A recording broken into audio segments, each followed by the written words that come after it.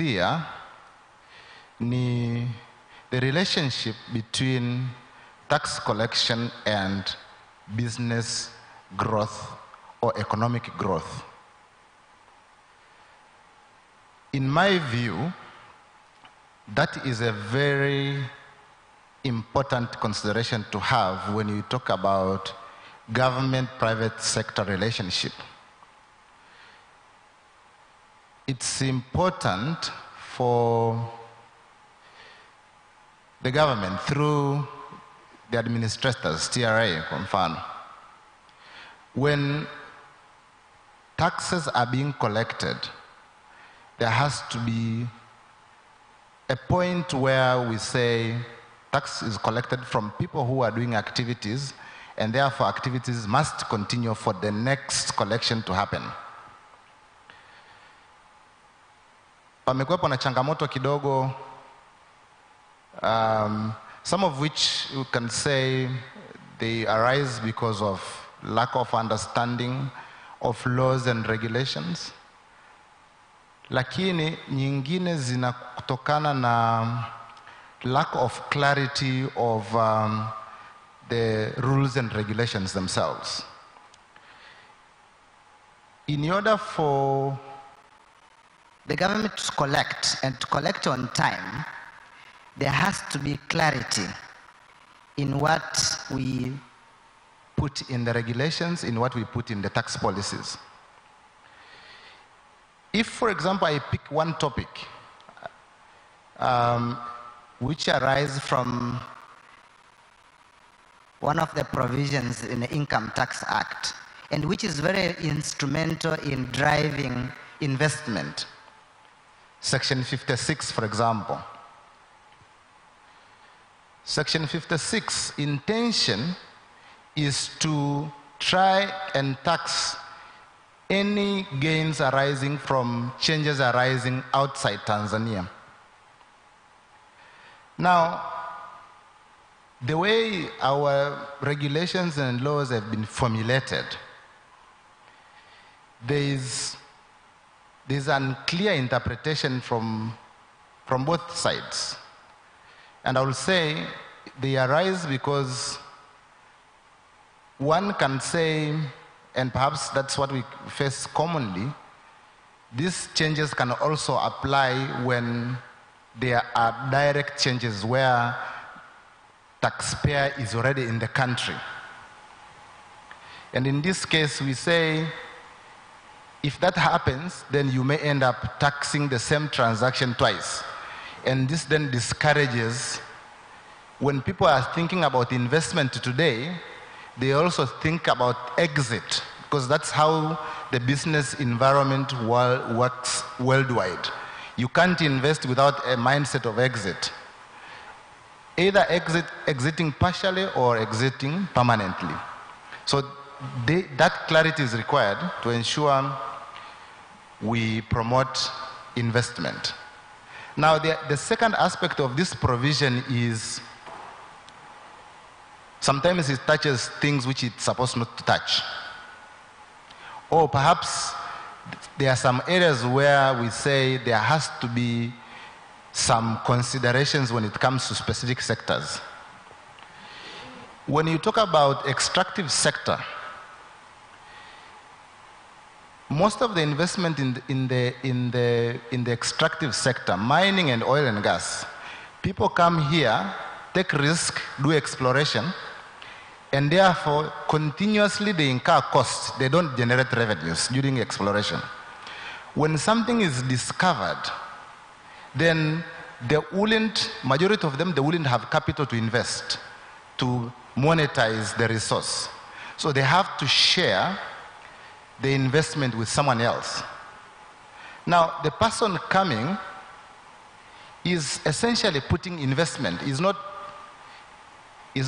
giving any gain or causing any gain to arise from the transaction. Now, in order for the government to stimulate growth in that sector, then that has to be checked. And it has to be checked now. Kwa hicho ndio kipengele ambacho nimeona ni muhimu kukizungumzia kwenye tunapozungumzia the relationship between tax collection and growth of business environment. Otherwise, we apply certain provisions and then we deter investment, which is not the intention of the government. So that is one. Now, I am going to touch on the presentation by the Deputy Commissioner, Deputy Permanent Secretary, sorry. So in his presentation, he touched on many things that affects the business environment, and much as they will affect the government, they will also affect the private sector.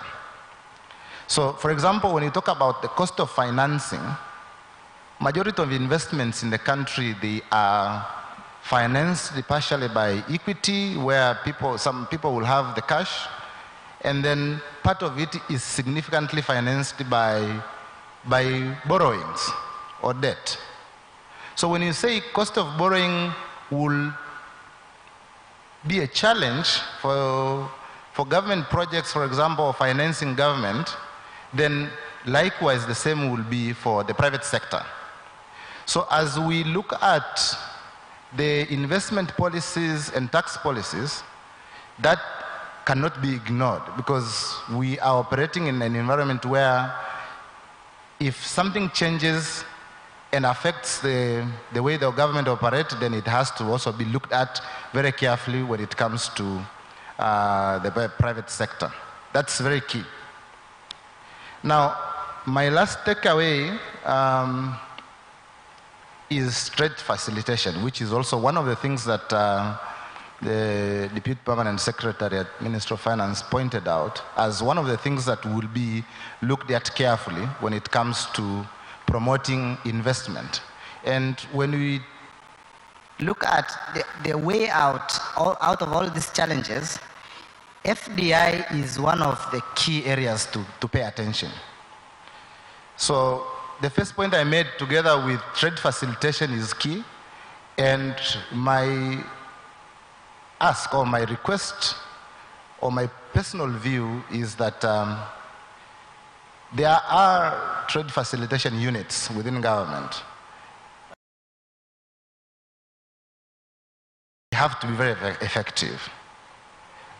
We deal with private sector. We hear what comes from interactions with the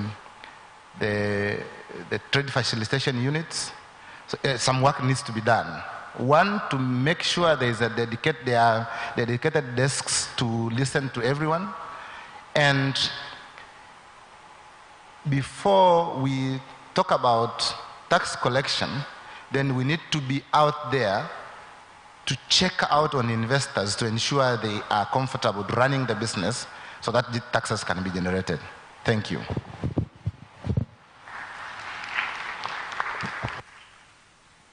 Asante sana Festo kwa mchango wako.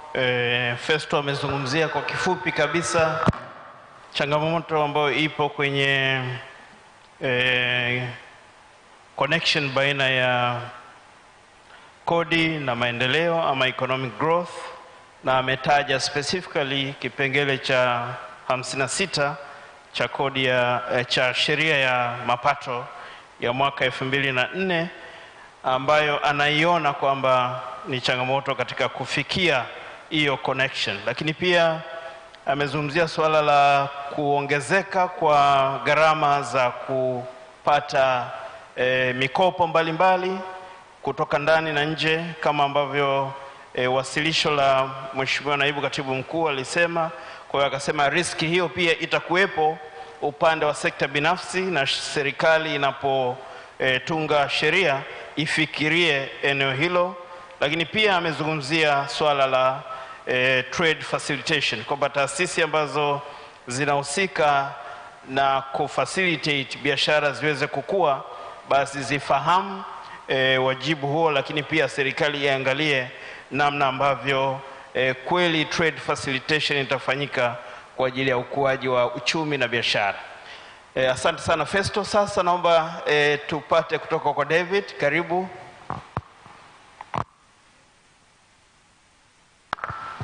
Asante Elijah, na labda nimshukuru Festo pia sababu naona ameniwezesha niongee kwa Kiingereza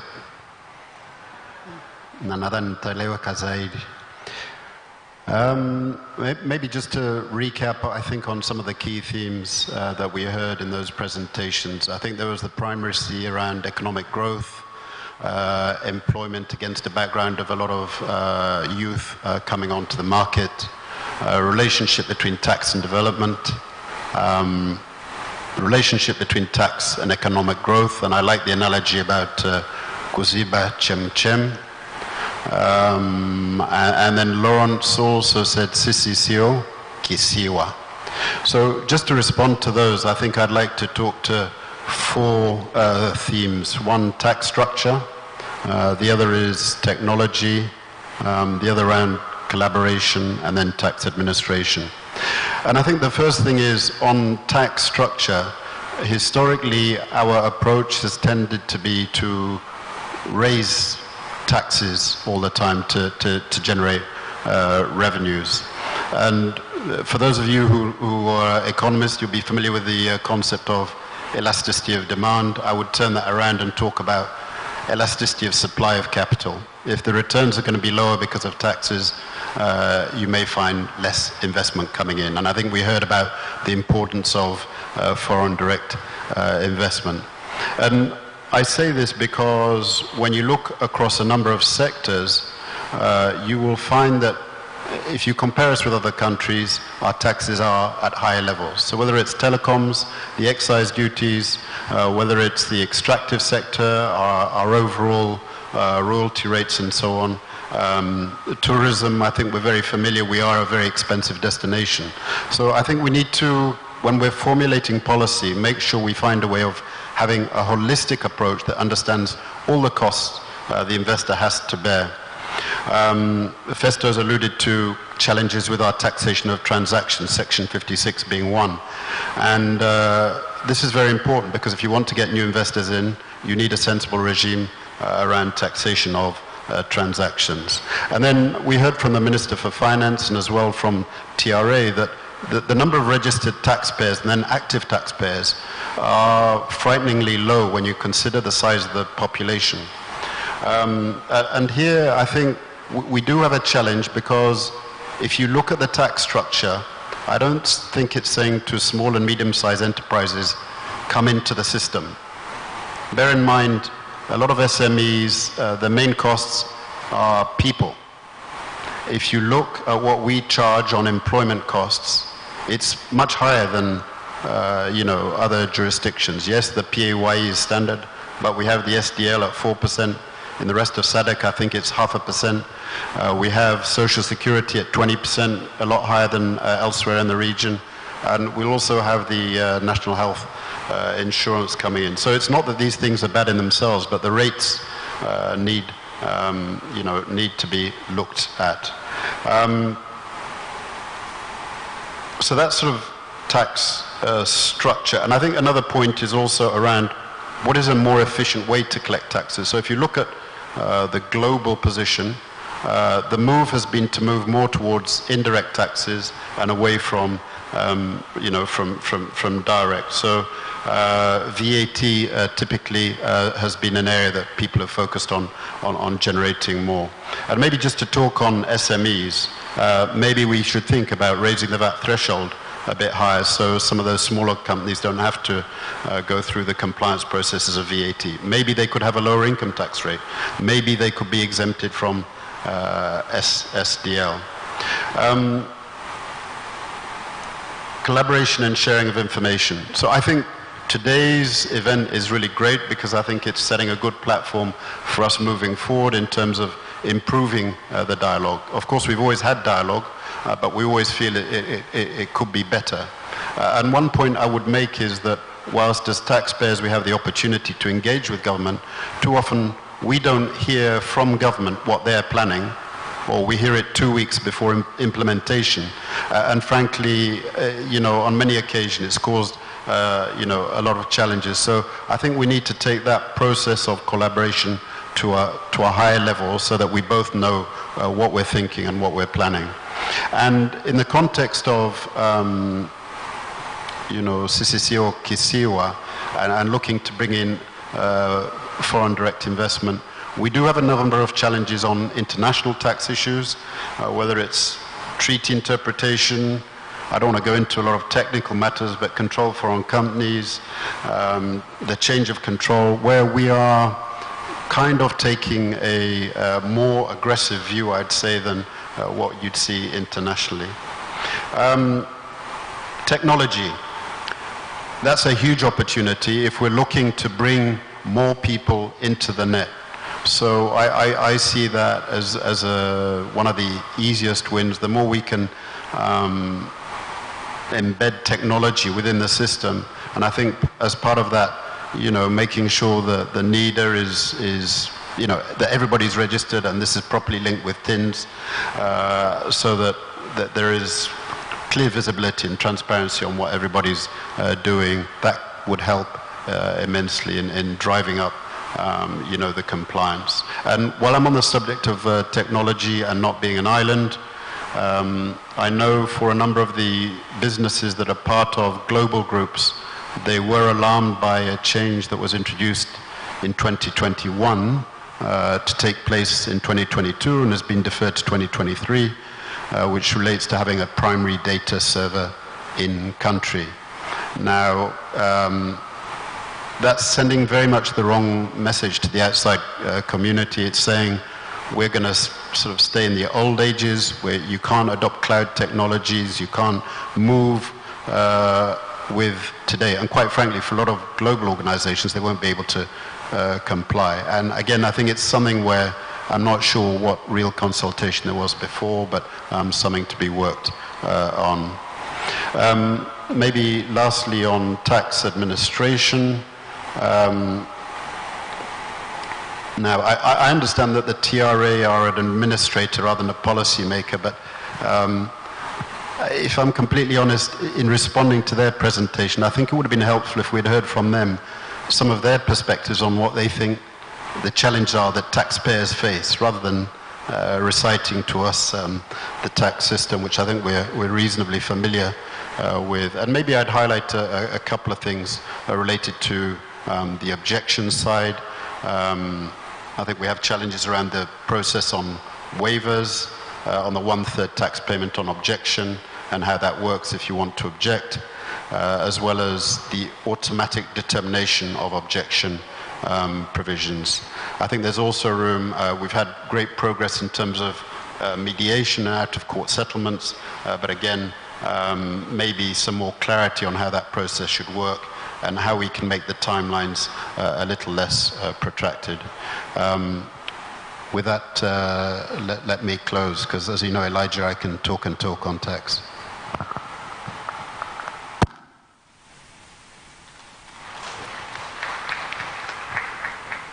Asante sana David. Mambo matatu makubwa David ametupatia. La kwanza amesema anaiangalia tax structure ama mfumo wa kodi katika nchi yetu, na kuna mambo kadhaa ambayo ameona. Anasema kwanza, tumekuwa tukifikiria kuongeza taxes wakati wote. Of course serikali inataka mapato, lakini ana mtazamo kwamba labda tungeweza kutazama pia kuna concept ya elasticity of demand, kwa namna kwamba kama tukiongeza hizo rate endapo manufaa yale yatapatikana ama malengo yatafikiwa. Lakini pia anashauri kuwa katika kutunga sheria zetu, basi tuangalie kwa ujumla, tuwe na holistic approach. Asante kwa ushauri huo. Lakini pia anaona wale walipa kodi ambao wamesajiliwa kama ambavyo mwenyekiti alikuwa amewataja asubuhi, ni wachache sawa, lakini pia kuna structure ya kisheria ambao anaona ni changamoto na inawafanya wale walioko nje hasa wadogo wasiweze kuingia kwenye mfumo. Huo ndio ushauri wake kwamba pengine tuangalie eneo hilo. Lakini pia tuweze kuangalia utaratibu mzuri ambao ni wa gharama nafuu kuweza kukusanya kodi. Naye pia anaungana na Festo kuhusu section 56. Jambo lingine ambalo amelisema kuhusu technology na namna ambavyo tunaweza tukatumia technology kuweza kuwahudumia walipa kodi wengi zaidi. Nadhani hilo halina mjadala, ni kweli, lakini pia anaiona ile wasilisho la TRA lingeweza pia kuaddress namna ambavyo TRA inaona kwa upande wa changamoto ambazo walipa kodi wanapitia, hasa kwenye mapingamizi, yani objections, lakini pia kwenye utatuzi wa migogoro. David anaona hayo ni maeneo ambayo TRA ingeweza kutoa mtazamo wao katika wasilisho lile ambalo wamelitoa. Tunashukuru sana David, na sasa naona ni vema nikampatia nafasi Donald ili uweze kucomment kwa muda mfupi. Asante sana.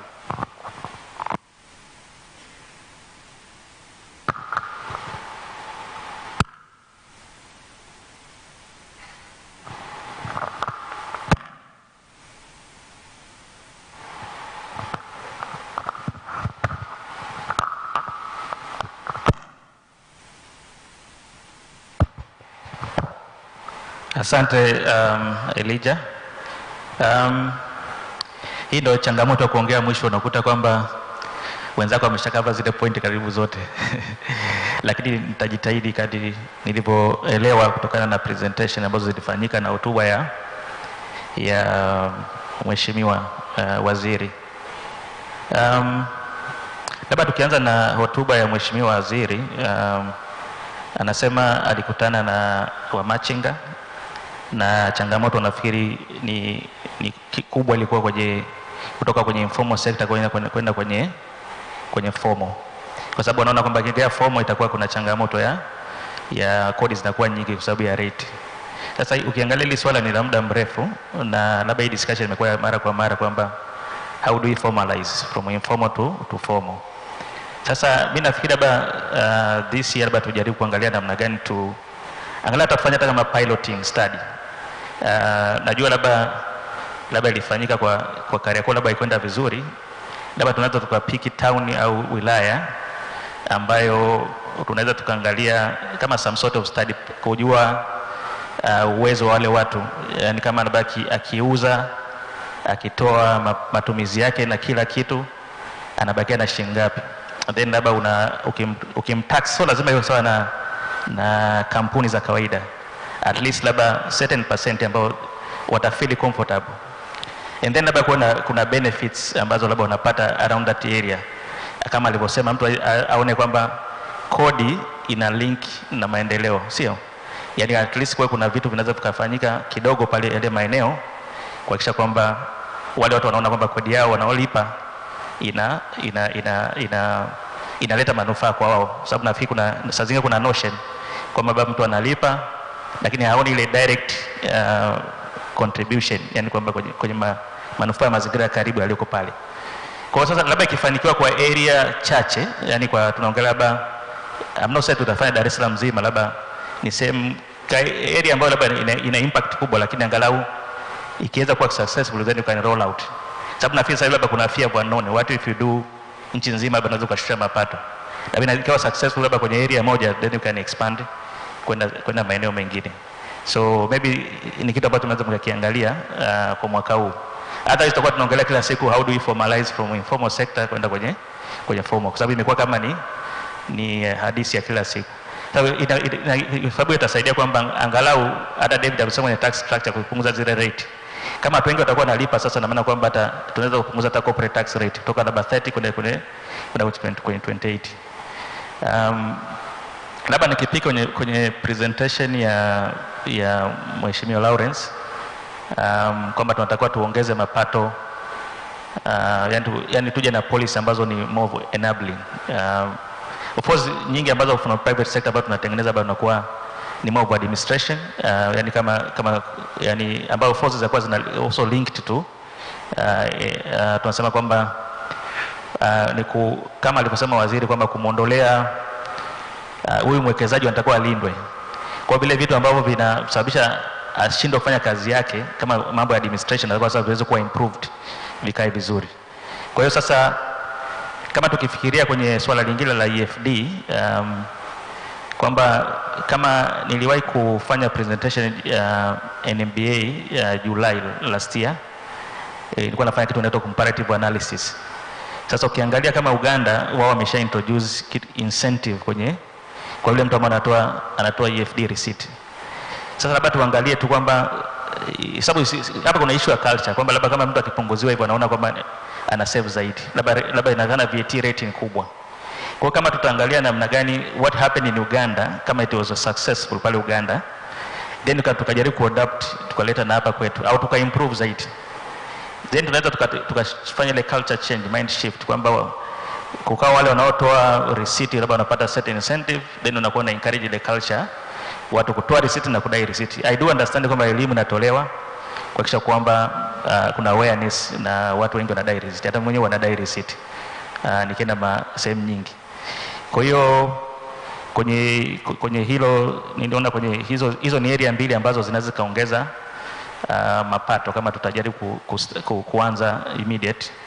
Na kwenye zile administration na fee nyingi tusha submit NBA, na nafikiri tutafanya tena submission online au kwenye certain platforms. I don't want to go through all those, sababu nyingi zimeshakuwa covered kama alivyoongea Festo na David, lakini area ambazo ni more of administration challenges ambazo zinamsaidia sasa yule investors au mwekezaji aweze kufanya mazingira ya kazi vizuri.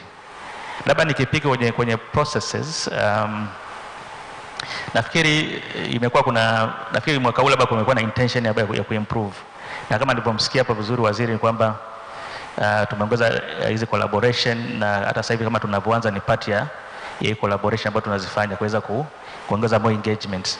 Lakini nafikiri the biggest challenge ni pale mwisho ambapo labda zile changes zikishatoka sasa, na labda sasa ile time ya kuengage mpaka sababu kumbuka zikishatoka ule mswada sasa ndo kama almost unataka kuwa sheria, na pale ndo utakuwa una impact. Labda pale ndo utakuwa kuna engagement nyingi za muda mrefu, ili paka wadau waweze kuelewa au kueleweshana ili tuweze kwenda vizuri. Kwa sababu huku ndo tunaweza kutoa mapendekezo mengi na mazuri labda kakataliwa kwa sababu ya sababu mbalimbali, lakini yale ambayo yamekuja mengine ambayo hayakutolewa sasa, how do we make sure kwamba tuna engage wote pamoja na kuwa na muda mzuri ili kuweza kufanya nini, kuweza kwenda vizuri. Na labda kama tutafikiria zaidi kwenda mbele ni kuangalia namna gani ya I think so lazima mapendekezo hayo mengi ni kwetu na quality mapendekezo, ili kwamba zile engagement ziweze kuwa nzuri. Otherwise unaweza ukaspend muda mrefu, sababu ambayo tumepata nafasi kwenda kwenye zile task force au kwenye kamati ya bunge, unakuta kwamba labda muda saa zingine hautoshi kwa sababu mapendekezo ni mengi. But tukikuwa labda tunajaribu kunaro kwenye za sector base au kuensure kwamba zinakuja vitu ambavyo ni chache lakini ni quality ambavyo vitasababisha nini, za kuleta vitasababisha uchumi uweze kukua, kama ndo focus yetu. Labda hizi administration naweza tukasema labda zitakuwa dealt separate, lakini labda zinasababisha uchumi kukua, labda tulikuwa tuna focus nao mwaka huu. Kuna namna gani tu ambayo tunaweza tukaenda vizuri, yani kwamba sababu changamoto kubwa ni kwamba ni ule muda ambao unakuwa provided. How do we engage? Labda unakuta labda ni siku moja au masaa 4 alafu na proposal kama 1000. Sasa zingine inakuwa ni next to impossible. Kwa labda ni vizuri tukaangalia na number of proposals ambazo zinakuja ziwe quality sector based, na ambazo ziko focus kwenye kuinua uchumi, na administration wise labda zikawa dealt separate. Ni kitu ambacho kinaweza kufanyika, maana ni vitu ambavyo kama alivyosema David, labda ni interpretation na labda ni swala la certain officers waelewi vizuri au ina become practice note. Kwa vitu kama vile inaweza kuwa vinaleta shida, lakini vinaonekana kama ni sheria ndio ibadilika, lakini sio ya kubadilika, ni swala tu la ndio inaitwa administration.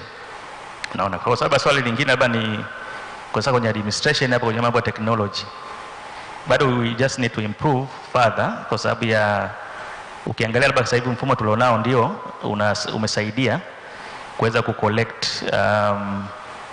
tax kama unavyosema kwamba hiyo 70% imetoka Dar es Salaam.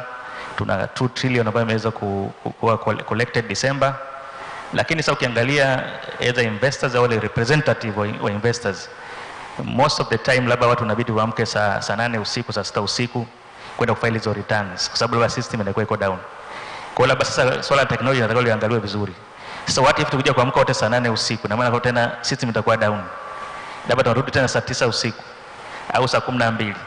Naona kwa hiyo kuna mazingira fulani lazima nayo yaweze kuboreshwa kwenye technology, and technology hizi zinatakiwa ziangaliwe in terms ya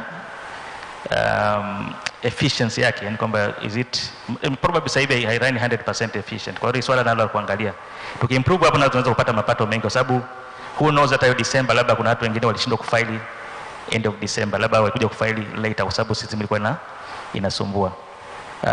Nafikiri labda hayo ndio ya kwangu kwa sasa hivi. Naomba nikurudishie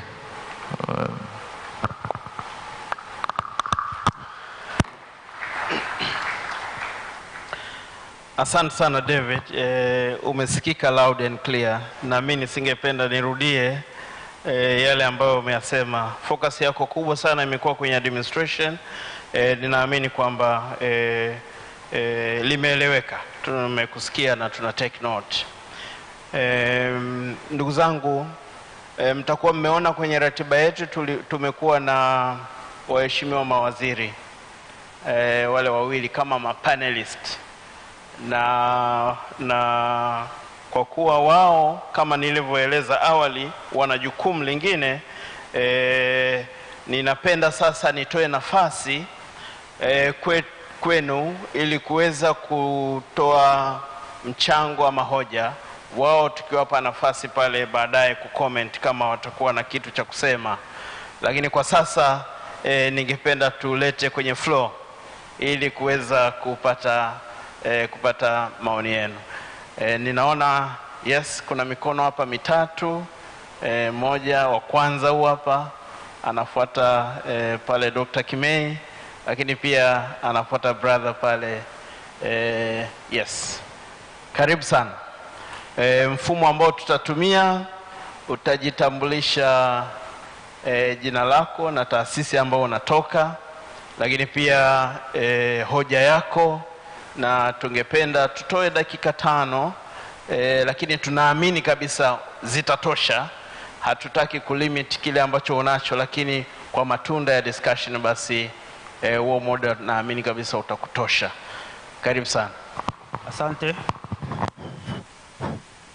Asante kama mnasikika. Asante sana. Mimi kwa jina naitwa Engineer Michael Njarita, natokea sekta ya ukandarasi. Mimi ni contractor, sio mkubwa sana, niko katikati hapa. Nina swali dogo moja, au sio swali, labda pendekezo. Tunakuwa encourage kulipa kodi na tunajitahidi kufanya hivyo. Sasa kuna kipindi rais wetu kipendwa Mama Dr. Samia Suluhu Hassan alipokuwa Bukoba, alitoa tamko kwamba sisi wafanyabiashara kodi za nyuma tusidaiwe tena, tuanze mwanzo na kwenda mbele. Asante. Sasa basi wengi tulifurahi kwamba hili jambo linatupeleka mbele na litatusaidia sana na tutakuwa waraia wema wa kulipa kodi. Sasa mimi kwa kipindi kirefu nilikuwa sina marejesho, lakini mwezi uliopita mwezi wa 11 nilifanya mauzo. Miezi iliyopita nilikuwa na manunuzi. Kwa hiyo mwezi wa 9 nikawa na wadai TRA. Miezi inayofuata na mimi nilipouza nikatakiwa kulipa kodi kiasi fulani. Kwa hiyo ilipofika nikamwambia jamani, nikafika pale kwenye kituo changu nikamwambia jamani, naomba mnipe control number, hii kodi kiasi hiki hapa natakiwa kulipa, toa ile, hii hapa imebaki, hii natakiwa nilipe. Wakasema bwana, hii return zako hatuzioni hapa, lakini kuna kodi za miaka ya nyuma natakiwa ulipe. Kama jamani, mbona kuna hili tangazo la mama, mbona hamlifuata? Wasema hatujapata mwongozo. Kwa hiyo bwana, tunakupa control number ulipe kodi ya nyuma. Basi na mimi sasa, kwa sababu uraia mwema huu, naipenda nchi yangu. Akasema basi andika, akanipa control number, nikaenda nikalipa. Lakini hii VAT ambayo nilikuwa nimeipangia kwamba natakiwa kulipa, ina maana ni deni, itatakiwa nitafute tena pesa nyingine za huko nyuma nilipe. Kwa hiyo nilikuwa najaribu kuomba kujua kwamba mwongozo ni upi, mwongozo ni upi, tufanyeje? Bado tunaendelea kudaiana kule nyuma, ambapo mwisho wa siku tutafungiana akaunti, au kuna kitu gani kiko hapo? Tunaomba mwongozo wako labda, Mheshimiwa Waziri. Asante sana.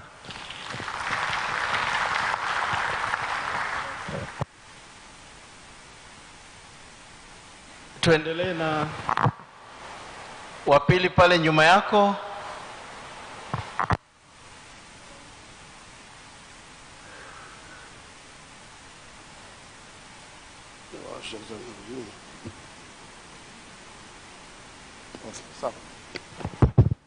Asante sana.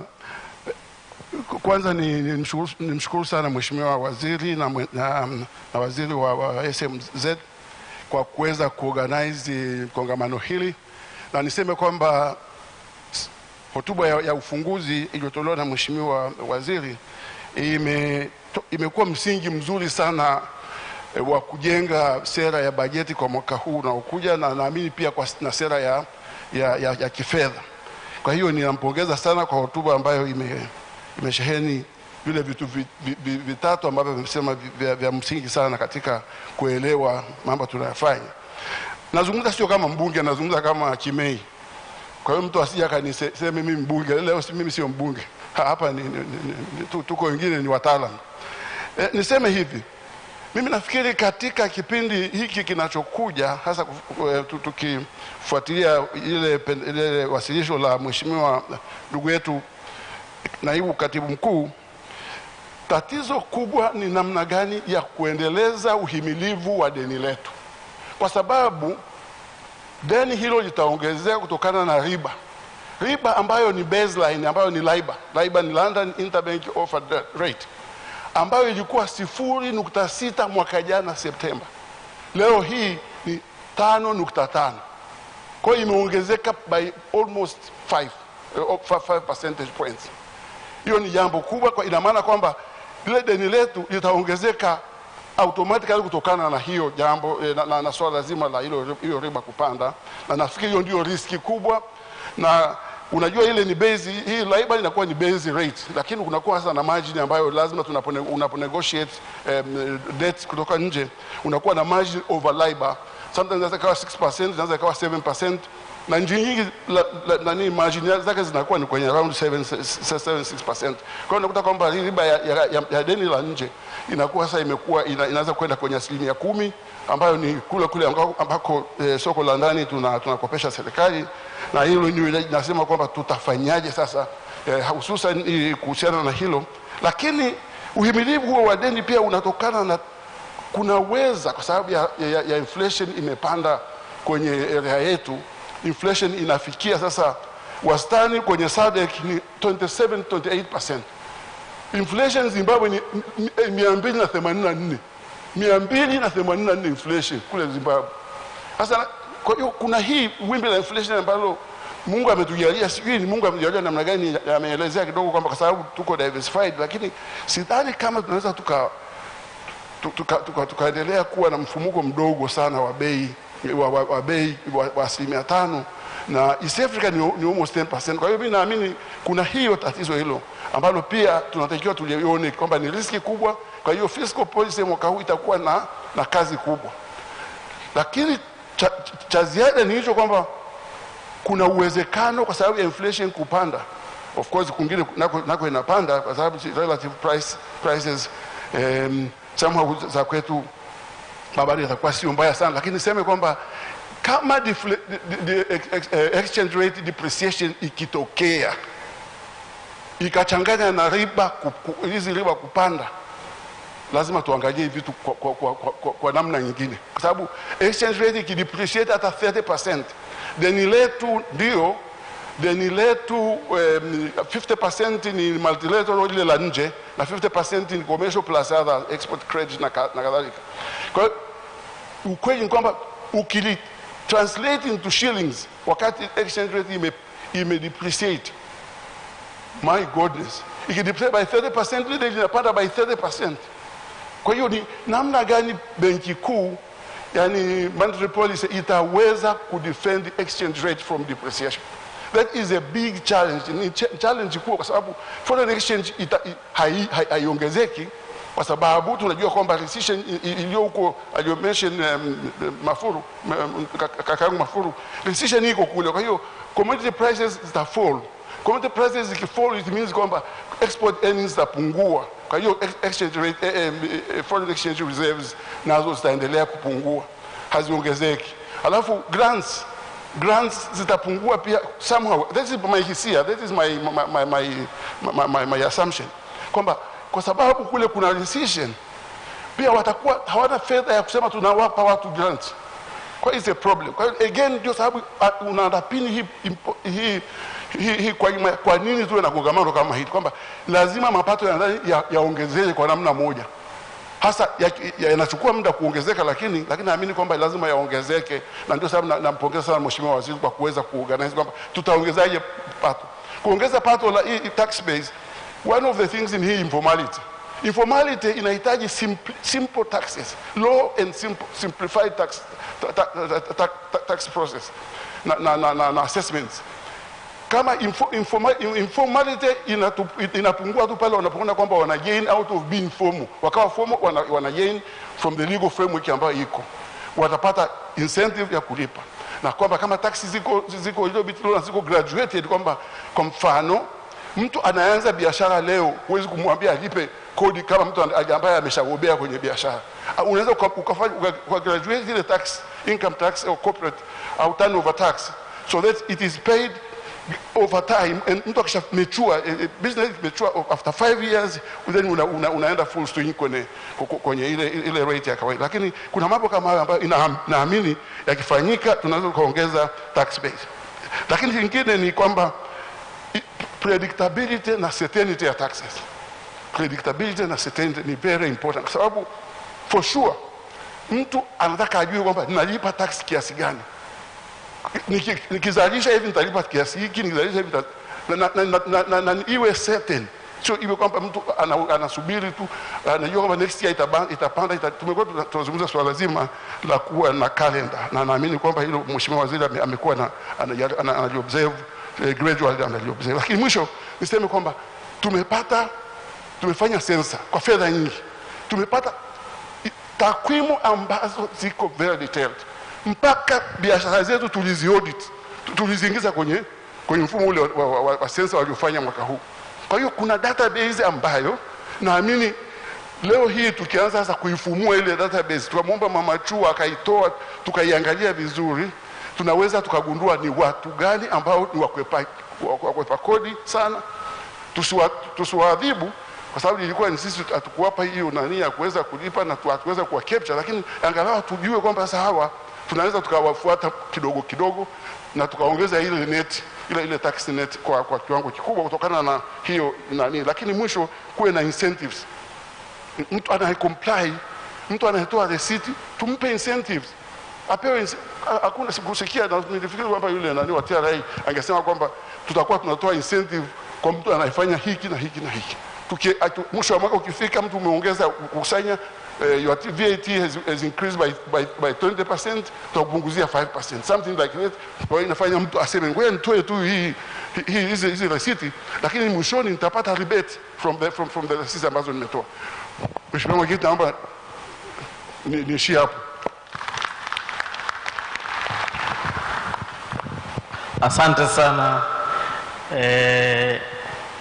Tunapenda disclaimer yako kwamba umesema unatoa mchango kama David. Asante sana, umetusaidia sana. Yes, nakushukuru Professor Mari, karibu sana. Asante sana. Mimi naitwa Donald Mari, mkurugenzi mtendaji wa Repoa. Na mimi nishukuru wizara pamoja na TRA kwa kuorganize kongamano hili kwa mara ya kwanza, na kama alivyosema Mheshimiwa Waziri litakuwa endelevu. Mimi nina mambo mawili.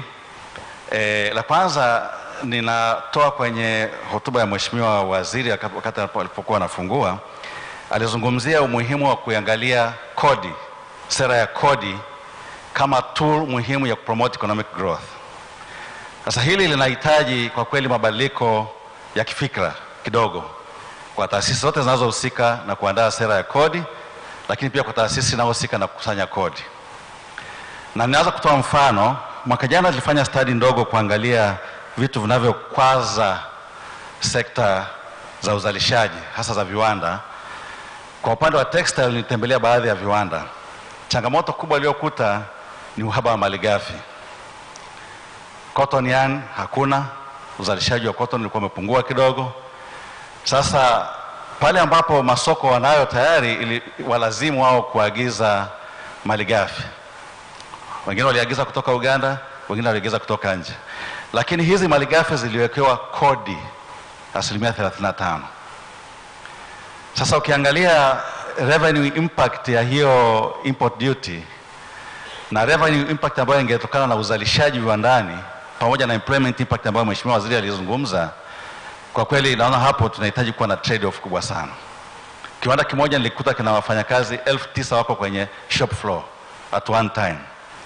Sasa kama gharama za uzalishaji zinaongezeka, unakuta kama mwaka jana hali ya umeme haikuwa nzuri, labor productivity nayo kidogo ni low. Sasa ukiongeza na gharama za kodi, inafanya hivi viwanda vyetu vinakuwa uncompetitive. Kwa hiyo tunaweza kushindwa kucompete kwenye market.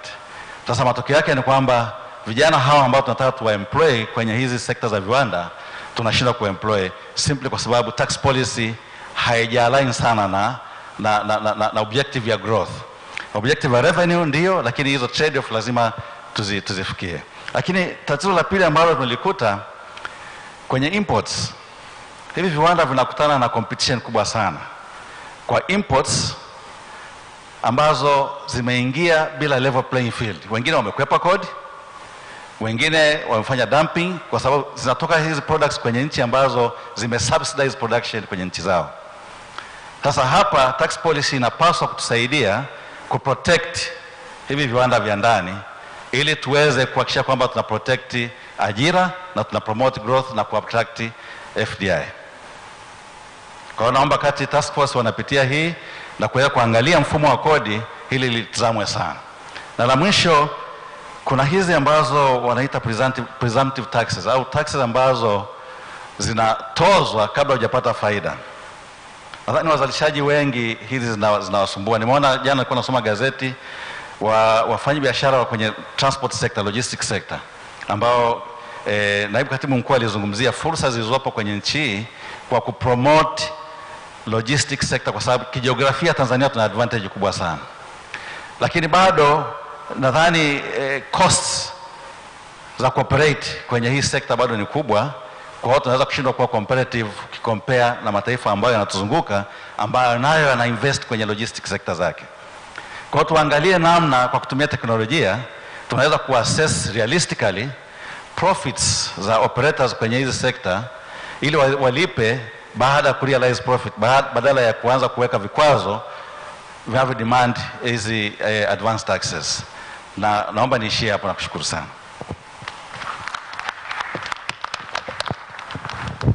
Asante sana. Naomba kwa nafasi hii niende upande huu, anzia hapo and then atafuatia anayefuata hapo alafu anayefuata. Karibu. Asante sana mwenyekiti. Mimi ninaitwa Eli Palanjo, nawakilisha kiwanda cha Mufindi Paper Mill. Nimshukuru pia Mr. Mara alichotoka kusema, nafikiri kitanisaidia pia.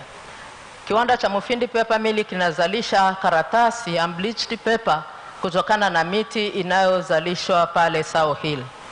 Kina mnyororo mrefu sana wa thamani, lakini tunatengeneza ajira nyingi sana, na kwa kufanya hivyo pia kinaweza kutengeneza mnyororo mrefu sana wa kodi. Nianze kwanza kwa kushukuru sana serikali yangu. Kiwanda cha Mufindi kinatengeneza bidhaa za HS codes aina 6 na zile 5 zimelindwa hapa nchini. Kwa hiyo tunashukuru sana kwamba kwa upande huo wameweza kulinda hicho kiwanda. Ninachokuja nacho ni ombi kwamba Tanzania iko kwenye Jumuiya ya Afrika Mashariki na wote tunatumia CET, Common External Tariff.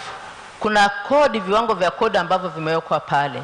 na ninajua bidhaa tunazozalisha sisi zinazozalishwa na Mufindi soko lake lote ni la Afrika Mashariki na hasa nchi ya Kenya na Uganda. Lakini nchi hizo sasa zimekuwa zinaomba stay of application, na kwa kufanya hivyo zinazuia bidhaa hizo kuingia kwenye yale masoko kwa sababu wanaingiza bidhaa ambazo ni rahisi. Ombi letu ni kwamba tunaomba Tanzania iendelee kuomba au kulinda viwanda ambavyo vinazalisha bidhaa katika nchi yetu ambazo zinaweza zikaingia kwenye soko la Afrika Mashariki, ili hilo soko tuendelee kulipata kama ambavyo pia hizo nchi za Afrika Mashariki zinatumia soko la Tanzania. Tusiwe soko lao tu, lakini pia na wao soko la bidhaa zetu. Kwa hiyo tunaomba sana hii stay of application kwa bidhaa ambazo tunaweza tukazizalisha na zinaingia kwenye haya masoko, zinatunyima masoko. Lakini pia ni kwamba kuna baadhi pia ya karatasi ambazo zinaruhusiwa kuingia nchini na zinazalishwa na nchi yetu na ziruhusu kwa zinaingizwa bila kulipiwa kodi. Zikiingia hizo pia unakuta kwamba zinanyima viwanda masoko kwa sababu zinaingia tayari zikiwa hazina kodi. Na viwanda kama alivyosema Mari hapa vinalipa kodi nyingi kweli, na gharama za uzalishaji ni kubwa sana. Nikianza kulizieleza hapa nitahitaji dakika 10. Sasa tunachoomba ni kwamba basi inapotokea zimeruhusiwa, tunaomba monitoring iweze kuwepo, kujua kwamba hizi raw materials zilizoruhusiwa zinatumika kama ilivyopangwa. Tunaomba sana tuweze kulinda viwanda vyetu. Jingine, nashukuru sana waziri amesema kitu kizuri sana kuhusu uwekezaji, kwamba watendaji wa serikali sasa wao wanakimbilia wazalishaji kwa ajili ya kuwasaidia, ikiwa ni njia mojawapo ya uwezeshaji. Kiwanda cha Mufindi Paper Mill kilipo binafsishwa, sehemu kubwa sana ya ardhi yake ilikuwa imevamiwa na wananchi, na serikali ikakubaliana na mwekezaji kwamba eneo kubwa litengwe, na wananchi wakatengewa hekta 9,000 na kuzidi ambazo zilikuwa zimevamiwa. Lakini katika process ya kutoa hati miliki na hata baada ya kutoa hati miliki, kijiji cha Isaula kikawa tena kimevamia. Mwekezaji amekubali tangu Januari 2017 kutenga tena hekta 330 zilizovamiwa. Mpaka leo serikali imeshindwa tu kufanya demarcation. Jamani, mwekezaji ameshikwa mikono kuendeleza hilo eneo kwa miaka mingi kwa sababu tu ya kufanya demarcation. Yuko tayari kuachia hilo eneo tena kwa wananchi kwa sababu anasema ni vizuri akae kwa amani na wananchi. Lakini ile tu demarcation ilianza kidogo, lakini COVID ilivyoingia ikazuia na imesimama mpaka leo. Tunaomba sana serikali iweze kukamilisha ili kuweza kusaidia wananchi. Lingine, ninaongea kama mwananchi. Swala la kodi himilivu, Mheshimiwa Waziri ameongea akasema kwamba kuna watu wengi sana wanatafuta kukwepa kodi. Ni kweli. Anaenda dukani kununua kitu, anaambiwa unachukua risiti ya TRA au usichukue. Lakini kwa sababu kodi sio himilivu, tunaomba tuangalie mfumo wa kodi. Kodi ni nyingi mno jamani. Hata basi hiyo VAT tuiangalie kidogo.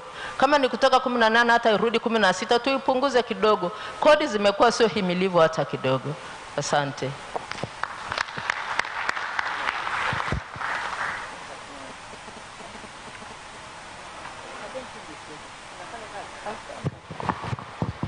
Kabla msemaji anayefuata hajaongea, kwa sababu hili ni specific na kuna details hapo, ni muhimu sana wataalamu wetu wakazipata. Ambacho tunashauri ni kwamba ni vema pale kuna secretariat pale, naomba msimame secretariat ili hizo details ziweze kupatikana kwa ajili ya kwenda kuchambuliwa. Sasa manake umetaja HS code, umetaja vitu ambavyo vinapaswa vitathminiwe. Asante, tulishaandika na kabla ya kuja hapa nimeandika na nimewasilisha in writing, lakini kuna vingine tuliwasilisha tangu mwaka jana Januari. Tunaomba tu, nimeona niviongelee hapa ili vipate msukumo zaidi. Sawa. Asante sana. Karibu next. Asante. Kwa jina naitwa Latifa Sykes na represent wadau wa anga association inaitwa Tanzania Air Operators Association. Kwa leo nilikuwa tunaomba nisome kwa Kiswahili hoja yetu. Mheshimiwa Waziri Mwigulu Nchemba, nashukuru kwa fursa hii ya kuongea siku ya leo hapa mbele yako na wakurugenzi wako wa mamlaka muhimu kuhusu uchumi wa nchi yetu Tanzania. Mheshimiwa Waziri, kwa niaba ya wadau wa anga wa Afrika Mashariki, sana sana Kenya, ninafikisha salamu za shukurani kwa kuwaongezea fursa ya biashara zao za anga hapa Tanzania.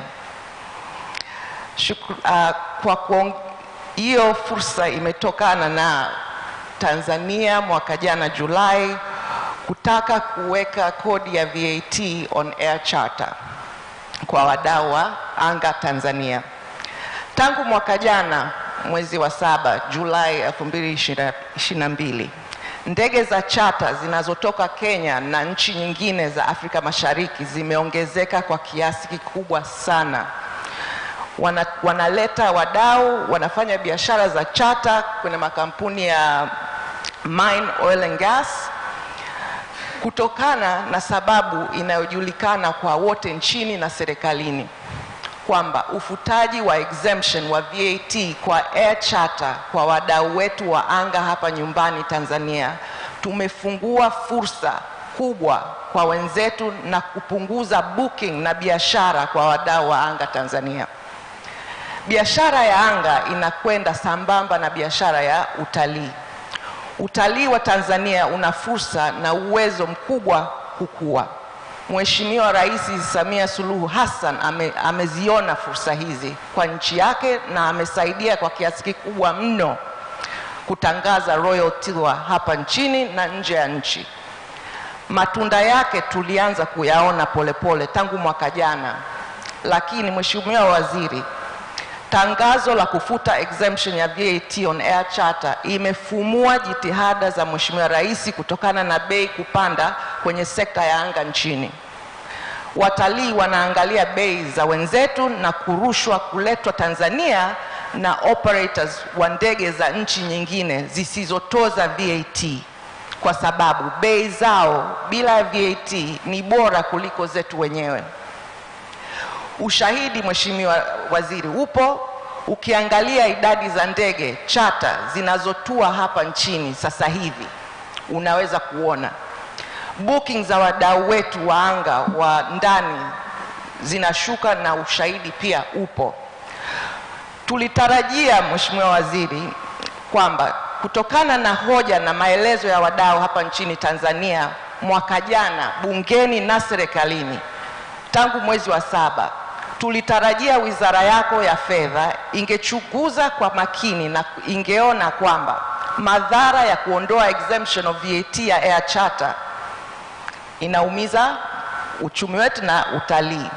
Serikali iliamua kutoa extension mpaka mwisho wa mwaka 2022 Disemba tarehe 30. Wadau wa anga wakaamini kwamba wizara yako ingefanya uchunguzi na kukiri kwamba kwa kweli tozo hii iondolewe kurudisha biashara ya anga wakati utalii wetu unaanza kuongezeka baada ya matatizo waliopata na janga la uviko. Serikali inasahau kwamba booking za utalii zinaanza miezi 6 mpaka 12 kabla ya safari yao, na peak season ni June mpaka Septemba.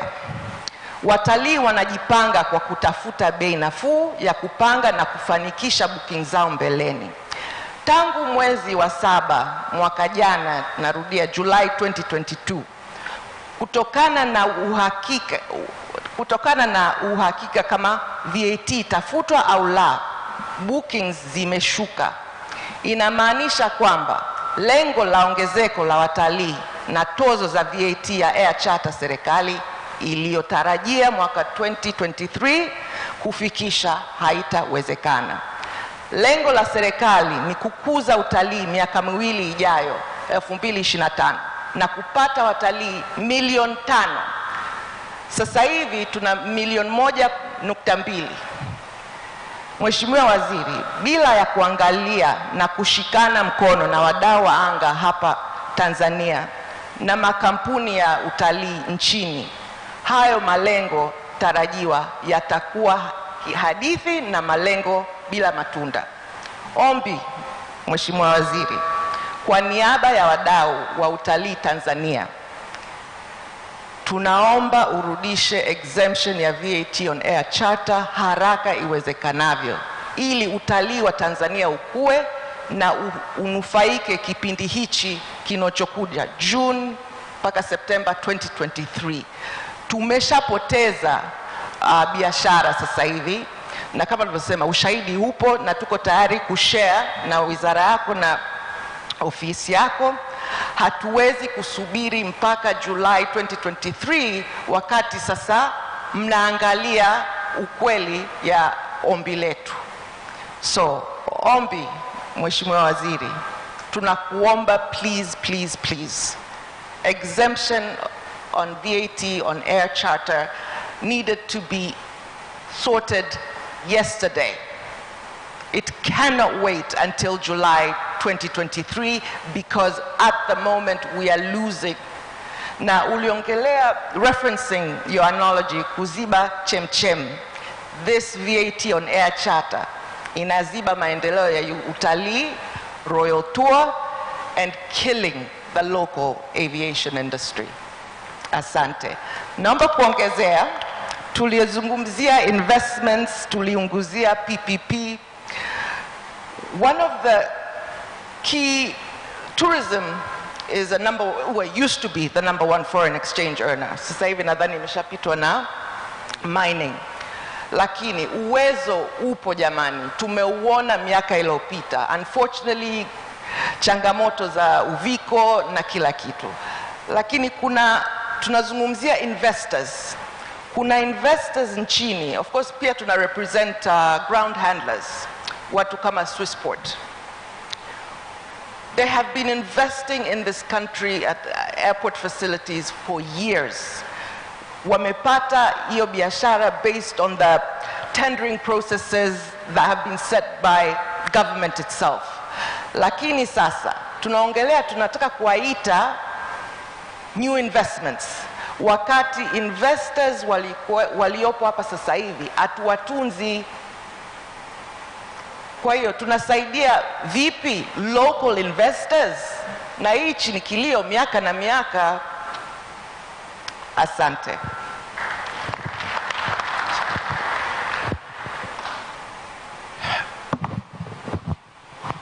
Yes, na kuruhusu the next one, jirani yako kushoto aweze kuendelea. Alinyosha mkono na nilikuwa nimeshamruhusu. Asante. Asante sana mwenyekiti. Mimi kwa jina naitwa Abdul Kadir Luta Mohamed. Ni mdau wa biashara ya usafiri wa anga pamoja na utalii. Na support maneno aliyoongea Ms. Latifa Sykes, ni kweli. Lakini naomba niongezee kidogo kusudi nipanue ujuzi kwa waziri wa fedha pamoja na wasaidizi wake. Samahani ndugu mchangiaji, kama una hoja ya wachangiaji wengi waweze kupata nafasi, tunakuruhusu. Lakini kama ni hoja za mchangiaji aliyopita, tumemwelewa sana na secretariat imechukua record. Naomba nikupe nafasi kama una hoja ya tofauti. Asante. Hoja ya tofauti, kwanza nashukuru Bunge Committee on Budget. Manake katika budget iliyopita the air transport imekuja sio mambo ya VAT on air charter, ilikuwa ni VAT on aircraft parts, aircraft engine and aircraft maintenance. Watu wengi hawajui kwamba wadau wa anga wanalipa kodi nyingi. Kuna pia kawaida ambayo inajulikana kwa watu wote, lakini TCAA, Tanzania Civil Aviation Authority, ambayo ni mamlaka ambayo inasimamia usafiri wa anga, ina kodi zake karibu 55. Kwa hiyo idara ya anga inalipa kodi nyingi. Ni wakati wa Mheshimiwa Rais Kikwete tulinungunika, akateua Mr. Mpango, Dr. Mpango, wakati ule alikuwa ni director wa planning. Akamteua Profesa Mkenda, wakati huo alikuwa naibu katibu mkuu. Ikaundwa kamati ya wafanyakazi wa serikali pamoja na private sector na TCAA. Mkurugenzi mkuu wa sasa wa TCAA ndiye alikuwa katibu wa hiyo jopo. Ikafanya recommendations na ikaonekana kwamba TCAA, wadau wa anga wanalipa kodi nyingi mno. Yaani kodi zingine nikiwaambia mnaweza kucheka. Kila rubani kabla hajaendesha ndege anapata lesson. Kodi leseni inakuwa renewed every one year, na wengine inakuwa every 6 months. Ndege zake zinakaguliwa kila mwaka, zinapewa cheti na unalipa. Alafu kuna wanaita Air Operators Certificate, unamlipa mtu kuja ukukagua. Alafu ukienda kusoma unamsomesha na yule mtu wa civil aviation kusudi aje aelewe kile unachosoma. Yaani ni mambo ya ajabu, mambo ya ajabu. Alafu wakati mwingine wa demand umlipilie first class ticket, alafu wewe unakwenda economy. Mambo ya ajabu. Na hizi kodi ndio zinasaidia civil aviation to run, airport authority to run, directorate of meteorological to run. Na hizo haziandikwi na TRA. TRA hawana habari na hiyo kodi, lakini ni kodi kwa kuwa sisi tunalipa na inaitwa nini? Number. Control number. Na yenyewe inalipa na control number, lakini haiendi TRA. Kwa hiyo ninaomba Mheshimiwa Waziri wa Fedha, ile task force ambayo ilikuwa kwenye wizara yako na recommendations zilikuwepo, tunaomba zile recommendation ziwe effected, manake ni wafanyakazi wa serikali walioamua. Na asanteni sana. Asante sana. Ningependa sasa nihamie upande huu na nafahamu tuna mikono mingi, lakini niwape tu assurance kwamba viongozi wetu wamekubali kukaa na kusikiliza. Kwa hiyo nafasi tutaipata ya kuchangia. Lakini naomba sasa nianze hapa. Karibu mzee wangu pale. Alafu ukitoka wewe aje anayefuatia jirani yako. Karibuni.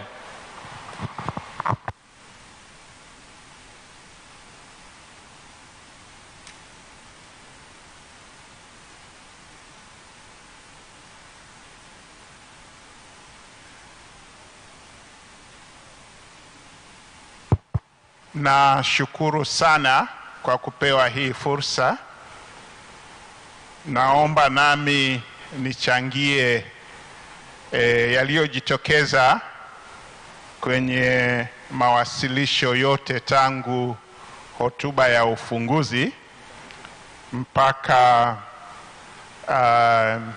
michango ambayo imetolewa kwa ujumla. Mimi ni Dr. Camillus Kasala, ni mwakilishi wa katibu mkuu wa Baraza la Maaskofu Katoliki, lakini kuhusiana na mjadala, mimi ni mtafiti mwenza, research fellow wa Tax Justice Africa Network.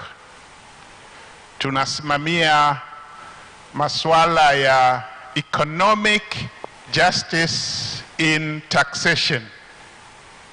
Kwa hiyo nitachangia kwa mtazamo huo. Nitakuwa na hoja kuu 3 ambazo zinashikamana na mawasilisho yaliyokwisha tolewa. La kwanza kuhusiana na ulipaji wa kodi pamoja na maendeleo.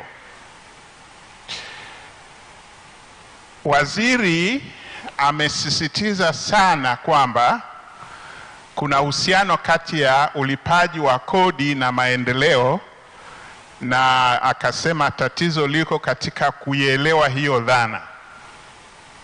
Mimi ninapenda kujenga hoja kwamba ni zaidi ya kuelewa kwamba kuna uhusiano kati ya kulipa kodi na maendeleo. Kinachohitajika ni wananchi walipa kodi kuwa na mamlaka yao katika usimamizi wa maendeleo yao. Kama watapewa mamlaka ya kusimamia maendeleo yao, wao wataweza kuelewa kwa nini wanapaswa kulipa kodi. Ikiwa serikali itaendelea na utaratibu wa kuchukua kodi, ushuru, ada mpaka ngazi ya chini na kuzipeleka juu, halafu baadaye ndio ifikiri kuzigawa mpaka ikafika chini, walioko chini hawataona moja kwa moja kodi inawasaidiaje. Njia mojawapo ni kuziongezea nguvu serikali za mitaa na halmashauri na madiwani wasimamie ukusanyaji wa kodi, ni wazi kwa kushirikiana na maelekezo na TRA, ili mapato yanayopatikana waweze kuwa na mamlaka ya kupanga maendeleo ya watu wanaowakilisha. Kama serikali ina mtazamo kwamba katika jimbo fulani au mkoa fulani au wilaya fulani kuna madiwani au serikali za mitaa ambao wanatoka chama cha upinzani, halafu serikali inasema kwamba huko hatutapeleka fedha za maendeleo, tusitarajie kwamba wananchi walioko huko watashirikiana katika kutoa kodi. Hiyo ni wazi kabisa. Kwa hiyo hilo ni la kwanza, kwamba wananchi wataweza kuona kodi inavyoleta maendeleo ikiwa watapewa mamlaka zaidi kupitia serikali za mitaa kusimamia ukusanyaji wa kodi na kupanga budget waona inavyofaa. Hilo ni la kwanza. La pili, nadhani hapa kuna haja vile vile ya kuliangalia hili swala kwa upana wake. Mwalimu Nyerere alipoanzisha siasa ya ujamaa na kujitegemea na uchumi wa dola unavyosimamiwa, alileta vile vile mitaala, masomo shuleni kuwafundisha watu. Kulikuwa na somo la siasa ambalo lilihusisha vile vile kanuni za uchumi za kijamaa, na baadhi ya watu walielewa wakashiriki. Serikali yetu ilipobadilisha mfumo wa uchumi wa soko huria, hakukuwa na, sijui kama mpaka leo hii kuna somo la uchumi wa mfumo wa uchumi wa soko huria, kwa sababu mfumo wa uchumi wa soko huria kuna ushindani. Kwa hiyo tusitarajie wafanyabiashara wadogo wadogo au watu wengine ambao hawajauelewa mfumo wa uchumi wa soko huria pende kushindana ili waweze kupata kipato cha kutosha na ili waweze kulipa kodi. Tutaendelea kupata shida ya ulipaji wa kodi. Ninajiuliza, ule utaratibu wa mkurabita ambao ulikuwa ni mpango wa kurasimisha biashara ndogo ndogo ili waingie katika mfumo rasmi, na kwa hiyo kuwe na utaratibu wa kutoa kodi, sijui uliishia wapi. Sina uhakika, lakini mimi ninafikiri ni moja ya sababu za watu kutoelewa kwamba kulipa kodi kunaleta maendeleo, kwa maana ya kuingia kwenye mfumo wa uchumi rasmi, wasajiliwe na walipe kodi, na hivyo maendeleo hayaoni. Hoja ya tatu na ya mwisho kama nilivyosema, kama mtafiti mwenza wa tax justice, tumeona kwamba kuna baadhi ya maeneo katika mfumo wa kodi wa Tanzania bado kuna usiri mkubwa sana. Matokeo ya utafiti kwa mwaka uliokwisha 2022 ya Tax Justice Index au kiashiria kikuu cha haki katika kodi kwa upande wa Tanzania, kuna maeneo matatu ambayo bado nadhani inabidi kuyaangalia. La kwanza ni swala zima la mikopo na mikataba kuwekwa wazi kwa wananchi kwa lugha ya Kiswahili na kuelezwa kwenye vyombo vya habari ili wananchi waweze kuelewa hiyo mikopo na hiyo mikataba ina matokeo gani katika mambo ya ulipaji wa kodi. Kama inaendelea kuwa ni asiri, watu hawataweza kuelewa na kukubali, kwa sababu serikali itakuwa inakuja tu na tamko, kuna tozo, kuna taksi imeongezeka na kadhalika. Lakini nadhani kuna haja kuwasaidia kupanua uelewa wa watu, wajue mikataba na mikopo inamaanisha nini katika masuala mazima ya ulipaji wa kodi, ili serikali ikusanye fedha ya kutosha na iweze kulipa madeni hayo. La pili na la mwisho, taarifa za wanufaika wa makampuni yanayowekeza hapa, hasa katika maeneo ambao wachangiaji wengine wamegusia, swala la mafuta, gesi na kadhalika, wale ambao wanaoitwa wamiliki wanaonufaika, beneficial owners, bado ni swala la usiri. Wananufaika kwa kiwango gani, ili sisi wa Tanzania tujue, je, hicho kiwango ukikilinganisha na sisi tunavyonufaika na kodi wanazotozwa, kuna haki ama hakuna haki?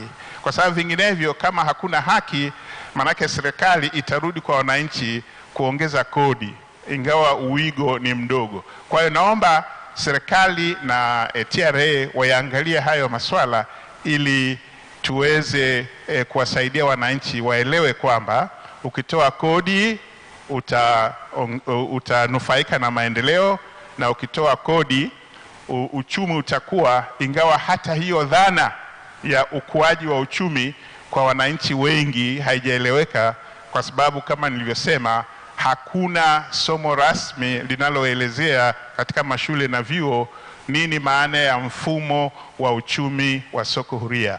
Asanteni sana. Changamoto wangu ndio.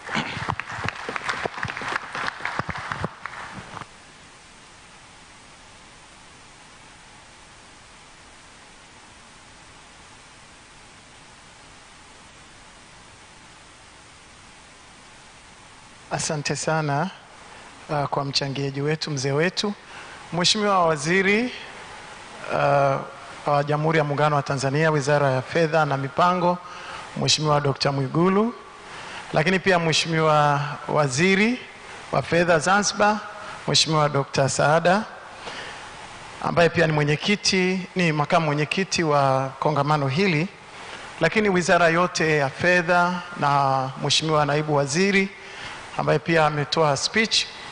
Nitumie fursa hii kwanza kuwapongeza. Jina langu naitwa Mchungaji Eliona Kimaro. Ni mchungaji wa kanisa la Kiinjili la Kiluteri Tanzania, lakini hapa nimealikwa kama mwalikwa binafsi. Siwakilishi kanisa wala sisemi kwa niaba ya kanisa. Niko hapa kama Mtanzania na mdau wa uchumi. Wapendwa, kwanza kabisa ni kupongeze sana Mheshimiwa Waziri kwa kazi kubwa ya kuongoza wizara, tena mawaziri wote wawili Zanzibar na Bara, kwa kuongoza wizara hizi ambazo ni nyeti sana tunapojadili juu ya masuala ya uchumi, fedha na mipango.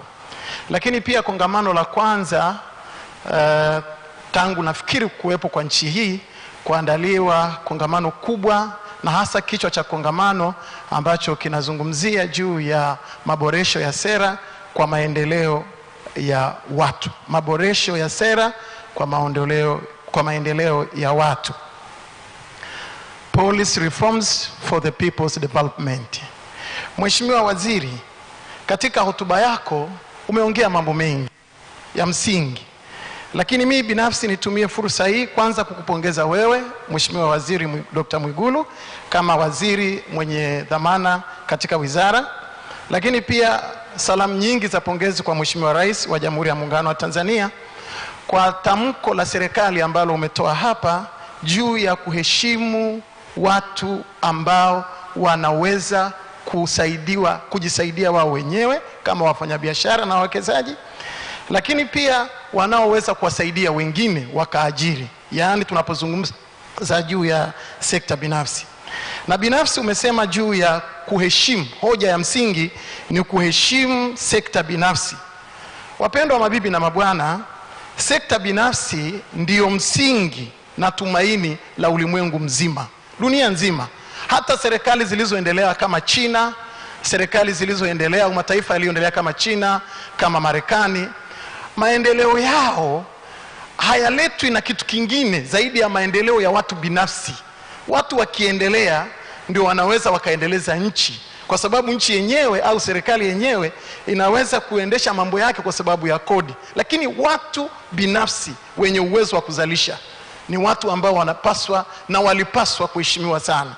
Tangu si tu kwamba kwa sababu ya kauli ya serikali leo, lakini pia kuona na kuiga hata kwa wengine. Kwa nini mataifa duniani yanaendelea? Yanaendelea kwa sababu ya watu raia wa kawaida wanapopewa nafasi ya kuweza kuzalisha na kuondolewa msongo wa mawazo wa kiuchumi na fedha. Huyu mtu ambaye leo tunazungumza kama ni mtu ambaye anawekeza kwenye sekta binafsi, kwanza kabisa ajulikane kwamba anajiajiri yeye mwenyewe, anaondoa wa yeye mwenyewe kuwa mzigo kwa serikali, anajiajiri peke yake, lakini anaajiri wengine, amebeba riziki za watu wengi. Tumezungumza juu ya wakurugenzi wa viwanda hapa, wamebeba riziki za watu wengi, si tu wale wafanyakazi walioko pale, lakini pia nyuma ya wale tegemezi kwenye familia. Mheshimiwa Waziri, umezungumza kwenye hotuba yako na nikupongeze kwa kuelewa. Nafikiri ni kwa sababu wewe ni mtoto wa mkulima. Umeelewa kwamba kuna watu waliostaafu ambao wanawalelea watu wenye degree nyumbani, kwa sababu wamesomesha watoto, wamemaliza watoto 4 5, wana degree, lakini wako nyumbani, hakuna ajira. Kwa hiyo kimsingi sekta binafsi ni sekta ambayo tu si kwamba inaweza kuajiri watu peke yao, lakini imebeba riziki za watu kama ambavyo umezungumza. Lakini pia wanalipa kodi ya serikali, sekta binafsi nalipa kodi ya serikali. Na hapa hoja yangu ya kimsingi mimi napozungumza hapa, ningeomba kwa hotuba ya rais ambayo pia ni tamko la serikali, kwanza kabisa kuomba wale ambao ni watendaji wa serikali, wakuu wa wilaya, wakuu wa mikoa, watu wa idara mbalimbali kwenye serikali, wafahamu kwamba hawa wawekezaji au wafanyabiashara au watu wa sekta binafsi wanahitaji kutiwa moyo. Wanahitaji kutiwa moyo na wanahitaji kusaidiwa. Sisi tumeona kwenye mazingira ya kawaida, ukiingia kwenye banda la kuku wa mayai na ukaingia pengine sio yule mtu ambaye unawahudumia mara, au ukaingia mle ndani na wakati ambao labda ni wakati wao wa kutaga, ukaweka tu kishindo hivi, ukaingia ndani ya banda la kuku, wale kuku wanasema wamepata stress, hawatagi, hawazalishi, kwa sababu umeingia na vitisho kwenye banda la kuku. Kwa hiyo kuna discipline hata ya kuingia kwenye banda la kuku wa mayai, yani kuna adabu yake ya kuingia kwenye banda. Sasa mimi nazungumza masuala ya uchumi kwa lugha rahisi na ndogo kabisa, ili mradi tu kwamba hawa watu wanapata misukosuko mwingine. Mheshimiwa Waziri, umetusaidia sana kwa kauli ya serikali kusema ile lock, kufunga, kuzuilia, kufunga, ili mradi tu kwamba una mamlaka ya serikali. Usiwe ni mtu wa kufunga tu, hiki hapa kifungwe, tumesimamisha mpaka. Hapana.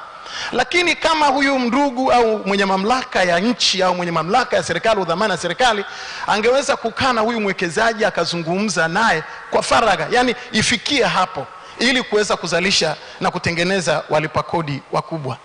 Lakini pia Mheshimiwa Waziri, hotuba yako inawapa watu matumaini makubwa sana wa Tanzania ambao wengi walipitia kwenye msongo mkubwa wa mawazo kwa nyakati tofauti. nyakati tofauti tofauti pengine za mihula ya uongozi katika nchi hii, kuna wakati ambao watu wamepitia kwenye msongo mkubwa wa mawazo tangu miaka ya 60, si kwamba ni leo, tangu miaka 60, 70, 80 inajulikana, wala sina haja ya kuzungumza sana. Lakini pia majina ambayo watu hawa wanaitwa ni majina magumu wakati mwingine, na unakuta wanatamkiwa yale majina kwenye media, na huyu mtu ana mke, ana watoto, ana familia, ana na mchungaji wake kanisani, ana shehe wake msikitini. Anaitwa fisadi, mhujumu wa uchumi, jambazi, jangili. Hivi kweli jamani? Jangili? Watu milioni 1, Mheshimiwa Waziri umesema watu milioni 1 kila mwaka mosti wako nyumbani, wamekosa kuingia kwenye, wanang'ang'ania soko la ajira. Na hawa watu ndio watu ambao wanabeba, wanafikiria usiku na mchana, wanafikiria namna gani ya kuweza kuleta angalau impact ya ajira ya vijana wetu ambao wako nyumbani, wamegraduate na hawana ajira. Lakini kweli wanaweza kuwa, yani tunaweza tukafika mahali katika ushindani wa soko la ajira, uzalishaji, watu wenye akili, idea za kiuchumi, wafike katika soko hili la Afrika Mashariki na majina haya yanayoitwa katika nchi hii mafisadi, majambazi, majangili kweli. Kwa hiyo ningeomba sana, tunapozungumza kwamba watu wanaoanzisha mitaji, wanaoanzisha biashara na wekezaji waheshimiwe, ni pamoja na kuwaomba wale wenye mamlaka, lakini pengine familia ya Kitanzania na familia ya nyumbani, hata kule nyumbani anakotokea mtu. Jamani, kila mmoja hapa na familia yake, lakini mnajua kabisa katika kila familia kuna mtu mmoja ambaye anabeba burden kubwa huko nyumbani, analipa bili za hospitali, anasaidia wale wazee walioko kule nyumbani, mtu akifa kwenye familia ndiye anambeba mzigo wa kusomesha watoto wa marehemu. Kule nyumbani ambako huyu mtu huyu ambaye tunamuita leo ni mwekezaji wa sekta binafsi, nako ana stress. Kule nyumbani wanamuita kwa jina la haraka, mara Freemason, mara mchawi, mara muuaji, umetoa kafara, umetuua. Unaona, akija mtaani, akija serikalini, fisadi, jambazi, mhujumu uchumi. Na mtu akitaka kukumaliza kabisa na kutamkia mhujumu wa uchumi. Sasa wapendwa, hivi vyote ni vishindo vinavyosababisha kuku apate stress, ashindwe kutaga. Mimi kama mchungaji ambaye pia nimekuwa nikihudumia hao watu wenye msongo wa mawazo ya kiuchumi, financial stress pamoja na economic stress, wana generate sukari, pressure, kuparalyze na pengine kufa kabla ya wakati wao. Kwa hiyo tumepita kwenye kipindi ambacho pia watu wamepata majeraha, hiyo miaka ya zamani huko nyuma sana. Kwa hiyo sana mimi ningeweza kuomba sasa kwamba kama tunafikiri juu ya reform, au tunapozungumza juu ya policy reforms for people's development, reformation, hii reformation iwe ni reformation ya ukweli, yawe ni maboresho ya ukweli ambayo yatasaidia pia mwekezaji wa Kitanzania awe na matumaini ya vizazi, kwamba nimewekeza biashara, naweza kwenda nayo miaka 50, miaka 100, miaka 70 kwenye kampuni yake, miaka 200, miaka 300, generational, kuendelea mbele kwa vizazi. Lakini tusiwe na kipindi maalum tu cha miaka 5 au miaka 10, na baada ya hapo wale watu wanarudi tena kwenye stress. Nitaanza kuulizwa nilipata-pataje, nimetokea wapi? Yani watu waliowekeza wamewekeza kwa muda mrefu. Makampuni mengi ya Ulaya na Marekani yana miaka 300, yana miaka 200. Hivi ya kwetu yana miaka mingapi? Na yana matumaini ya kukaa miaka mingapi? Kwa hiyo ningeomba sana, kama alivyosema yule mzee wetu, kodi za zamani. Kwa hiyo ningeomba na Mheshimiwa Waziri, hili ni neno la faraja, na mimi nikiri kabisa kama Mtanzania ya kwamba hii ni hoja ya matumaini au the statement of hope ambayo tulihitaji sana katika nchi hii kwa muda mrefu. Na kwa kweli ni kongamano la kwanza na la kihistoria, na kwa kuwa tumekubaliana kufanya reformation, mimi ninawaombea, na kazi yangu ni kuombea watu, na waombea wafanyabiashara na wawekezaji wa nchi hii, lakini Mheshimiwa Rais pamoja na Wizara ya Fedha kuona namna ambavyo wanaweza wakawasaidia watu katika uchumi.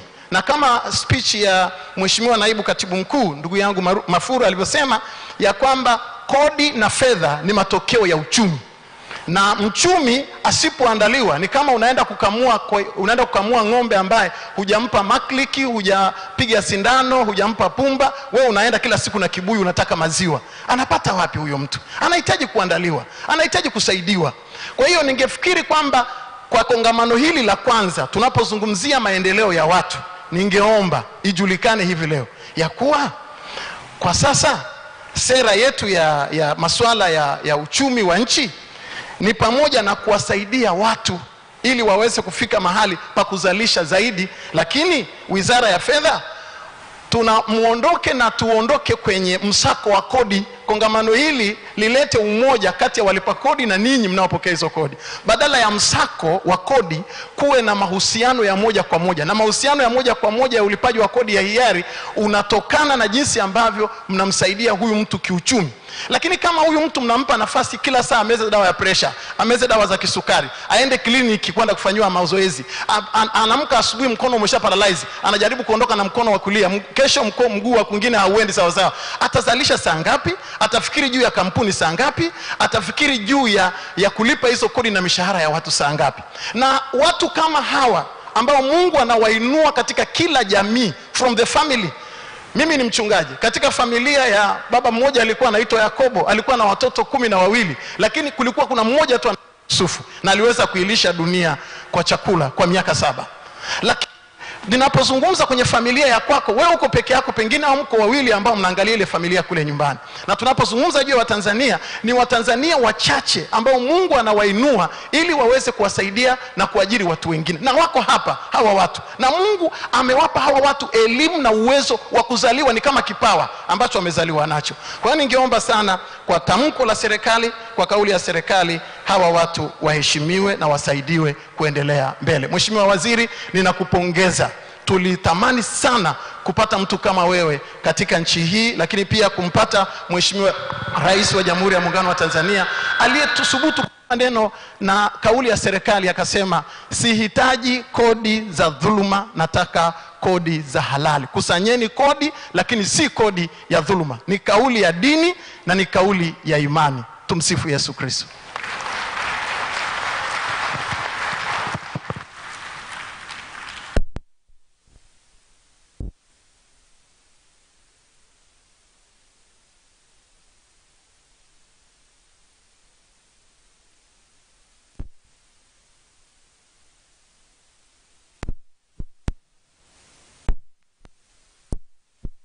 Pia mchango wake. Ninacho kiomba ndugu zangu, sasa tumetumia zaidi ya lisali moja kupata maoni haya, na baada ya wachangiaji watatu, kwa kuwa tutakuwa tena na wakati mwingine wa uchangiaji, tuingie kwenye zile mada zinazofuatia baada ya kama inavyoonekana kwenye timetable. Alafu tutaweza kupata nafasi ya kuchangia tena ili tuweze kuenda sambamba na muda ambavyo unaturuhusu. Karibu mchangiaji. Asante. Asante sana. Kwa majina naitwa Yusuf, natokea katika sekta ya uagizaji wa magari. Kwanza nishukuru serikali na Mheshimiwa Waziri kwa nia njema kabisa ya kuhakikisha kwamba nchi tunakusanya kodi. Lakini kutokana na hotuba ya Mheshimiwa Waziri, mimi kuna vitu vimenitafakarisha sana. Na zaidi nafikiri kama nchi tupo kwenye mkwamo mzito sana. Hapa mjadala wetu mkubwa tupo tunajadili juu ya namna ya kukusanya kodi na kuongeza wigo wa kodi ili nchi ipate mapato na tuweze kujiendesha. Lakini kwa bahati mbaya sana tunajadili namna ya kupata maziwa, lakini hatujadili namna ya kumlisha ng'ombe, na tunatupa namna ya kumpa maji. Mkwamo wetu mkubwa upo kwenye elimu inayotolewa katika nchi yetu. Badala ya elimu tumekuwa na kivuli cha elimu. Katika hotuba ya waziri anakiri kabisa tunatoa wahitimu karibuni 1,000,000, lakini unakuta mstaafu mmoja anatunza graduate 4. Maana yake ni nini? Kama anawatunza kupitia pensheni, hawa graduate 4 baada ya miaka 20 watawatunza wakwao kupitia nini? Bado kama nchi tunakosa majibu. Jambo la msingi, mimi ningependa kuishauri Wizara ya Fedha ikashirikiane na Wizara ya Elimu. Hebu tutoke kwenye elimu ya kuwasomesha watu makaratasi na kusoma magazeti. Unapoanza kukusanya kodi, ni lazima uwaze ni kwa namna gani watu wako wanaenda kuingia moja kwa moja kwenye uzalishaji wa bidhaa na huduma. Tukatoe elimu zinazowawezesha watu ni kwa jinsi gani wakachakate gesi yao Mtwara, ni kwa jinsi gani wakafuge ng'ombe wao Shinyanga, ni kwa jinsi gani wakalime korosho Mtwara, ni kwa jinsi gani wakavue samaki Bukoba. Lakini kama tunatoa elimu za kusoma magazeti, za kufungua magrupu ya WhatsApp, tukawaza kukusanya, hakuna taifa lolote duniani liloendelea kwa namna hiyo. China wamewekeza sana kwenye elimu ya ufundi, elimu ya teknolojia na ugunduzi. Sisi Tanzania, mtu akigundua namna ya kutengeneza baruti au bunduki, badala ya kumsaidia tunaenda kumfunga na kumshtaki. Kwa hiyo ni lazima tuwekeze. DIT imebaki pale kama sehemu ya kuwekea kwenye hotuba na sehemu ya kujinadi, lakini kwenye uhalisia bado impact yake ni ndogo sana kwenye uchumi wa nchi hii.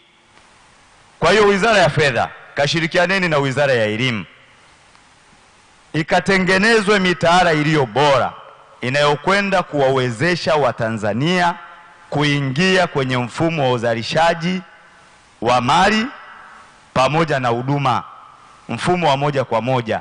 Kinyume na hapo tutawaza kukusanya, lakini tunapowaza kukusanya kusiwe hakupo. Yani tunafanya vitu kwenye imaginations, tunawaza. Tuna mfumo wa elimu wa kuandaa madalali na machinga. Ndio maana unasikia case study inakuambia tukafanye case study kwa machinga walioko Kinondoni, kwa machinga walioko Bariadi. Hakuna case study kwamba hebu tukaangalie wale wanaochakata chuma. Hakuna case study hebu tukaangalie vijana wa IT ambao wamehitimu sasa, tuangalie wanafikia wapi katika kudevelop nini na kufanya nini. Case study huko hazipo. Kwa sababu gani? Elimu yetu imejiwekeza kuandaa machinga na madalali. Tunategemea toothpick zitoke China na Uturuki. Sasa ni machinga gani na kishoka gani wa kuingia bandarini? Ndio elimu yetu. Tunategemea ni machinga gani ataenda kuziuza? Ndio elimu yetu na ndio mfumo wetu. Kwa hiyo mimi naishauri serikali tusipoteze muda. Hebu tuangalie mataifa yaliyoendelea yanafanya nini. Haya mambo yametuzubaisha hata kwenye utalii. Angalia impact ya Royal Tour. Mimi si bezi, naongea realistic. Leo Visit Rwanda inajulikana kote duniani. Kwa sababu gani? Wenzetu wamechagua kuwekeza vizuri. Leo wafuatiliaji wa mpira ni wangapi? PSG, Arsenal, Visit Rwanda. Dunia nzima mabilioni ya watu yanaangalia. Leo ka Rwanda kakiwa na sokwe kama 100, watu wamejazana kule. Tanzania sisi tunawaza watalii milioni 2. Morocco isiyo na kitu ina watalii mpaka milioni 10. Kwa hiyo mimi nadhani tuna mkwamo mahala, na zaidi katika mfumo wetu wa elimu. Leo kodi imebaki katika mlengo mmoja. Masuala ya kodi yanabaki kwa wale wajuzi tu, maana yake TRA wakusanya kodi, ila si kwa mlipa kodi. Elimu huko haipo. Elimu ya kodi inatolewa katika ngazi za juu za vyuo vikuu, lakini walipa kodi wetu au machinga mnaowasema elimu zao mnazijua. Elimu ya form 4, elimu ya darasa la 7, lakini machinga hao elimu hizo hawana na hajui chochote. Sasa unategemea nini? Elimu ya kodi, elimu ya uchumi, elimu ya fedha, elimu ya uchakataji, uzalishaji mali vipelekwe kuanzia ngazi ya chini. Tupunguze ujenzi hata wa shule za kata, tukajenge vyuo vya ufundi, vyuo vya kusaidia nchi. Tuache kusomesha watu elimu zile ambazo haziji kusaidia, na baada yake tunatafuta solution ya kukusanya kodi. Hatutaweza, tutaendelea kukwama. Mimi yangu ndo hayo.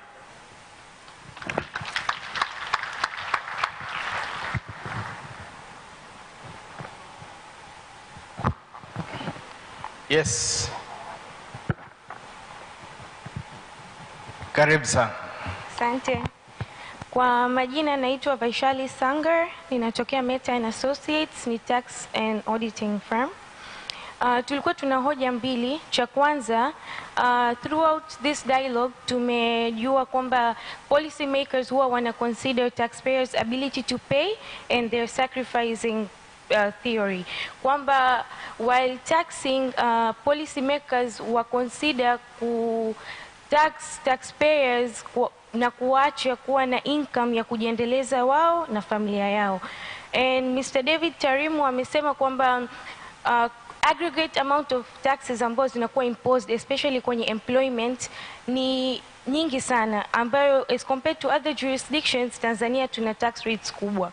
Kwa hiyo tulikuwa tunaomba while making policies this time around, tax policy maker either wa consider to reduce number of taxes that are imposed on employment, or wajaribu ku revise the minimum amount of 270,000 shillings ambayo iko kwenye tax bracket, because due to inflation and emergency ya COVID-19 imefanya ongezeko la bei ya kila kitu, and I'm sure 270,000 is not enough to sustain an individual together with their family members.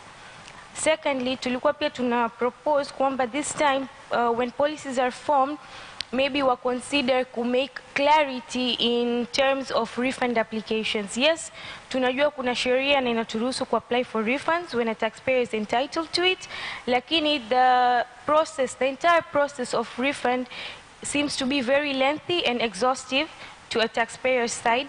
Kwa hiyo tulikuwa tunaomba at least tuwe na element of certainty, especially kwenye time frame period on a taxpayer being granted the refund that they're actually entitled to. Thank you.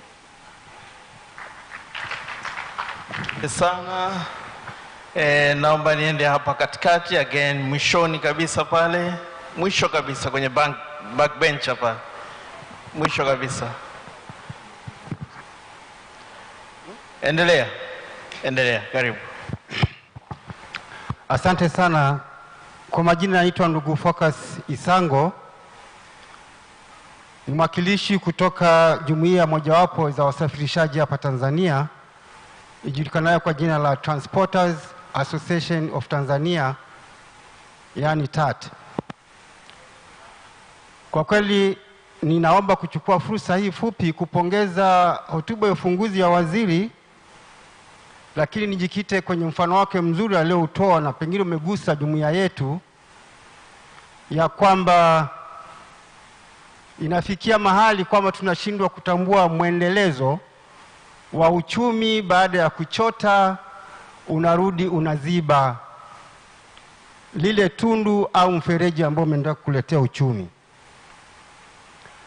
Ninaomba nichukue mfano mdogo tu wa neno la protectionism. Miaka ya nyuma katika sera za uchumi tunafahamu kabisa kwamba kulikuwa na sera mbalimbali ambazo zilichukuliwa kwa ajili ya kulinda sekta ya viwanda, na nafikiri inaendelea mpaka leo. Lakini baada ya kusikiliza hotuba ya waziri, nikagundua kwamba hii sera haipaswi kuishia kwenye viwanda tu, inatakiwa iendelee kwenye maeneo ambayo basi serikali inaweza ikayachagua na ikayaita kwamba ni ng'ombe wa maziwa. Moja ya eneo hilo ni transport subsector. Transport subsector, hakuna mtu asiyejua kwamba mchango wake kwenye uchumi wa nchi hii uko kiwango gani. Hakuna mtu asiyeweza kuelewa, hata kama shule yake si ya kukidhi kiwango kikubwa, kwamba nchi ambayo ina bandari imewekeza rasilimali zake za kutosha katika bandari, na ili bandari ifanye kazi vizuri kama ambavyo sasa hivi inafanya, unasahau kuikumbuka transport sector. Sasa kwa hali iliyokopo on ground, transport sector kwa namna moja au nyingine inazibwazibwa, inakosa kupewa nafasi ya kuchanua ikatoa mchango pengine zaidi ya hapo, kama ambavyo imetajwa kwamba zinapitishwa sera zingine au maamuzi mengine ya kikodi ambayo mwisho wa siku hata huyo mwekezaji ambaye alikuwa na moyo wa kuendelea kutoa mchango pengine zaidi hapo ilipo anakwama. Tuchukulie mfano mfupi. Siku za karibuni imetolewa kitu kinachoitwa advance tax kwa mtu yoyote ambaye ataanza biashara ya transportation. Tukichukulia matransporter ambao mimi nawakilisha, ambao ni matransporter hasa wanaotoa mizigo bandarini kupeleka nchi za nje, sasa hivi wanalazimishwa kulipa advance tax kwa gari ya tani ya 26 sio chini ya shilingi milioni 3. Ukumbukwa kwamba matransporter hawa waliopo sio matransporter wa gari 2-3, ni matransporter ambao wanamiliki zaidi ya gari 100-200, na walio wengi wanatumia mikopo ya benki. Wakipata mikopo ya benki, alafu kabla hajaanza hata kupata senti 5 ya gari hiyo aliyochukua, anatakiwa alipie kila gari advance tax ya milioni 3. Hapo tunafanya nini kama sio kuziba mfereji wa uchumi? Zipo kero za kutosha, ndugu mwenyekiti, ambazo matransporter pamoja na moyo mkubwa wa kuendelea kunyanyua uchumi wa nchi hii, na hasa uchumi wa bandari ambao kwa sasa hivi pia tusifumbie macho kwamba inafanya kazi kubwa sana bandari kwa ajili ya kusustain uchumi wa nchi, lakini bado matransporter watatakiwa kuwa ni wadau ambao wanatakiwa watizamwe kwa kiwango kikubwa kwa macho mawili. Haiwezekani transporter ana reinvest kwenye fleet yake. Alikuwa na gari 50, anataka kuongeza gari zingine 50, lakini kwa mahesabu yake ya mwaka anaambiwa hapana, hiyo sio capitalization ya mtaji wako, bali ni gari ambayo unatakiwa jitegemee na ikokotolewe tofauti. Walikuwa wanahisi kwamba hiyo vile vile ni kuwafunga breki. Ni vizuri basi angalau iambiwe mtaji wako sasa umeongezeka kwa kuongeza hii gari.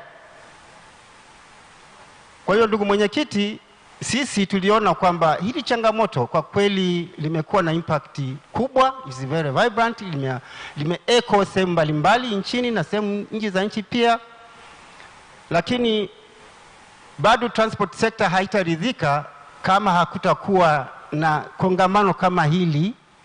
Lakini kwa hiyo sekta peke yake, na sisemi tu peke ya transport inspector peke yake, hapana, pengine hata zingine ambazo zinaonekana kama ni ng'ombe wa maziwa wa nchi zifanyiwe kongamano kama hili. Tutaandika andiko letu, tutaliwasilisha hoja zetu hizi mbili pamoja na zingine zilizopo, ili tukae pamoja tuangalie namna gani budget yetu itakaoanza, huyu ng'ombe wa maziwa anawekwa sawa namna gani atoe mchango wake. Asante sana. Asante sana. Naomba nihamie upande huu hapa wa mwisho kabisa. Again backbencher. Karibu.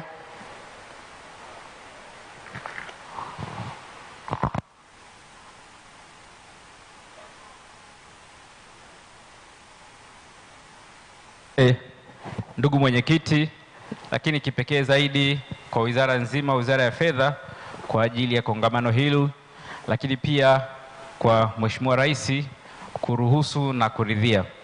Sisi kama wafanyabiashara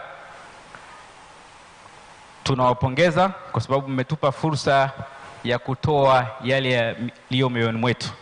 Mimi ni mwenyekiti wa chama cha wamiliki wa malori Tanzania kinachoitwa TATOA. Kama msemaji aliyepita, sisi tuna mambo mengi kwa sababu sekta hii ni cross cut. Ili sisi wote tuweze kunywa maji haya, tuweze kupata dawa, tuweze kupata nguo tunazovaa, lazima usafirishaji utokee katikati yetu. Lakini tunaenda mbali zaidi kwamba bandari yetu ya Dar es Salaam inategemea sekta hii ya usafirishaji, kwamba lazima tutoe mizigo kupeleka kwa wenzetu wenye landlocked countries, na sisi tulete kopa hii au tulete bidhaa zingine ziweze kupitia bandari yetu ya Dar es Salaam na kufanya moja ya bandari mahiri na bandari zenye ufanisi wa mizigo ya kwenda na kurudi. Katika kufanya haya tuna sacrifice mambo mengi, lakini pia ni sekta inayotoa ajira kubwa kwa wenzetu wa madereva, au kwenye kila mahali kulipo na kituo cha lori lazima kuwe mji, lazima kuwe ni center ya biashara. Tunduma na boda zetu ni mifano halisia. Sasa kwa muda mchache nilionao, napenda nizungumzie jambo moja ambalo limetokea kwetu, kwa sababu tuna matatizo mengi, lakini tukisema tuyaongelee yote hapa tutahitaji siku nzima na wiki nzima hata mwezi. Lakini hili moja la kodi ya advance ambayo limeanza utekelezaji wake Januari mwaka huu, jambo hili lina changamoto moja. Kwa kweli tulivyowasiliana na ndugu zetu wa TRA, lakini pia tumefanya mawasiliano mazuri na wizara, kwa sababu ilivyokuja as a finance bill tulialikwa kama wadau, tukaenda, kilichoandikwa kwenye finance bill ndicho ambacho tuliridhia, kwamba mtu anayefanya biashara ya chini ya milioni 100, tukasema kwamba wale wenye virukuu, wenye vikenta, mtu mwenye gari moja moja, the people that they cannot afford kuwa na administration office na wanafanya biashara ya chini ya milioni 100, hawa tukasema wawekewe hizo tax break ili watu wote tuchangie kulipa kodi. Kwa wanaofanya biashara na wana maofisi wanalipa income tax, wanalipa corporate tax na kila kitu, tukasema hili haliwezekani, lazima wawasilishe vitabu. Lakini kilichokuja kwenye Finance Act ni tofauti na mazungumzo yaliyokuwepo kwenye Finance Bill, na hichi ndio kilio chetu, kwamba leo sasa kila mfanyabiashara awe wa basi awe wa lori, kutokana na tonnage ya gari analazimishwa atoe milioni 2.7 in advance. Maana yake nini? Kama una gari 100 ni milioni 300, kama una gari 200 ni takriban milioni 600. Utoe in advance, unalipa faida kabla hujaiona faida. Kwenye sekta yetu ya usafirishaji kuna mambo mengi. Lori linaweza likatoka hapa leo likafika Dodoma likapotea likaisha, likaenda Kongo kwa mwaka ukapata trip 2 au 1. Hasa kuja baadaye kusema tunaanza kurudishiana au wapi uonyeshe utoe ushahidi gari alikufanya kazi lilifanya kazi, jambo hili tunajua tuna matatizo kwenye VAT returns. Sasa itakuwa hii ya, kwa hiyo tukasema si sawa. Wale ambao wanaweza kutengeneza mahesabu yao, na ndivyo ambavyo tulikubaliana na TRA, hawa wanaweza kufanya mahesabu yao, wapeleke waonyeshe faida zao, wachajiwe kodi baada ya faida. Kwa hiyo kwa sasa, ili tusivuruge bandari yetu, kwa sababu hichi kinachotokea sasa hivi kitawanyima wasafirishaji wengi au matransporta wengi leseni za kufanya biashara mwaka huu. Baada ya Februari tutakuwa na tatizo pale bandarini, hakuna magari ya kutosha kutoa mizigo, na wenzetu ambao wanatutegemea sisi na wanategemea bandari yetu ya Dar es Salaam tutakuwa tumewadisappoint. Lakini kitakachotokea, maana yake watu wa Tanzania wataenda kusajili magari Rwanda, wataenda kusajili magari Zambia, waje hapa wachukue hii mizigo, kwa sababu tu ndio kitakachotokea. Mtu ataliendesha gari lake kule akalisajili kule, au wale wanaotumia kama magari ya Rwanda yanayokuja huku watakuja kuchukua mizigo. Kwa hiyo mimi nilikuwa nasema hili tuliangalie kwa uharaka, kwa sababu litaumiza sekta yetu, lakini zaidi ya yote litaumiza bandari yetu ya Dar es Salaam ambayo inategemea kwa asilimia karibu 95 usafirishaji wa malori. Tunataka kuchangia pato, lakini tulipe baada ya kurealize faida na kutoa changamoto zingine zote, kwa sababu sekta hii ndio inazalisha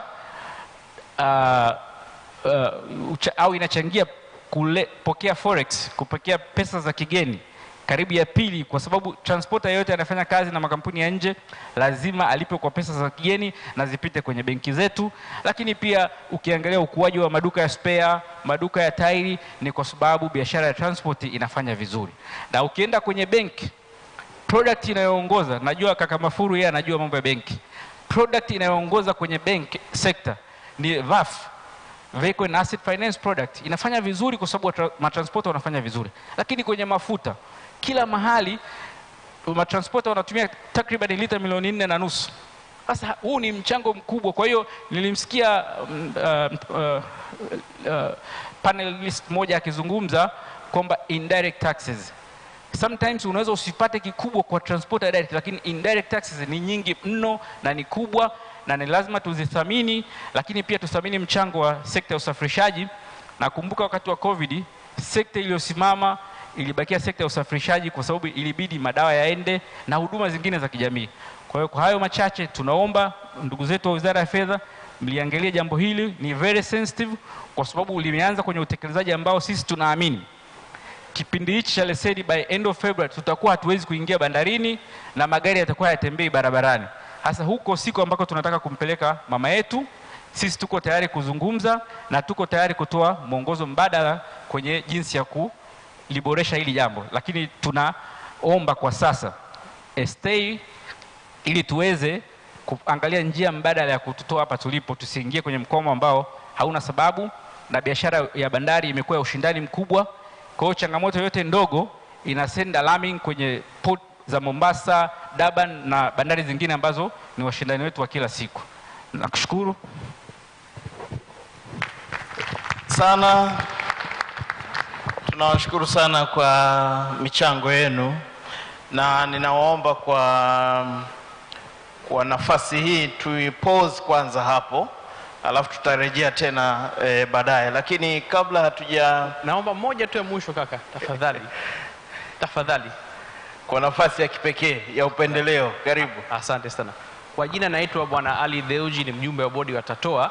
Wenzetu wamezungumza kuhusu hizo kodi, lakini nataka niungane na hoja ambayo mchungaji alijenga kwamba lazima wafanyabiashara waheshimiwe na wasikilizwe.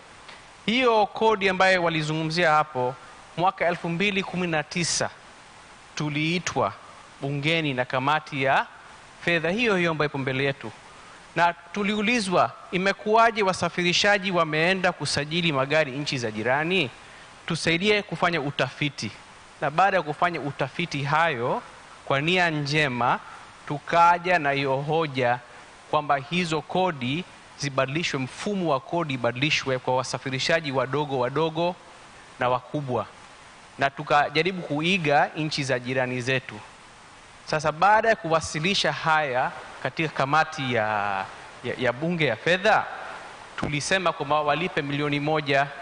Basi ndugu yangu, tunakushukuru sana. Sasa nataka niseme kitu kimoja tu, kama una hoja tofauti kwenye sekta moja, tumepata watu, wewe ni watatu, sawa. Na ni muhimu kama na watu wengine tukawapa nafasi. Kama una jambo la tofauti kwa dakika moja, karibu. Nataka tubadilishe mtazamo wetu kwamba mlipa kodi analipia TRA, analipa kodi kama consumer. TRA ni mmoja wa mtoa huduma.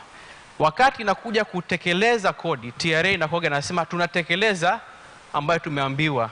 Tunataka tuungane mkono nao, ili wakati tunakuja kutunga hizi sheria tunakuja kwa pamoja wizarani. Sio tunaenda sisi sekta binafsi peke yetu na wenzetu wamekaa tu kutekeleza.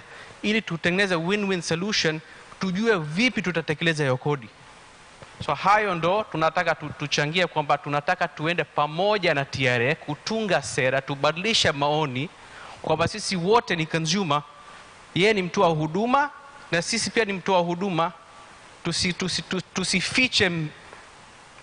Tusifiche nyuma ya serikali kuu kusema na tumeelekezwa tutekeleze.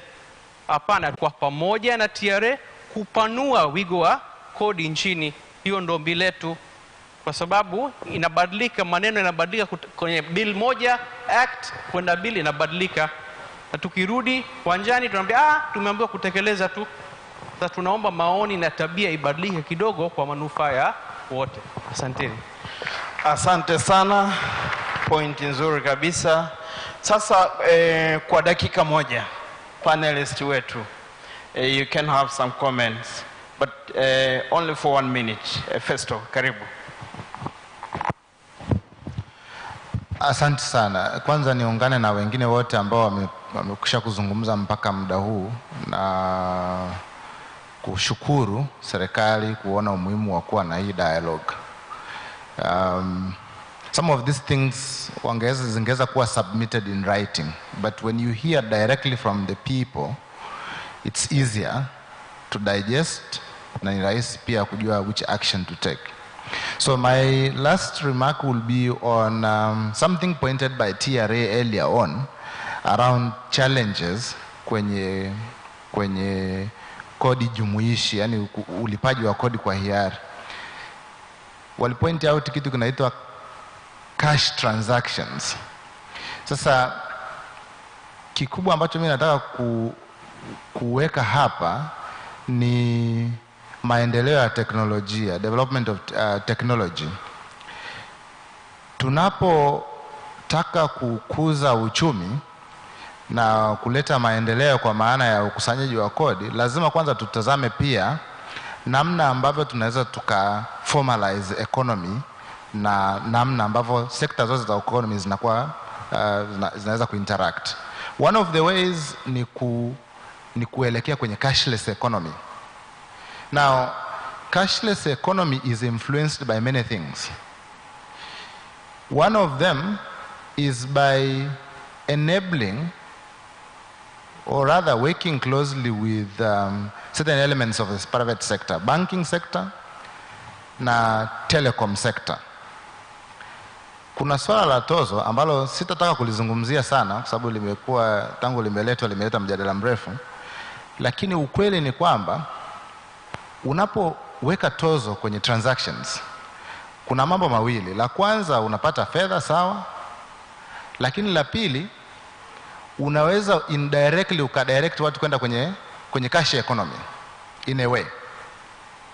Na kwa sasa sisi tuna interact na private sector wakubwa na wadogo, tunaona kuna kufifia kwa maendeleo ya cashless economy baada ya tozo kuanza kuwekwa. Kwa hiyo kuna sababu, there's a need to look at this. One, to ensure that we move closer to a cashless economy where transactions can be tracked, taxpayers can be tracked, and therefore tunapunguza mzigo kwa walipa kodi wachache.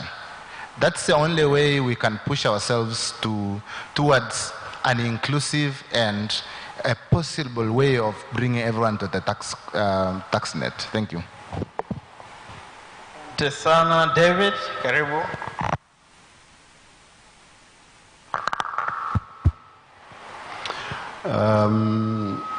Yeah, so I think my reflection's probably on trust and relationships between the public sector and private sector. So when I listen to I think Latifa from the Air Operators Association and then the contributions from Tatoa, if I was to pick a theme, it almost as if people feel as if they haven't been listened to, and then you ask yourself maybe why is that, and I think it goes back to issues of trust, consultation, collaboration, and I was then reflecting on the Honourable Minister's statement in his opening remarks when he talked about challenges around attitude to private sector, that being a product of our history. In the past, our dependence was on government. And then the gentleman from Nani Tax Justice Africa Network, Mr. Kasala, also saying maybe there's some need for education sort of on politics and economics and the role of private sector. So I guess the point is just that we need to move further forward in ensuring that when we have a dialogue, it's effective.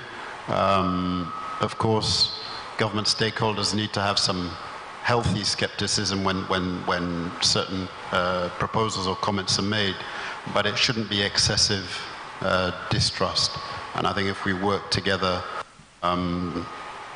you know, more collaboratively to develop policy, we will be in a better place. Because I think history's shown us that we have many examples. I mean, you're hearing about the air operators, Tato and so on, where changes are made and they have to be reversed and so on, and you ask yourself, well, was that really necessary? So I think let's build trust, let's collaborate more effectively, and I think we'll end up with a better end result. Thank you.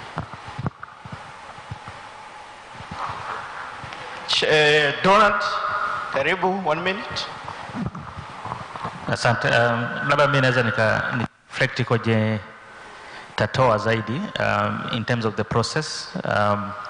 I think kuna haja ya kuwa na provide feedback kwa sababu at least niliparticipate kwenye hiyo proposal na bill ilipotoka it was very clear, na wakataka pata clarification kama tulikuwa tumewapatia na walikuwa wamefanya research nchi jirani kama Rwanda. Ila sasa kama serikali imeamua kubadilisha kwenda yani ile ambayo ilikuwa kwenye bill ikaenda tofauti, ikaenda kwenye Finance Act, labda kulikuwa kuna haja ya kufanya engagement kueleza kabla hujatoa kwamba kwa nini imebadilika. Na hiyo ingeweza kwa clear ambiguity zaidi, kwa sababu unapoacha mpaka sheria inatoka na umebadilisha. Kumbuka bill ilitoka, kila mtu akaona iko clear, ameelewa, they were happy. then unatoa Finance Act umebadilisha, inaita ambiguity, but you don't provide feedback. So at least kuna time ya kuwapa tu feedback, ingesaidia na wao uweze kusikiliza upande wa pili, au ongeza kukuelewa wakati ule. Sasa inabakia kama vile inakuwa ni more fight, na kidogo unaona kwamba unaenda tena TRA tena anambia kwamba sisi tunatekeleza sheria. Kwa hiyo nafikiri feedback itasaidia, especially pale ambapo unafanya maamuzi tofauti na yale mara ya kwanza ambayo ilikuwa kwenye finance bill. Sababu tayari watu wamesha kuwa na understanding fulani na waliomba clarification, wameshaelewa hii ndio utaratibu. Sasa umebadilisha ghafla na umetoa sheria pale, angalau ungeweza kueleza, ingesaidia ili tuweze kujenga nyumba moja. Asante. Hayo ndio kwangu. Samani, labda niongeze just to add on that. I think it also goes back to the point that Nsanyo made earlier, and I also alluded to. That time between when we get the bill, the act gets finalized is too short. So ideally we'd have draft legislation much earlier, even 2 months before, 2 or 3 months before, and I think that way we would end up in a better place. Okay, thank you very much. Now, kama ambavyo mnaona kwenye timetable yetu, tunao panelists wengine na kwa hiyo nisiwaache kuwapa kazi hawa viongozi wangu. Na kwa nafasi hii basi naomba nimkaribishe mwenyekiti mwenza Dr. Saada Mkuya, Mheshimiwa Waziri wa Nchi, Ofisi ya Rais, Fedha na Uchumi Zanzibar. Kwa dakika moja tu. Hapo hapo.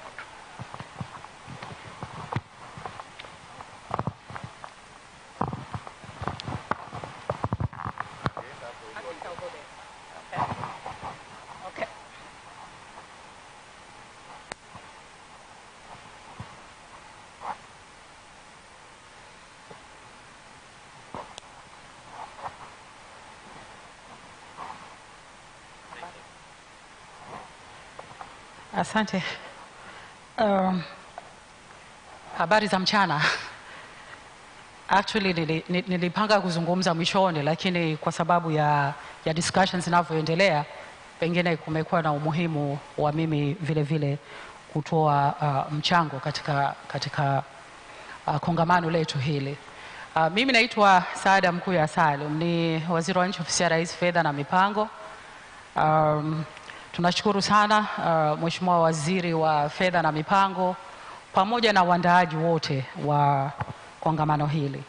Yangu mimi nadhani kwa sababu tutakuwa tuna masaa kadhaa leo inshallah, probably some few points that I want to make to you. Kwanza Mheshimiwa Waziri, nadhani kwa sababu ni kongamano la kwanza na limekuwa lina faida kubwa sana.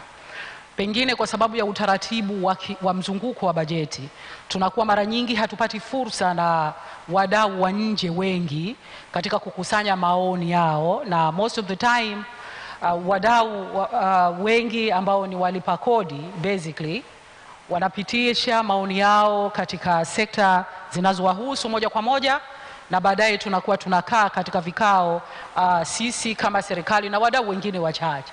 Sasa pengine kuna umuhimu wa forum kama hii kufanywa ikawa ni forum katika mzunguko wa bajeti wa kila mwaka. Yani tukawa tunapata muda wa kuzungumza na watu wengi zaidi, na hili isiwe tu labda kwa sababu leo Mheshimiwa Mwigulu yupo, mwingine yupo, no, iwe katika mfumo wetu, na kwa sababu tunayo sheria ya bajeti, na sheria ya bajeti imeainisha zile forums ambazo zinakusanya maoni. Nadhani muhimu tutakapokwenda labda mwakani tuwe kwamba hii iwe ni sehemu ya mzunguko wa bajeti. Tunaweza tukaboresha mzunguko mwingine, ama tukaboresha architecture ya forum kama hii na structure yake, lakini nimeona kuna umuhimu mkubwa sana wa kukaa pamoja na wenzetu katika forums kama hizi tuweze kuzungumza masuala ya sera za kodi na kodi zenyewe. Lakini la pili nadhani ilikuwa ni overlook, kwa sababu sisi wafanyakazi huwa hatuna sehemu ya kulalamika. Mheshimiwa Waziri, nadhani kuna umuhimu vile vile ya kupata wadau wa wafanyakazi. Sisi tukonye Income Tax Act kisha kuwekwa, safari 9% tumepunguza, tumekwenda 8% au 11%, hatuna nafasi ya kufanya negotiation kwenye hili. Kwa hiyo muhimu vile vile tukitanua wigo, tutanue vile vile katika sekta ya umma ili tuwe tunapata vile vile input kutoka kwa wenyewe.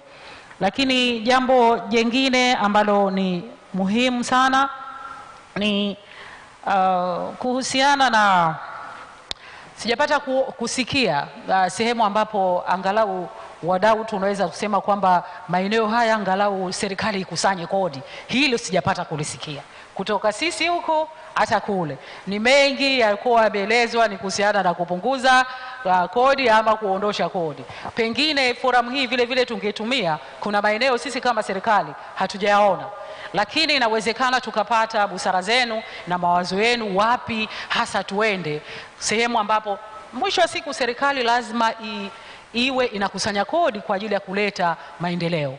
Tunazungumzia masuala ya elimu. Kuna mdau mmoja amezungumza vizuri sana kuhusiana na masuala ya elimu. Vipi kodi yetu na relate na elimu yetu? Nadhani ni jambo la msingi, lakini serikali vile vile inahitaji investment katika elimu. Where are we going to get financing kwa ajili ya investment katika elimu? Ni maeneo hayo ya kodi. Kwa hivyo haya mambo yanategemeana sana. Vipi tunaweza tukaweka mazingira, lakini vile vile tuweke mkazo katika kukusanya kodi. Na si sahihi sana kusema kwamba serikali most of the time inatafuta ku raise kodi. Hapana. Serikali most of the time inaweka mazingira mazuri kwa ajili ya kukusanya kodi. Na inapotokea, kwa mfano, mara nyingine tunaangalia eneo jipya, maana tuna widen tax base. Inapotokea eneo jipya ambalo tunakusanya kodi, mara nyingi umma unakuwa unapiga kelele. Ni eneo jipya ambalo tutaweza kukusanya kodi ili tuweze kuwekeza katika shughuli za maendeleo ambazo in return zitaweza kusaidia hata wazalishaji wenyewe. Kwa hiyo naomba kwenye hilo vile vile muwe mnatusaidia. Eneo zuri ambalo limezungumzwa, na nawapongeza sana wenzangu kwamba TRA tuwe taasisi vile vile ambayo itakuwa inatoa elimu, kwa sababu finance bill ikisha kupita sasa TRA ndio watekelezaji. Na kweli inapotokea mkanganyiko TRA kweli ni sentence moja tu, sisi tunatekeleza sheria.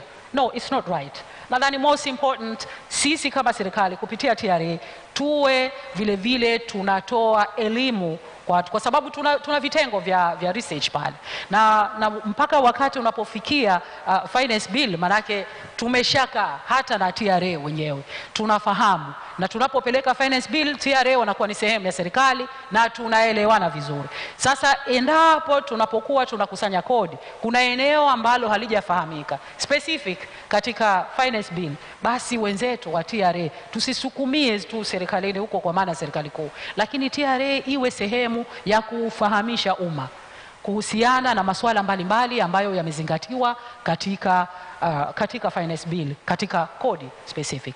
Lakini la umuhimu la mwisho kabisa ambalo nilikuwa nataka kuleleza, tuna kamati yetu ya budget. Mwanzoni zamani, of course mimi nimekuwa waziri wa fedha, zamani inakuwa tunapopata muda sasa mnakuwa ni maadui baina ya kamati ya budget, kwa sababu kamati ya budget inakuwa ni pro taxpayers na serikali unakuwa unasimama mwenyewe.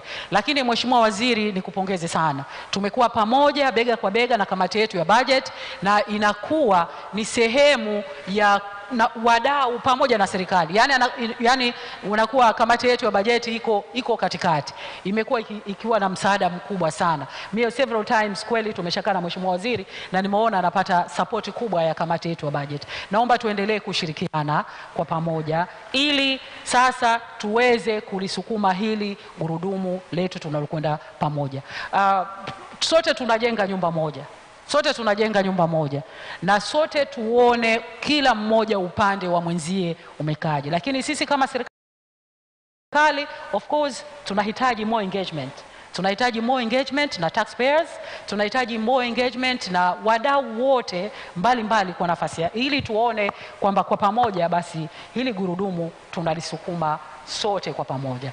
Nakushukuru sana Mheshimiwa Waziri pamoja na mwenyekiti, na mimi angalau nimepata ku put out my view on that. Thank you so much.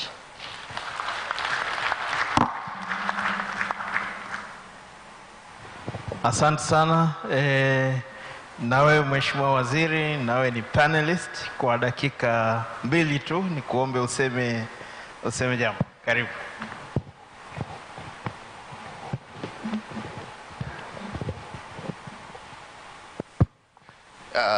Asante sana Mheshimiwa mwenyekiti wa panel. Niseme tu mambo mawili. La kwanza, tumepokea maoni yenu yote. Tulikuwa tuna take note, mimi pamoja na wenzangu wote tumepokea. Na kwa wale, nilikuwa naona mwenyekiti ukisema mikono ni mingi, kwa wale ambao pengine walikuwa na jambo la tofauti na pengine wale waliosema hawajaliweka kama ambavyo ungetaka uliweke, kwa kweli tunakuomba uridhie uliandike tu.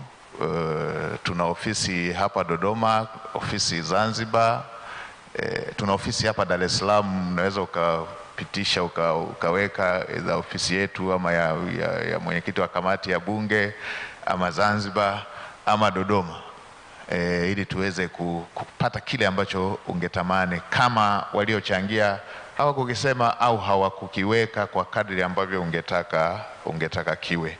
Lakini kwa haya yaliyosemwa tumeyapokea, na mtaona tutakapoanza vile vikao vya taasisi kwa taasisi, ile engagement tuliyosema, mtaona kwamba tutaazimia na mwisho wa siku mtaona mapendekezo yale kwenye sheria ya fedha. Nisema mawili. La pili, niweke ufafanuzi kwenye mambo mawili tu. Jambo moja, kuna mdau mmoja alisema serikali iache kuwabagua wananchi kwa misingi ya vyama, kwamba labda hapa kama diwani yuko wa chama kingine anasema basi hapa hatupeleki maendeleo. Niseme mimi nimepata fursa ya kuwa serikalini. Serikali haijawahi kufanya hivyo, kwamba iwabague wananchi kwa sababu ya diwani. Haiwi hivyo, kwa sababu kwanza kwenye uchaguzi wananchi wale wanaweza wakawa hawakuchagua diwani wa chama fulani, lakini wakawa wamechagua kiongozi mkuu. Inatokeaga hivyo. Kwa hiyo haijawahi kutokea ikawabagua, isipokuwa kwa sababu sisi sasa ndo mabalozi, tukielewa vizuri tutaweza kuwaelezea na wengine. Isipokuwa wewe inatokeaje, inaweza ikatokea mazingira gani?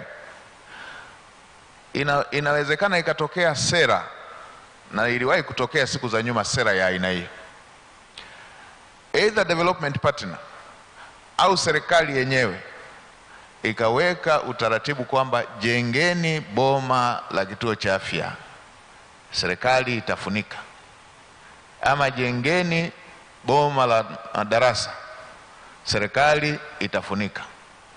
Sera ya aina hiyo imewahi kutokea, ni sehemu ya D by D na yenyewe.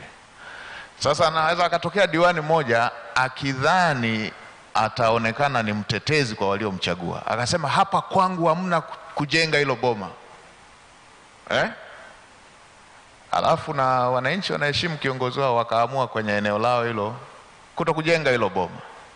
Sasa ikitokea maboma kata zingine yamekamilika, serikali itaenda kufunika, haiwezi kupeleka mabati eneo ambalo boma halikujengwa.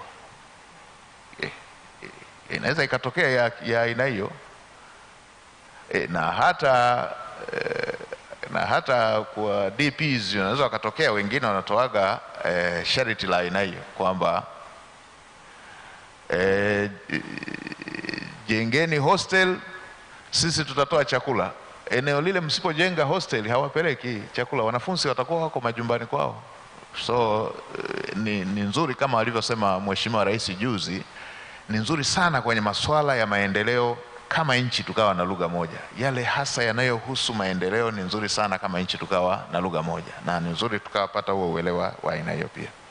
Niliona nilifafanue hilo. La pili ambalo niliona nilifafanue, Nilisemea ile ya mtu yeyote anayeanzisha shughuli ya uzalishaji anapaswa aheshimiwe, na actually serikali pamoja na yeyote yule awaye amkimbilie kumwezesha, sio kumdhibiti, sio kumkwamisha.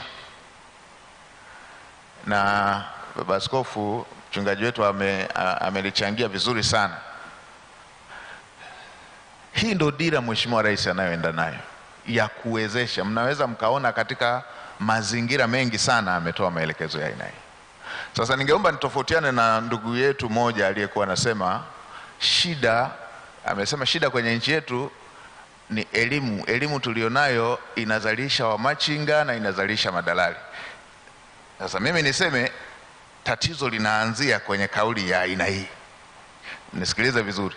Kwa nini nasema tatizo linaanzia kwenye hii understanding? Mimi ningetamani hii understanding ndo tutoke kwenye hiyo understanding. Kwa nini nasema hivi? Mheshimiwa Mwenyekiti mwenza, historia ya nchi yetu ilivyo, tangu tulipopata uhuru hatukuwa na wataalamu. Nchi yetu haikuwa na wataalamu. Ilikuwa na mainjinia wawili, si daktari mmoja, si wataalamu wa sheria mmoja, si wataalamu wapi mmoja, si walimu wangapi, ndio maana ilikujaga mpaka walimu waupe. Hatukuwa na wataalamu. Kazi kubwa ambayo elimu yetu ilifanya ilikuwa ya kuzalisha wataalamu wa serikali. Hatukuzalisha wamachinga. Tulifanya kazi ya kuzalisha wataalamu wa serikali, kwa sababu ndio waliokuwa wanahitajika, hawakuwepo serikalini. Hata walipojaa hatukuacha kazi ya kuzalisha wataalamu wa serikali. Ndio maana mentality kwa Watanzania wote ikabaki ile ile. Kama hauko kwenye kazi ya serikali, hauko kazini. Ndipo msingi ulipoanzia. Historia hii tunayosema leo kuna unemployment kubwa, actually msingi wake ni pale ambapo serikali haikuwa na wataalamu, tukaanza kuzalisha wataalamu. Hata walipojaa tuliendelea kuzalisha wataalamu. Hatukuzalisha wamachinga, na watu wanaogopa umachinga, na watu hata akiwa anafanya kazi hiyo, na nitatoa mfano, anaweza akatokea kijana anafanya shughuli ya kilimo cha umwagiliaji kwa mwezi akawa anapata milioni 10, kwa mwaka anapata milioni 120. Zikitangazwa ajira kwenye eneo hata ambako analipwa 400,000 kwa mwezi, atakwenda kufanya application. Hivi vitu nchi ikiwa inakuwa inabidi vijadiliwe kwa uwazi sana.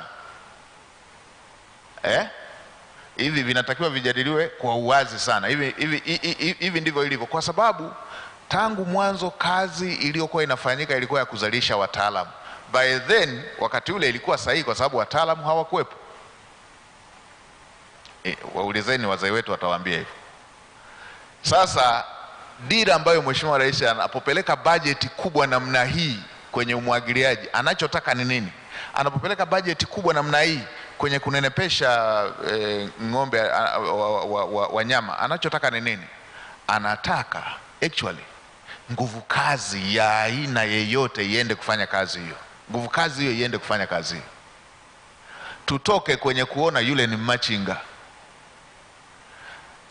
Tutoke kwenye kuona yule hayuko kwenye halmashauri, kwa sababu katika dunia ya leo tunatarajia graduate ndo anaweza akafanya hiyo business ambayo inaweza ikaipeleka nchi yetu kuwa world's largest exporter. Naweza nikamtolea mfano babangu, si tuko chama limoja bwana. Uwezi ukamchukua mzee Mpili leo hii akuongoze kuwa world's largest exporter, kupeleka atoe nyama Tanzania aipeleke Ufaransa. Hii inatakiwa ifanywe na nguvu kazi. Kizazi hiki kipya hiki cha wasomi cha level tofauti actually ndo watazalisha kufatana na quality ya kimataifa. Hicho ndo hicho, lakini lazima tuhame kwanza kuona huyu ni machinga. Machinga ni mbaya tu asipokuwa. Kwani Bakresa alikuwa nani? Sasa alikuwa machinga. Sasa alikuwa anauza nini? Si machinga. Bakresa mnaomfahamu zaidi akifunga ice cream, sasa alikuwa machinga kabisa. Lakini leo hii ni a big investor, amewekeza mpaka nje ya nchi. Hicho ndicho tunachotaka. Tusione huyu ni macho. Tunataka watu wawe na ujasiri huo na wawezeshwe wakue. Wawezeshwe wakue watu wa aina hiyo. Wawezeshwe wakue, wafanye hizo biashara. Wawezeshwe wakue. Tutoke kwenye kumheshimu tu mtu akiwa anafanya kazi serikalini.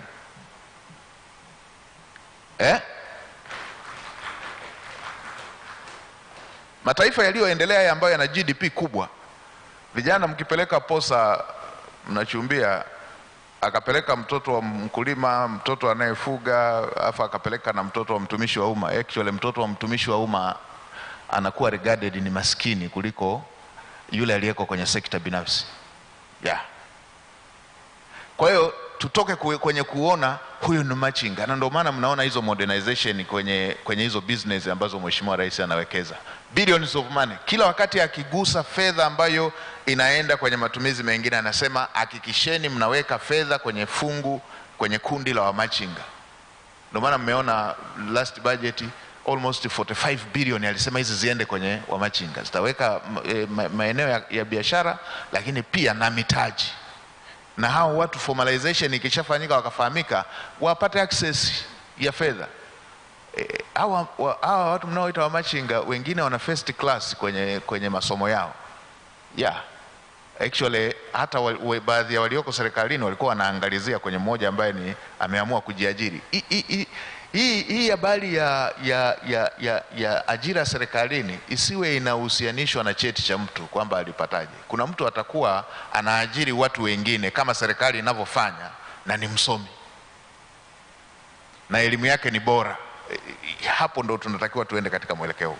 Mimi ndo maana huwa nawapenda mashemeji zangu wa Kilimanjaro kule. Nimeisikia Kimaro manake na mchungaji ni shemeji yangu pia. Wale iko inborn.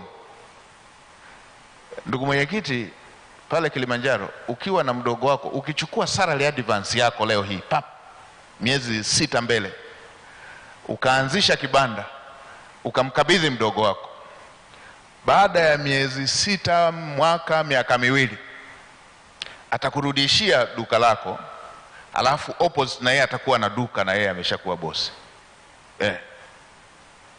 Ameajiri na yeye, wakati wewe huku anaendelea kuangalia kwako, na yeye ameshaajiri opposite, kuna mtu anauza. Lakini baadhi yetu, kuna maeneo yetu kidogo ni tofauti. Kija kwetu huko Dodoma, Simiu, Singida, kwetu huko Irambani, Unyaturuni, Usukumani, na kwa mtani wangu mwenyekiti, ukimpa mdogo wako duka, baada ya mwaka mmoja duka alipo na yeye hana kitu, mnaenda kuamliwa kwenye vikao vya ukoo. Hiyo ndo ambayo haitakiwi. Haitakiwi hiyo. Lazima tuwekeze kwenye na mchungaji alisema vizuri, tuondoke kwenye kauli zenye dharau kwenye kitu ambacho kinatengeneza ajira. Mtengeneza ajira sasa hivi sio serikali peke yake. Yaani hili lazima lieleweke hivyo, mtengeneza. Na hii si kwa Tanzania tu, kwa nchi zote ambazo wewe fikiria. Kwa mfano population kama ya China, hivi angekuwa anaajiri serikali tu, hao watu wako bilioni, wangeajiriwaje wale? Nenda Marekani, hivi population makubwa kama yale, hivi mwajiriwa ingekuwa idara za serikali tu, wale watu wanaajiriwaje? Dunia nzima wako pale. Hiyo ndo dhana, ndo tafasiri hasa ya dhana na dira ya Mheshimiwa Rais. Unapoona anapeleka bajeti kubwa kwenye sekta za uzalishaji kutengeneza ajira namna hiyo, lakini lazima respect kwenye hizo ajira iwepo, na uwezeshaji kwenye vibali na kwenye kulinda chemichemi. Niliona nikafafanua yako ili kwa sababu niliona iko tofauti kidogo na dhana. Otherwise mengine yote tumeyapokea na itakuwa endelevu kama ambavyo nimesema, na turuhusu ratiba iweze kuendelea kwenye mambo mengine. Asanteni sana.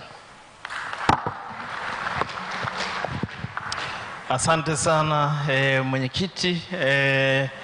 Panelists tunawashukuru sana kwa kazi nzuri ambayo mmeifanya, lakini pia wachangiaji wote ambao mmetoa hoja zenu. Tunawashukuru sana. Kwa mara nyingine tena naomba tuwapigie makofi panelists kwa kazi hiyo nzuri. Asante sana. Sasa taratibu na waruhusu mwende mrejee mkakae. Ndugu zangu, kama ambavyo mnaona ratiba yetu,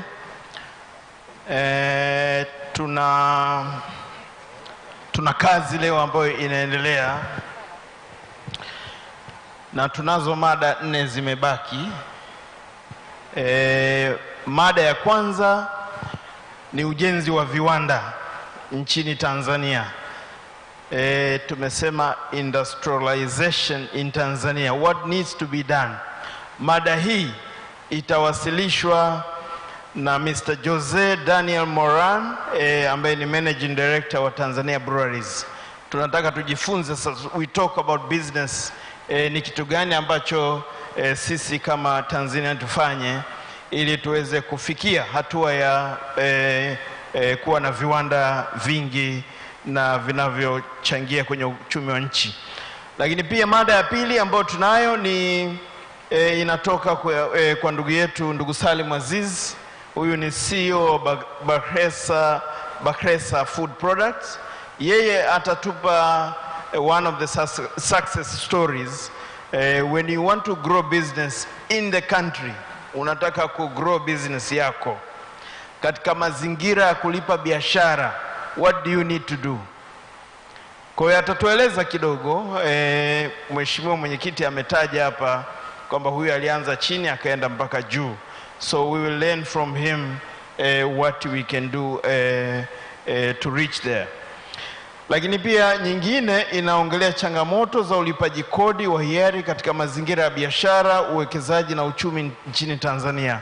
Ile ambayo TRA wali mention kama changamoto ya ulipaji kodi wa hiari, sasa wenzetu wa Jumuiya ya Wafanyabiashara Tanzania na tuko nao kuwasilisha mada yao kwa kifupi kabisa, wakisema changamoto hizo na pengine wakipendekeza nini ambacho kinapaswa kufanyike. Tukumbuke kwamba kundi hili ndilo ambalo linawakilisha wafanyabiashara wengi ambao ni wakati na wale wengine wa chini.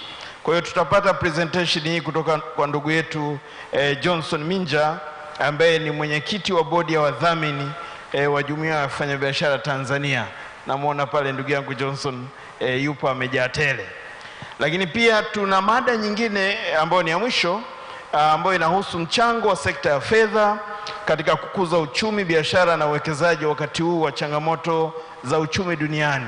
Kama ambavyo Mheshimiwa Naibu Katibu Mkuu alitaja hapa kwamba changamoto ziko nyingi. Sasa sisi kama nchi tuna sera gani ambazo zinachangia katika ukuaji wa uchumi hapa nchini kwetu?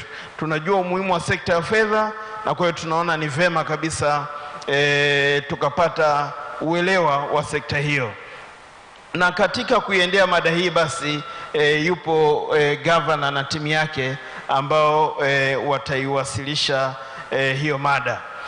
Kwa kuwa muda umekwenda kidogo, naona hapa ni saa 9 kasoro, naomba mniruhusu tuseme kwamba tupate chakula alafu turejee tufanye mada hizi zote, lakini baada ya hapo ndio tuingie kwenye majadiliano. Wanaosema ndio waseme ndio, wanaosema hapana waseme hapana. Asante. Nadhani wanaosema hapana wameshinda. Na kwa hiyo naomba basi kwa minajili hiyo tuendelee na kazi. Tunakubaliana ndugu zangu, ili tukitoka tutoke moja kwa moja. Na washukuru sana wale ambao wamesema hapana. Basi kwa nafasi hii wale presenters wangu naomba waje mbele, kuanzia kwa ndugu Jose Moran, Daniel Moran, please come forward. And then tuna bwana Salim Aziz, tafadhali njoo hapa mbele. Lakini pia bwana Johnson Minja, kwa namna ambavyo mmejipanga, tafadhali njoo hapa mbele. Na kipekee kabisa ni muite Dr. Lusajo ambaye anamwakilisha governor wa BOT naye pia asogee hapa mbele. And in that order, nitaomba sasa nianze na ndugu Jose Daniel Moran atupitishe kwa dakika 15 habari ya industrialization. Karibu sana. You're welcome.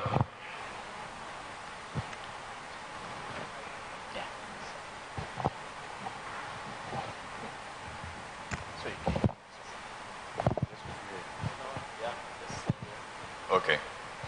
Habari za mchana. Shukuru sana for inviting me to be here. I apologize because I'm going to be speaking in English. My Swahili is still, after 1 year living in your lovely country, still not good enough to express all the things that I want to say.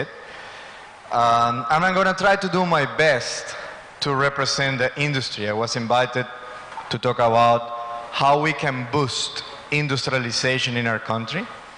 And I believe, as being the leader of Tanzanian breweries, and Tanzanian breweries is the oldest manufacturer in the country, there's probably a lot that we can share around what needs to be done. But let me start by first saying that, yes, there is a lot to be done, but I can say that we are on the right track. So let's keep doing more of what we're doing now. And let me share some views, some ideas. And as I said, I'm going to try to talk not just with my hat of the CEO of TBL, but also trying to talk around different issues, challenges, and opportunities that we have across the manufacturing sector, okay? And I see that it's very important to talk around manufacturing because although it's only 10% of our GDP today, is what it represents for the Tanzanian economy, it's a booming sector. It's a sector that needs a lot to develop, and it has an immense multiplier effect around employment. And it's very interesting because I hear a lot of people talking today, and I can recognize them, and I know, and I said, okay, we work with that company. We provide services and products to that company. Because, for example, the breweries, we're not just one company that sells a finished good. Actually, we engage and work with a lot of farmers. We work with a lot of retailers, distributors, transporters, people that are bringing in raw materials for us to produce, and then transporters that are helping us to move our products across the country. So it's quite a broad value chain. If we're talking about what needs to be done to boost industrialization in our country, let's look at what are the best examples around countries that are very good at this. And I can say that there are 3 key elements. One, those countries develop their infrastructure. So we need to keep doing that. We need to keep developing, building infrastructure, and I believe we're on the right track. But not only physical infrastructure, we need to also focus around digital infrastructure and a lot of technology and embarking in this whole digital journey. Second, somebody was talking about capability building. How we make sure that we are prepared. That we are prepared as a nation, that our people is learning and developing. And probably the third thing that these countries that are very successful around industrialization have is that they have a good tax framework, and probably that is going to be what I want to deep dive today. A tax framework that provides incentives, and also a tax framework that allows easiness to do business.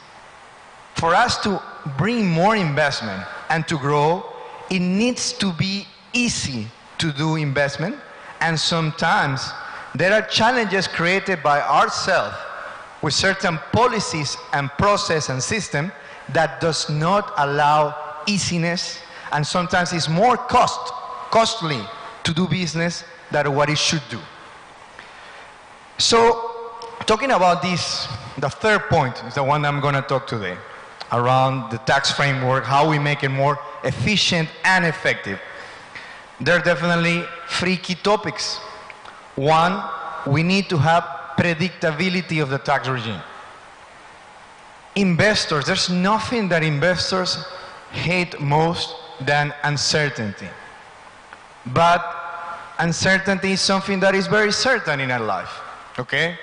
Markets are volatile. We already listened before what is happening in the global economy.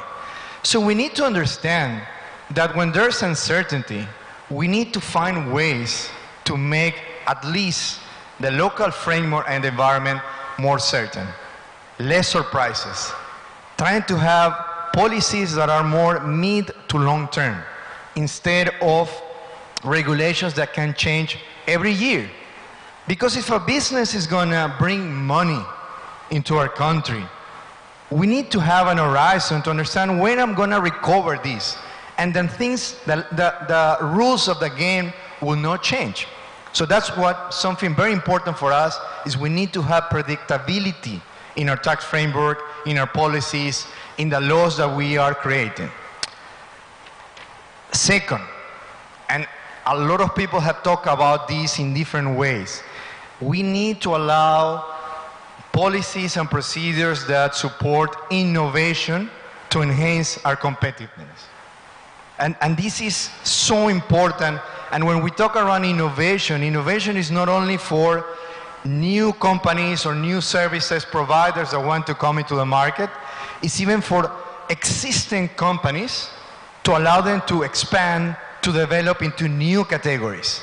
We need to have incentives that cater for, it's not the same a startup, somebody that is on a pilot phase, that when you are in a scale-up period or when you are in a maturity level period. So allowing and creating those incentives is so important. And it's a big learning for us as TBL. We are the oldest company in the country, in Tanzania. We are turning 90 years old this 2023. And I believe the only thing that has allowed us to still remain vibrant and the first choice for our consumer is because we have been innovating. But sometimes we find that innovation is very difficult and we need to get rid of those obstacles. And the third thing, which I believe a lot of my colleagues will agree with me, is that we need to have a regulatory environment that is efficient, that is effective, yes, but it's efficient, it's simple. The rules of the game need to be easy. It's very important to comply, but the cost of compliance cannot be higher than really what we are pursuing. And that's so important. I believe if we make a system more simpler, we're going to enhance the base of taxpayer with something that we have talked a lot. And just, I don't want to take a lot of time, I'm just going to be very quickly talking a little bit more of those three things that I mentioned. On predictability of a tax regime, there's something, this is not just around having a calendar, knowing what the changes that are going to be there for 2, 3, 5 years, which will be excellent, especially when we're bringing investment from abroad.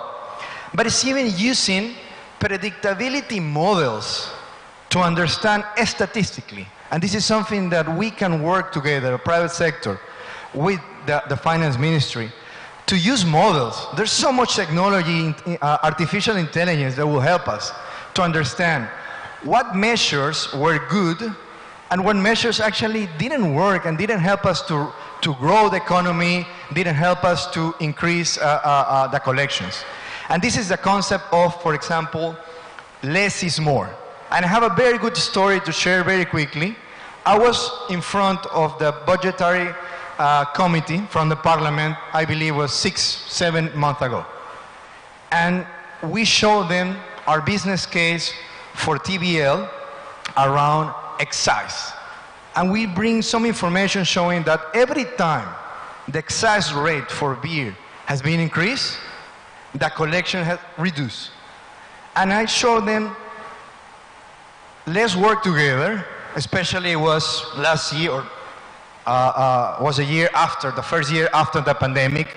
And I can promise you that we can grow our revenue and therefore our taxes paid to the government double digit if we don't touch the rate. If you allow the industry to boost and to grow, and the parliamentary committee listened to us. So it's a good example of when you bring data, you bring models, government listening to the private sector, And I'm happy to say that we are finishing this year paying more than 320 billion shillings. It's like a 12% growth versus what we pay in the same period in 2021. So I really invite private sector to work also to the finance ministry team, to TRA, but let's use these models. There's a lot that the history already tells us that we can use to predict and understand what are good ideas, what are good measures, and what are some things that on paper might seem interesting, but probably they don't work for our markets. That's the first thing.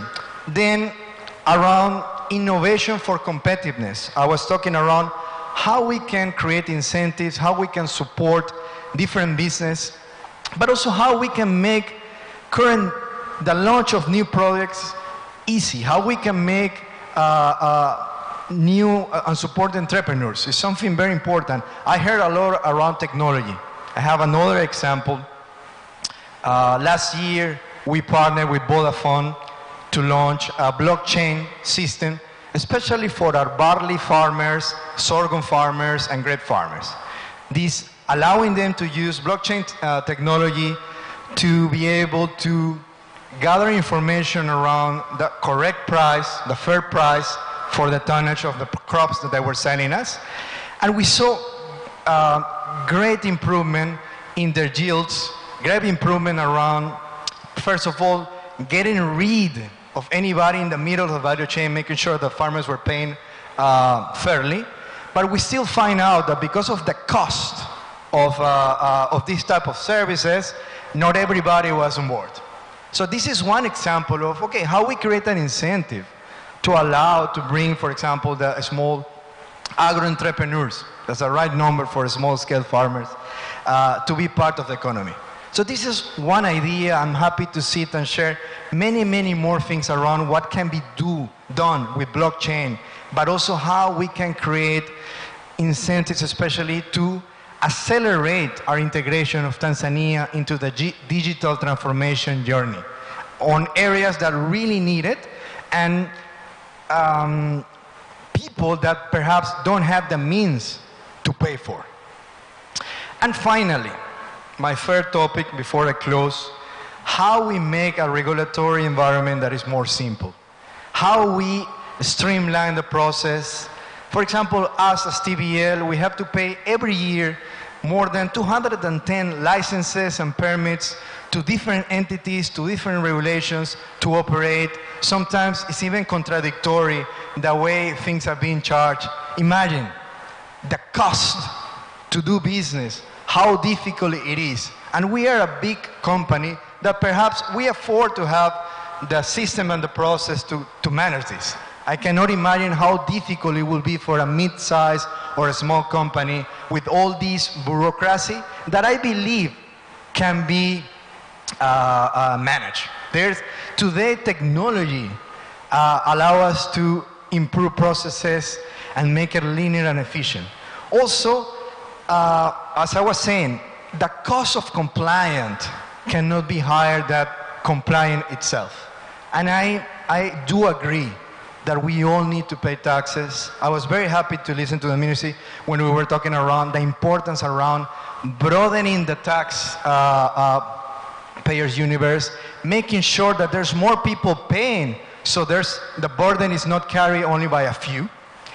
And as the CEO of TBL, probably being top 3 taxpayer in this country, I can say that we totally support that. But there are examples today, and I'm going to talk about something that we have been talking a lot in the CTI group, the companies that are paying excise.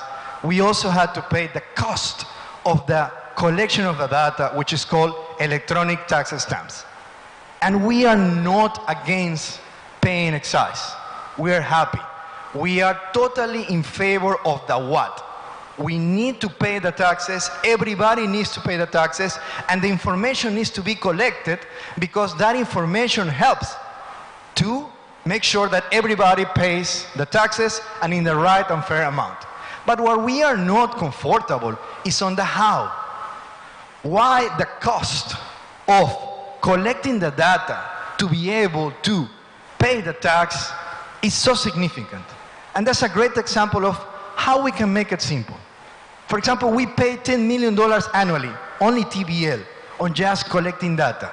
So why we cannot work together to find other service providers, other technology that can help us to make sure that we continue doing what we're doing today, collecting the information, but at a much, much lower cost.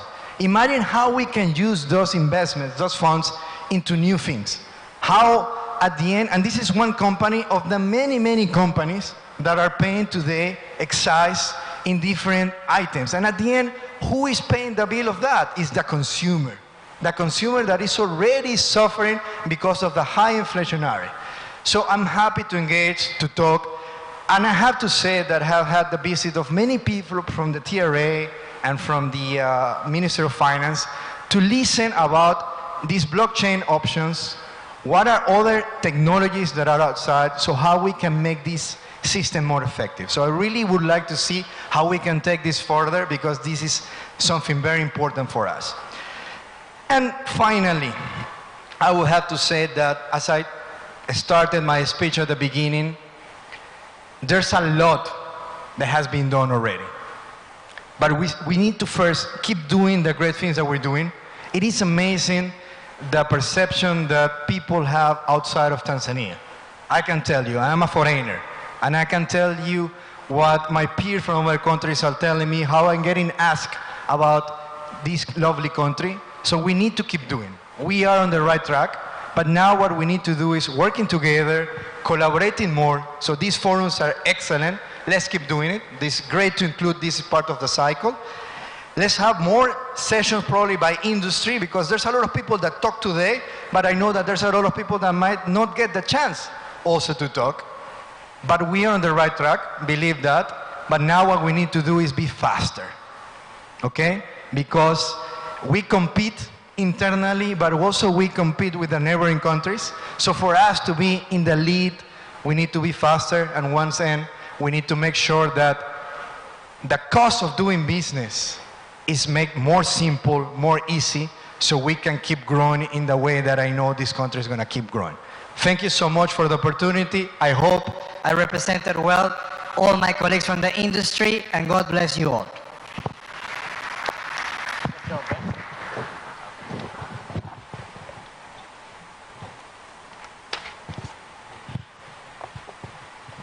Asante sana, lakini pia asante kwa kumanage time.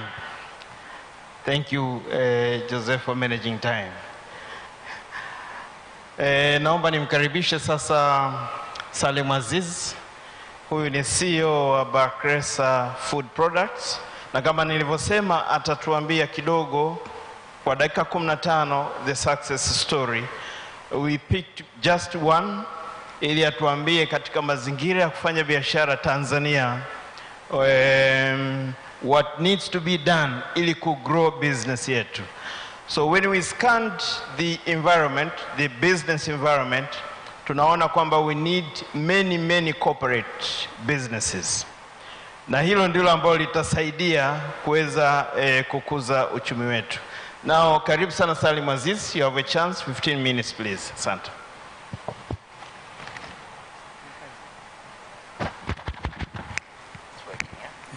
Fine. Asanteni sana. Habari za mchana, Mheshimiwa Mwenyekiti na wageni wote. Kwanza naomba radhi, niliandaa speech yangu kwa Kiingereza. Sasa naona kama nimeandaa chakula na walaji hawapendi chumvi, nikitia sukari naweza nikaiharibu. Kwa hiyo nitajitahidi kadri ya uwezo kuchangia kwa Kiingereza pamoja na Kiswahili. Jina langu naitwa Salim Aziz, ni afisa mtendaji wa Bakresa Food Products Limited. Ni kampuni ambayo inajihusisha na vinywaji vya baridi, lakini ni kampuni ambayo iko chini ya umbrella ya Bakresa Group of Companies. Kampuni ambayo ilianzishwa na mwenyekiti wetu, mzee wetu Said Salim Bakresa, ambaye Mheshimiwa Waziri ametambua kwamba alitoka katika very humble beginning ya umachinga na kufika katika stage hii ya leo. Kama nilivyosema ni conglomerate ya kampuni tofauti, diversified into different sectors, na core business yetu ni uzalishaji wa bidhaa hususan bidhaa za ngano, za vinywaji pamoja na sukari hivi karibuni. Vile vile tumekuwa tuna weledi wa kuendeleza katika sekta tofauti, kama hivi karibuni tumeenda kwenye media, tumeenda kwenye hospitality, na tumekuza biashara zetu za logistics ambazo zinafanya ya barabarani pamoja na kwenye baharini. Kampuni ya Azam ina trade na jina lake kama tulivyosema ni Azam, na watu wengi wanapenda kutuuliza nini maana ya Azam. Azam ni neno ambalo limekuwa derived kwa lugha ya Kimalay na Kiurdu, ambayo ukizitafsiri inakuwa manake ni great na determination. Kwa hiyo siri ya mafanikio yetu ni kutumia haya maneno kuhakikisha tunakuwa katika flagship ya katika sekta zote ambazo tunaweza kuwekeza. Tumewekeza ndani ya nchi, core business yetu iko Tanzania, 70% ya biashara yetu ni Tanzania, lakini vile vile tuko katika nchi za majirani, kuanzia South Africa, Zimbabwe, Burundi, Malawi, Mozambique, mpaka Uganda. Kwa hiyo tumetanua wigo wetu kwa maeneo yote ya nchi za jirani, na kama nilivyosema awali tulianza kwa humble beginning, na jitihada za mwenyekiti wetu na wafanyakazi wetu na support tuliyopata kwa Tanzania tumeweza kuendeleza uwekezaji ndani na nje ya nchi.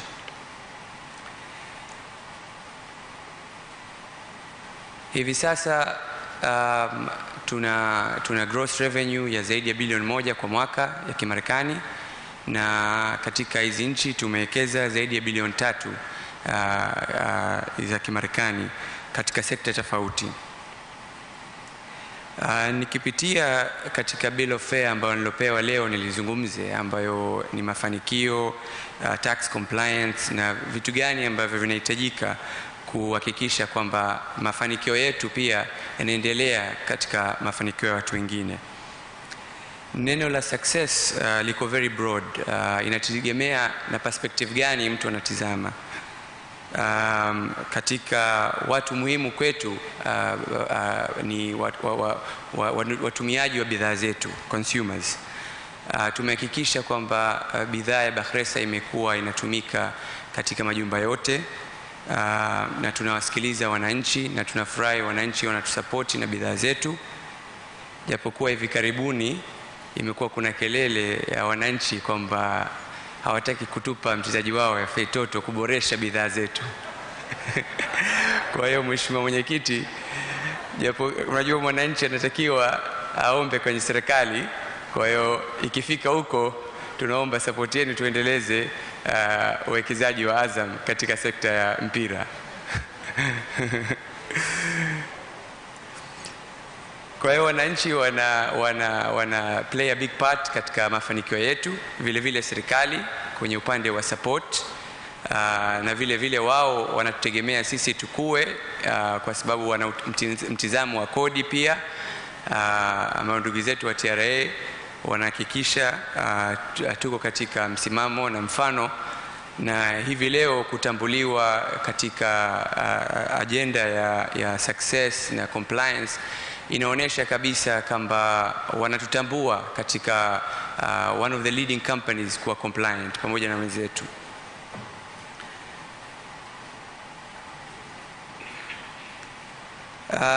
Kwa hiyo kitu gani ambacho kama Bakhresa tunakitizama ni kikubwa, ni common denominator katika stakeholders wetu ni growth.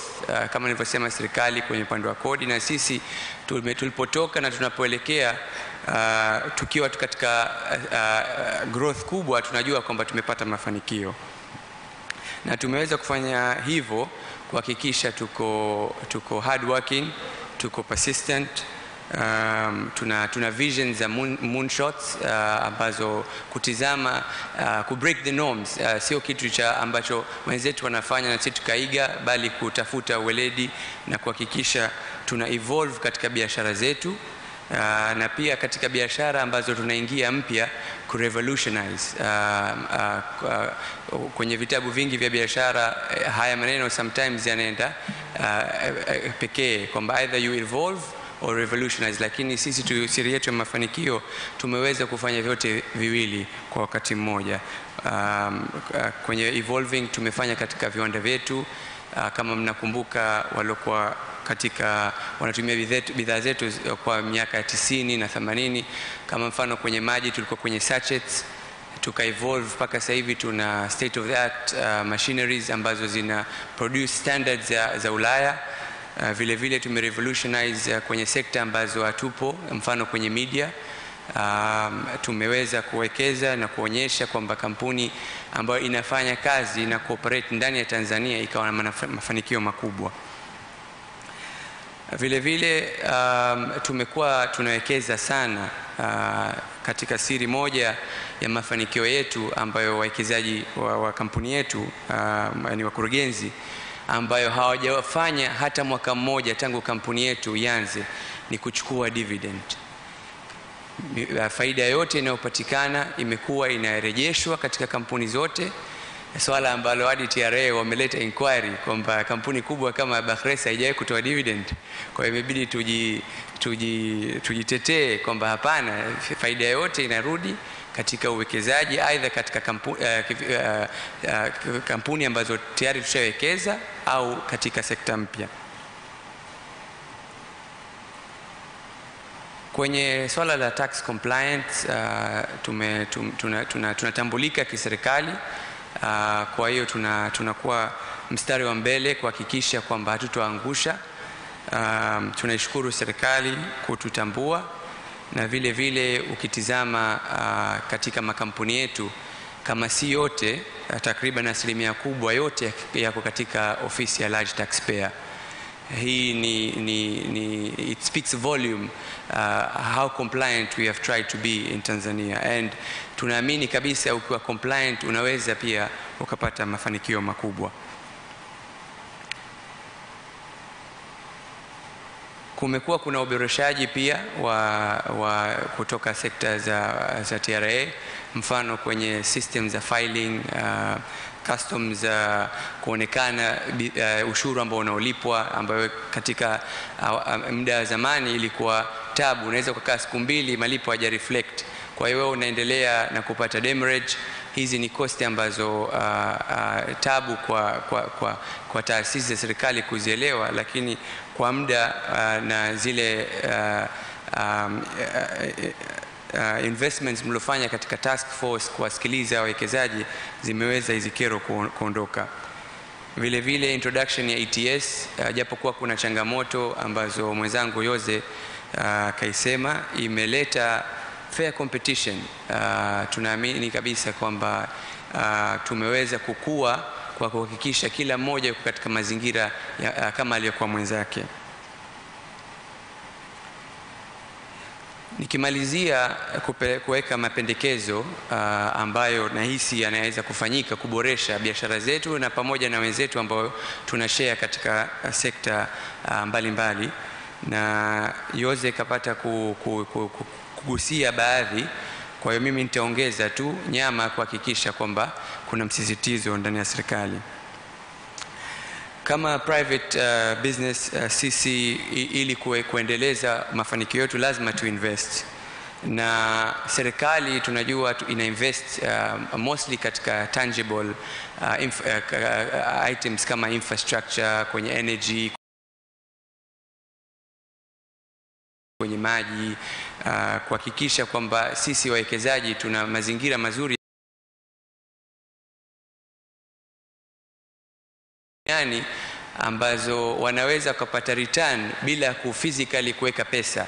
Ni serikali kwa kuhakikisha kwamba wanatengeneza policy imara na kuzitekeleza zile policy.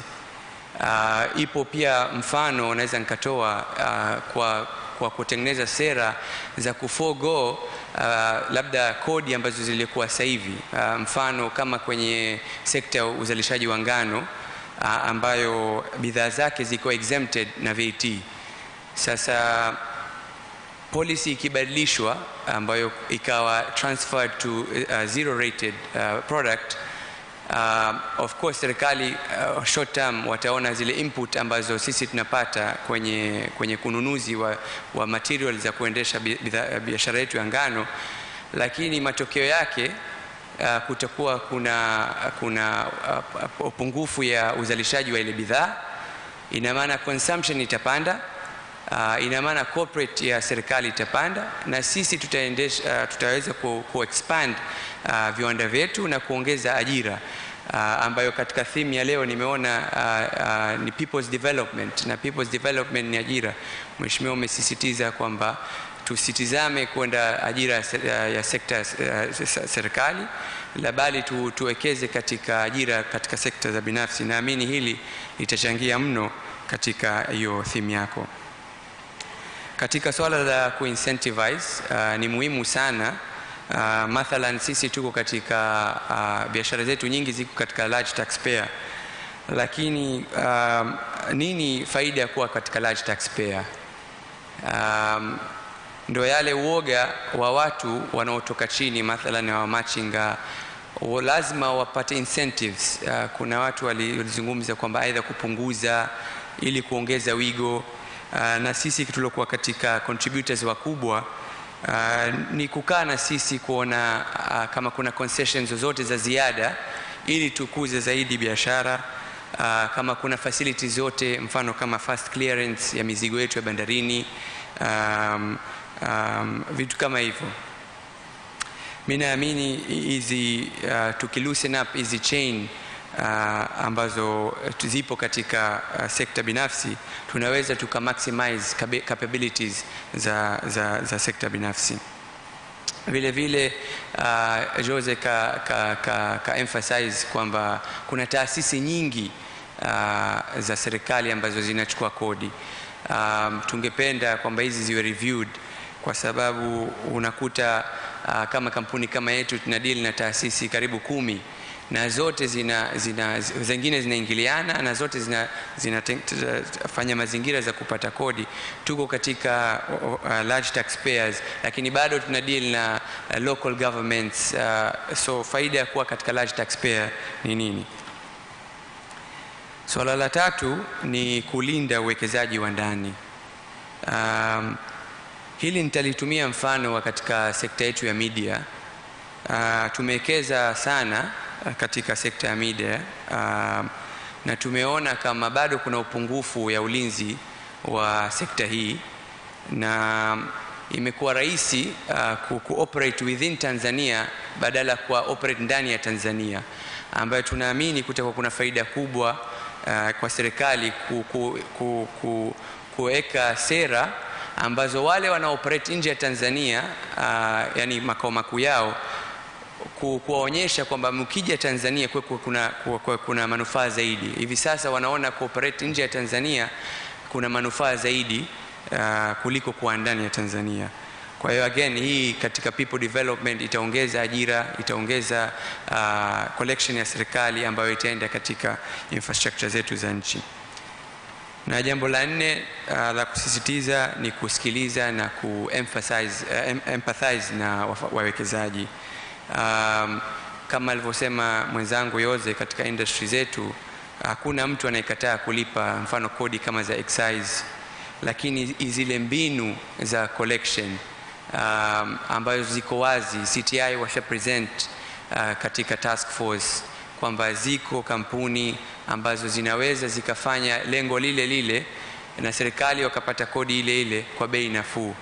Nafikiri hii ni kilio ambacho kinaendelea karibu miaka 3 au 4, ambayo limefika naona wakati kupata confirmed mwelekeo kwa ajili ya industry yetu. Na la mwisho ni implementation. Well and good, tunatoa hizi policies, tunatoa facilitations, lakini sometimes when it comes to implementation inachukua muda mrefu sana, na hakuna kitu. I think the measure of implementation is time. Kwa hiyo time ikiwa inatumika vizuri, tutaweza kupata mafanikio zaidi.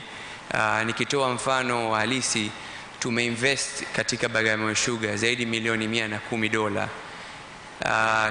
Imechukua karibu miaka 4 kuapply for strategic investment certificate, ambayo mle muda uliochukua miaka 4 tumepoteza gharama nyingi. Kwa hiyo mradi umekuwa gharama nyingi zaidi, kwa sababu zile facilities za strategic investment hatujaweza kuzitumia.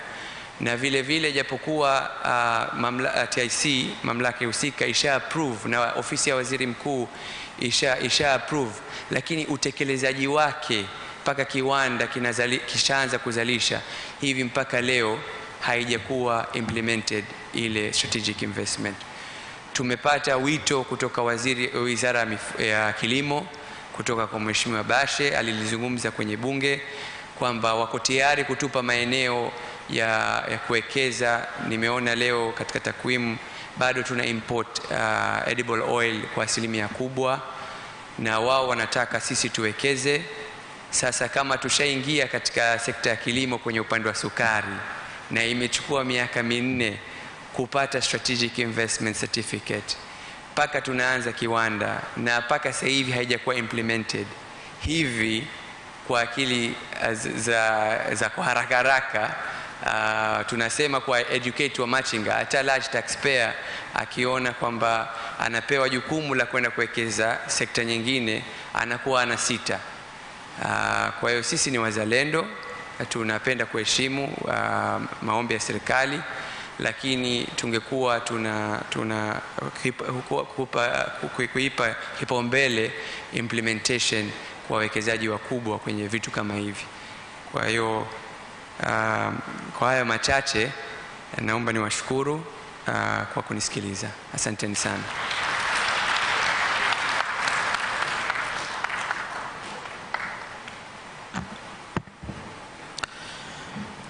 Asante sana Salim. That was a good one. Sasa naomba nimpe nafasi Johnson Minja. Huyu ni mwenyekiti wa bodi ya wadhamini wa taasisi inaitwa Jumuiya ya Wafanyabiashara Tanzania.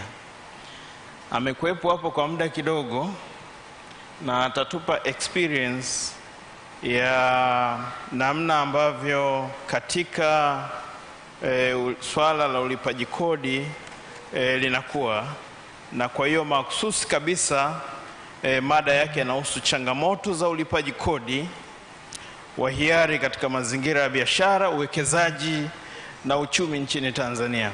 Ukitazama mada hii itakuwa ni reflection ya kile ambacho wenzetu wa TRA walisubmit, na tungependa sana tumsikilize, na viongozi wetu wameridhia kusikiliza siku ya leo ili kusudi tuweze kujua nini ambacho kipo, lakini zaidi sana ni kitu gani serikali iweze kufanya ili kuweza kuboresha mazingira ya biashara, uwekezaji, lakini pia iweze kupata kukusanya kodi zaidi.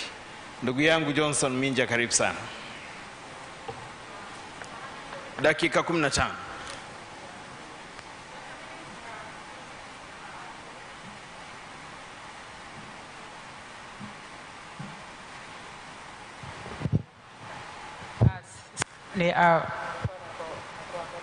Kabla hatujamwita Johnson, kwa sababu tuna mawaziri kutoka Zanzibar na unfortunately they have to really go back this afternoon.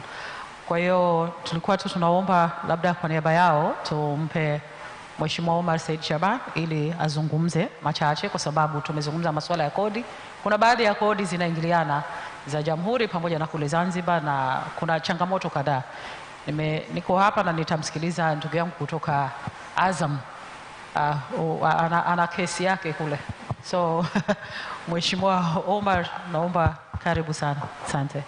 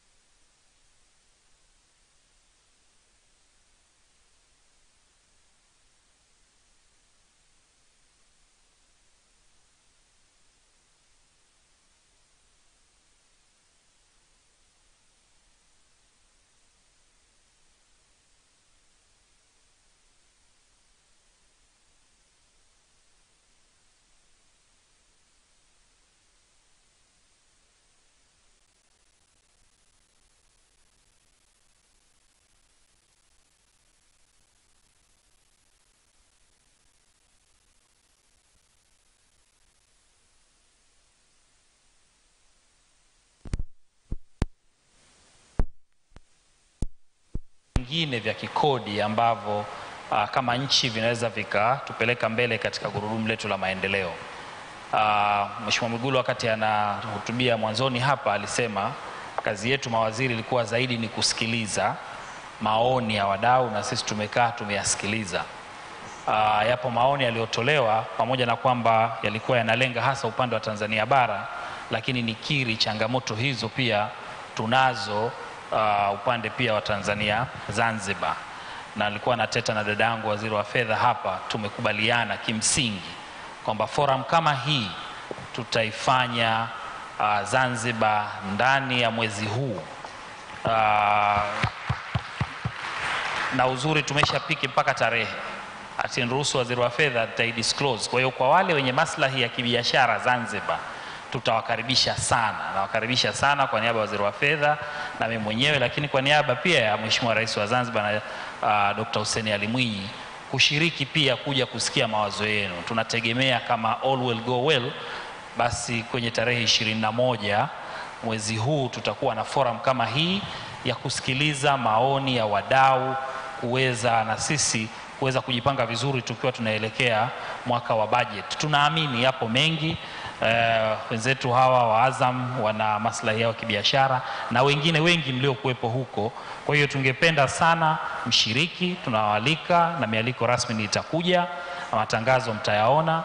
Lakini niseme tu kwamba forum hizi ni muhimu kwa sababu, na mimi kitu ambacho nimejifunza kwenye forum hii, watu hawakuwa tu wanalalamika, lakini wanatoa alternatives na njia, wanaonyesha serikali njia ya namna ya kufanya vizuri zaidi. Kwa hiyo niwashukuru sana wazungumzaji waliokuja hapa mbele, waliochangia katika mada mbalimbali.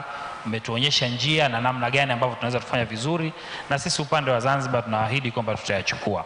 Kwa wale ambao wanatafuta fursa za kufanya biashara Zanzibar, fursa za biashara Zanzibar ziko nyingi, ikiwa za biashara, ikiwa za viwanda, na tumekuwa na mazungumzo mazuri sana ya mamlaka zetu za kodi, namna ya kutengeneza mazingira mazuri zaidi ya watu kulipa kodi, lakini pia ya kufanya biashara. Tunajua kwamba tuko kwenye sekta ya uchumi wa buluu ambayo kuna fursa nyingi. Tunaposema uchumi wa buluu in a context, tunamaanisha sekta 4 kubwa.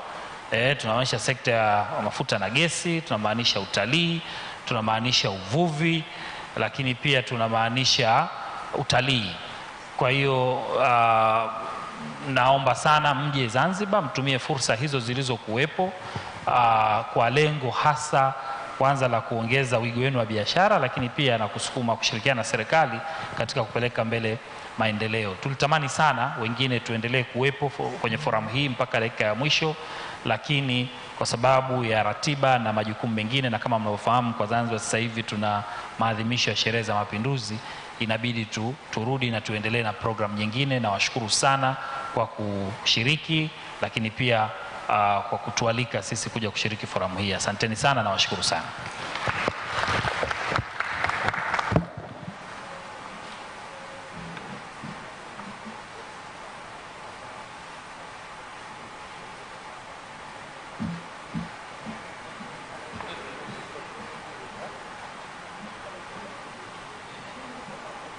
Nashukuru. Jamani, habari za alasiri. Asalamu alaikum. Tumsifu Yesu Kristo. Jamhuri ya Muungano wa Tanzania. Asante sana. Mheshimiwa Mwigulu Lameck Madu Nchemba, waziri wa fedha, na Mheshimiwa Sada Mkuya, waziri wetu wa fedha kule Zanzibar, waheshimiwa mawaziri, manaibu waziri, kamati za bunge, hususan kamati ya kudumu ya bunge ya bajeti, waheshimiwa wabunge wa Jamhuri ya Muungano wa Tanzania na wa kule Zanzibar, naibu katibu mkuu Wizara ya Fedha ndugu Lawrence Mafuru, kamishna wa sera wa Wizara ya Fedha ndugu Elijah Mwandumbia, sekretarieti nzima ya Wizara ya Fedha pamoja na Benki Kuu, na pia sekta binafsi, na pia kwa mamlaka ya mapato nchini inayowakilishwa na ndugu Emmanuel Hezron aliyemwakilisha ndugu Alfayo Kidata, lakini pia kamishna wa bodi ya mapato Zanzibar ndugu yangu Yusuf Juma Mwenda, makamu mwenyekiti wa TPSF ndugu Paul Makanza akiwa pia anamwakilisha Angelina Ngalula ambaye alikuwa mwenyekiti wetu wa TPSF, na mwenyekiti wa Jumuiya ya Wafanyabiashara Tanzania ambaye ni bosi wangu ndugu Hamisi Livembe, naomba pale alipo yasimame. Asante. Na katibu mkuu wa Jumuiya ya Wafanyabiashara Tanzania ndugu Abdalla Mwinyi, naomba usimame. Asante. Wanajumuiya wote popote walipo, naona wachache wapo ndani, naomba wanachama wa Jumuiya ya Wafanyabiashara Tanzania mliopo msimame. Asante. Asanteni sana. Lakini pia kwa kipekee mmemsikia David Tarimo ametamkwa hapa, naomba usimame. David Tarimo ni mwalimu wangu, kwa hiyo kwa heshima kabisa naye nimtambue, pamoja na maconsultant wengine wote. Nimeona maconsultant wengi sana wa Kodi. Leo ni siku yetu kwa sisi watu wa Kodi, kwa hiyo naomba maconsultant wote msimama na nyie kwa kuwatambua kutoka taasisi mbalimbali. Asante sana.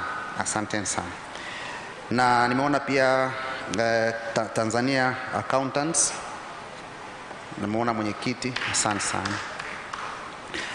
Moja kwa moja nianze kwanza kwa kutoa shukrani za dhati kwa niaba ya taasisi yetu na kwa niaba ya maconsultant wengine. Shukrani kwanza ziende kwa Mheshimiwa Rais wa Jamhuri ya Muungano wa Tanzania, ambaye kwa kweli mama yetu Samia Suluhu Hassan ameonyesha umahiri mkubwa sana katika masuala ya kidiplomasia. Ameonyesha upatanisho kwenye maeneo mengi, na hata sasa ili ambalo analileta la kuwakutanisha watu pamoja tuzungumze katika taaluma na katika ushauri ni jambo zuri sana ambalo linapeleka taifa mbele. Pia nimshukuru sana waziri Mheshimiwa Mwigulu Nchemba, lakini pia nimshukuru waziri wa Zanzibar Saada Mkuya. Ukimsikia waziri Mwigulu akimuita dada yangu Saada bosi wangu sisi tumefanya kazi kwa karibu zaidi sana na Mheshimiwa Mwigulu akiwa naibu waziri, alafu waziri kamili akiwa dada Saada Mkuya. Ni timu ambayo imefanya mafanikio makubwa sana katika masuala ya kodi hapa nchini. Kwa hiyo tunavyoona mambo kama haya yanatokea hatushangai. Tunajua ni yale sasa zama zimerudi. Kwa hiyo pia nishukuru sana Wizara ya Fedha, hasa Commissioner Elijah Mwandumbia ambaye amekuwa consultant na yeye amekuwa kwenye serikali, amekuwa TRA, kwa hiyo anafahamu mambo yote katika kodi. Kwa hiyo amekuwa mtu muhimu sana wa kuinjinia hili jambo ambalo mpaka Zanzibar wamelipenda na wamesema watalifanya, na mimi naomba hili jambo kazi iendelee kila wakati, kila mwaka angalau tu tunakutana kama ambavyo Mheshimiwa Waziri wa Fedha alivyosema. Nikianza mjadala wangu, uwasilishaji wangu umejielekeza zaidi kwenye ulipaji wa kodi wa hiari, na nikijenga kwenye msingi wa hotuba mbili, ya kwanza ya ndugu yangu Mafuru ambao ameelezea ni kwa namna gani ambavyo uchumi wa kidunia unafanya kazi na sisi position yetu iko wapi. Hatupo kwenye kisiwa, na hili ni muhimu sana likafahamika, hususan kwa upande wa serikali lakini pia kwa wafanyabiashara, kwamba sisi sio kisiwa. Kwa hiyo hakuna namna ambavyo tunaweza kufanya vitu kama vile sisi tu sio sehemu ya dunia. Kwa hiyo kufahamu yanayotokea duniani ni muhimu ili na sisi tujue tunajiposition wapi. Na kipekee tukiangalia geographical location ya nchi yetu, mimi huwa naona kama kuna nafasi ambayo tumeshindwa kuitapu vizuri, kwa sababu kama sisi tumezungukwa na nchi 8 ambapo 6 kati yake hazina bandari, ina maana tuna nafasi kubwa sana ya kufanya biashara kwa upana sana. Lakini bado kuna changamoto za hapa na pale ambazo naamini kama tukizizingatia basi tunaweza tukajikuta tumefanya vizuri zaidi. Sasa pamoja na speech ya Mheshimiwa Waziri wa Fedha ambao nayo ilikuwa very important, kipekee anavyozungumza kuhusu kulinda chemchem. Hiyo nadhani wengi sana tumeichukua, tusiue chemchem. Lakini pia alipokuja ndugu yangu mchungaji wetu Kimaro akasema na yeye kwa mfano wa nyumbani kwao kuhusu kuku, kwamba tusiingie kwenye banda la kuku kwa fujo, tutawafanya kuku wasitage. Lakini hapo na mimi niweke la kwangu kutokana na experience yangu. Mwigulu alikuwa anatoa experience yake kwa sababu kwao kule mheshimiwa ni wafugaji, na nafikiri pia vile mchungaji Kimaro, mimi pia kwetu tunafuga ng'ombe. Kwa hiyo na mimi naomba niseme hivi, Ukiona ng'ombe anatoa maziwa, usitamani kwenda kukata lile lichuchu lile ili uyapate yale mengi ambayo yako huko ndani. Yule ng'ombe atakufa, utapata maziwa kabisa. Tuendelee kukamua maziwa kidogo kidogo, tukifurahi na kumlisha ng'ombe na kumpa mashudu ili afurahi na yeye kutoa kwake maziwa. Kwa hiyo moja kati ya jambo ambalo nafikiri ni muhimu sana kulijenga ni hii kulipa kodi kwa furaha, tax with joy, ambayo leo tunaenda kuizungumza kwa namna ya voluntary compliance. Nitaanza kwa kuangazia sheria ya Tanzania Revenue Authority, sheria ambayo imeanzisha mamlaka ya mapato nchini, CAP 399, sehemu ya section 5 subsection 1E, ambayo inasema ni to promote voluntary tax compliance to the highest degree possible, ikiwa moja kati ya function ya mamlaka ya mapato nchini.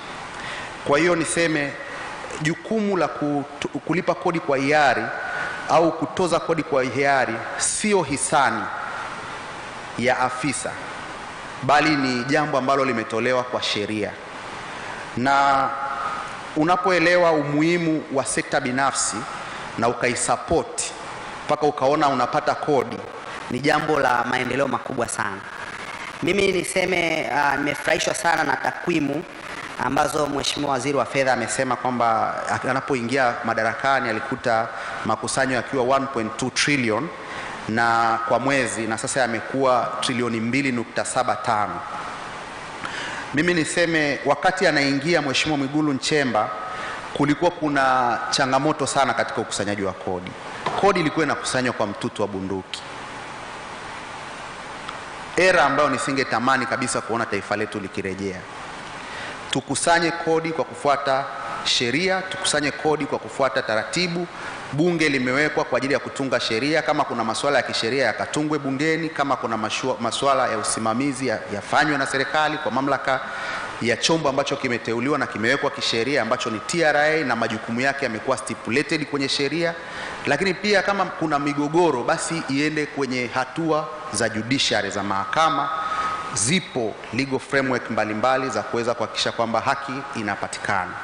Kwa hiyo mimi naomba nitoe msisitizo kwamba kusema ukweli, ujio wa Mheshimiwa Mwigulu Nchemba katika wizara ile tulipata hopes kubwa sana. Mimi binafsi kulikuwa kuna kesi ambayo ilikuwa inaendelea mahakamani kwenye actually sio mahakamani, Wizara ya Fedha, kwenye ile ilikuwa inaitwa task force. Mheshimiwa Mwigulu sikukupigia, lakini nikikwambia uhalisia wa lile jambo ulikuwa unafurahisha sana.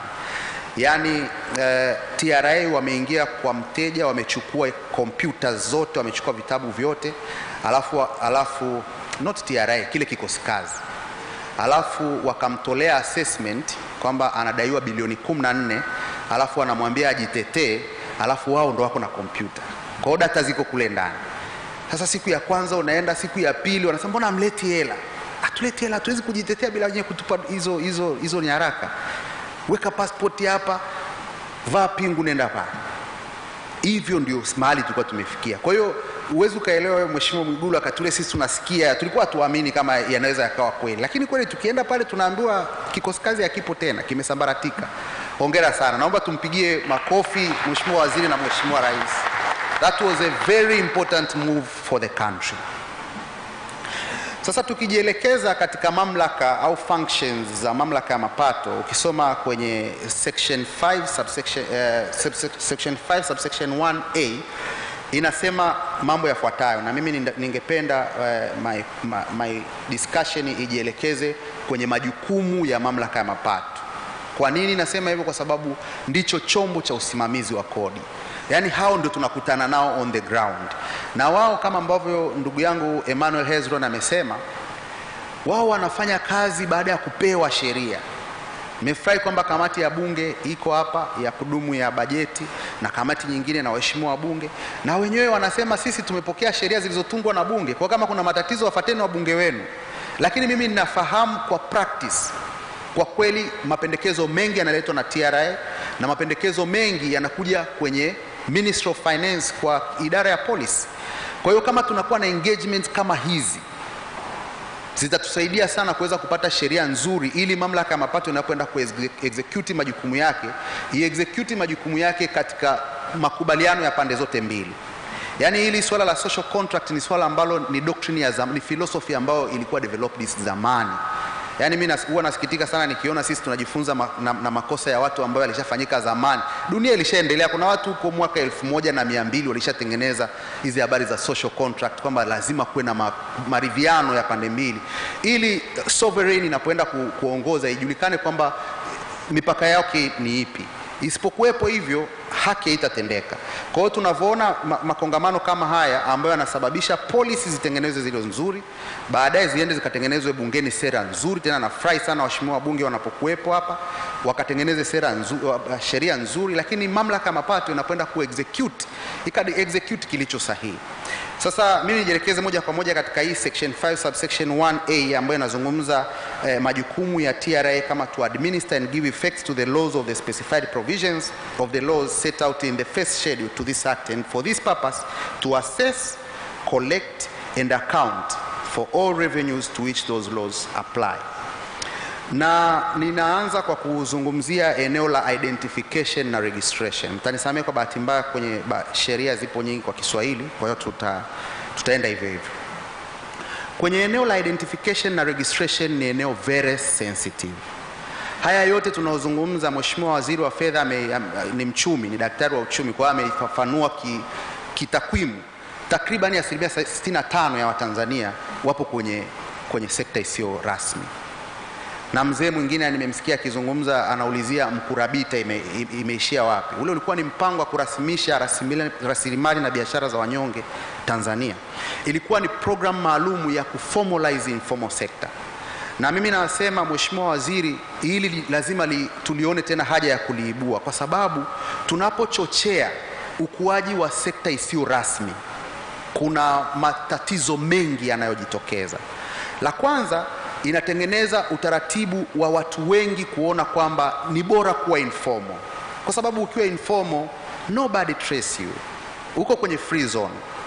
Kwa hiyo Mheshimiwa Waziri, nimeona hata juzi walivyosema machinga wapewe mashine mara moja ukajitokeza ukazuia, na of course na mimi nasema ni jambo ambalo linatakiwa liende gradual, lakini fikra ni kwamba lazima tuamue kwamba hatu encourage informality, to encourage registration na kuwasaidia wale waliokuwa registered kuona kwamba registration ndio safe zone. Kuwa registered ndio safe zone. You can access loans, you can pay taxes, and gradual unaenda ukiwa unakuzwa kiuchumi. Lakini pia vile vile swala la identification na registration linaenda katika scope kubwa zaidi. Sasa hivi mfano mathalani watu wengi wanafanya biashara kwenye mitandao. Economy inahamia katika digital economy. How have we prepared to identify, to assess and collect tax from the digital economy? Kwa sababu digital transactions ndo dunia inavyoenda sasa hivi. Kila mtu unaona kwenye Instagram, kwenye maeneo mbalimbali, kwenye mitandao ndipo wanapofanya biashara. Namna gani tunawatengenezea utaratibu ili na wao waanze kidogo kidogo kulipa kodi? Kule Kenya walianzisha tax on digital service ambayo ni 1.5%, kutaka kuona vile vitu ambavyo vinafanyika kwenye mtandao wachukue kodi kule, na sisi pia of course tumefanya hatua, lakini kuna room kubwa zaidi ya kuweza kuongeza walipa kodi, kwa sababu expand tax base inaleta harmony, inasababisha watu wachache waliopo wasitwishwe mzigo wa nchi nzima wa kibajeti, ila unagawanywa kwa watu wengi zaidi. Lakini pia kwenye corner stores registrations, hizi maduka ya mangi haya, kuna maduka mengi sana ambayo yako mitaani ambayo kwa kweli ukitafuta historia yao walipaji wa kodi hayapo. Inawezekana administratively ni vigumu kuwafikia, lakini kwa kutumia technology kuna fursa kubwa zaidi za kuweza kuwafikia na kuwasajili. Lakini zaidi ya hapo kuna mawakala, yani maagent, madalali ambao kwenye hususani katika sekta ya kilimo kuna madalali wengi sana, kwa sababu ile ndo backbone ya uchumi.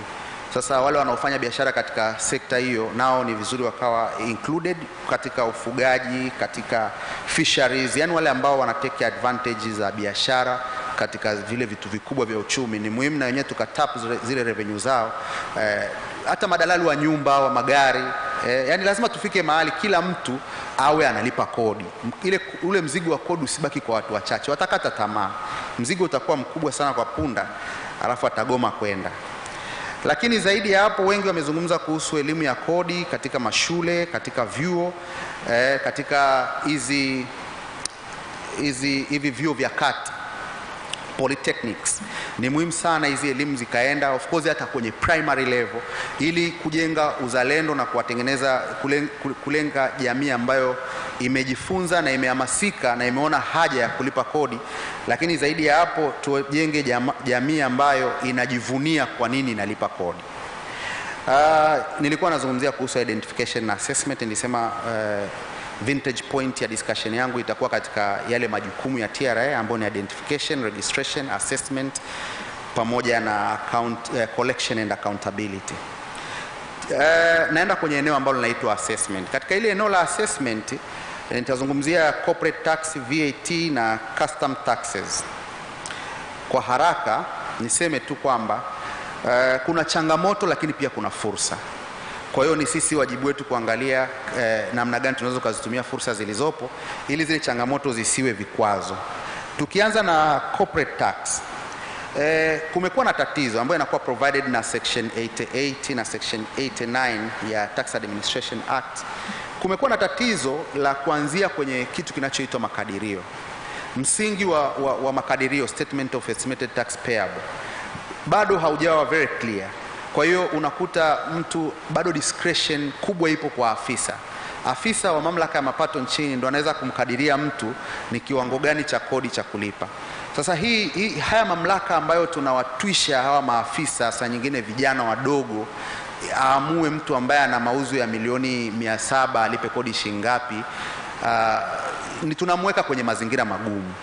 Ushauri wangu ni kwamba, ushauri wa taasisi yetu Jumuiya ya Wafanyabiashara Tanzania ni kwamba hebu tungejitahidi kwamba kungekuwa na ground, kwa mfano kama ni a certain percentage ya turnover ya mwaka uliopita, labda unasema ni 1% au 2% ya ile turnover ya mwaka uliopita, ndio hiyo inaenda kuwa makadirio kabla ya kufanya biashara mwaka mzima na kuja kupata yale mauzo ya jumla na kufanya mahesabu na kuwasilisha na kutoa yale makadirio. Kwa hiyo tulikuwa tunashauri ingekuwa ni 1% fulani. Kwa hiyo mtu unaenda with certainty kwamba makadirio yangu yatakuwa kiasi gani, sio tu unaenda kwenye darkness. Lakini tax audits na investigations, kumekuwa na tatizo kubwa sana kwenye tax audits na tax investigations. Na ni kwa sababu discretion kubwa sana ambazo wamepewa maafisa zinasababisha unakuta mtu ana mauzo mathalan ya milioni 200 au 300, lakini analitoa kodi ya bilioni 30. Kitu very arbitrary. Kwa hiyo unajiuliza wametoka wapi? Lakini unaambiwa ili uweze kuzungumza, uje uweze kuobject, inatakiwa ulipe 1/3. Sasa ili ulipe 1/3 inachukua mtaji mzima. Kwa hiyo naomba tuangalie check and balance kwenye hizi sheria. Maana mtu anaweza akawa ametengeneza mazingira ya kukutengenezea mazingira ya kuzungumza, na kwa kusema ukweli mtu hata acha kuzungumza. Kwa hiyo ili kuepusha haya matatizo, hebu tuweke utaratibu mzuri ambao kwa kutumia technology pia itatusaidia zaidi, ili hizi audit na investigations ziwe zinafanyika zaidi kimfumo na sio kwa discretion za mtu. Ninaenda kwenye kodi ya VAT. Kama ambavyo David Tarimo amezungumza, indirect taxes is the hope for the future. Uzuri wa indirect taxes ni kwa sababu ile incidence of tax inaenda kwa consumer, is a destination tax. Kwa hiyo kama mtu ameshafikiwa, ameshatumia huduma, ina maana automatically anakuwa ile kodi imeishia kwake. Ukiangalia indirect taxes haina malalamiko makubwa sana.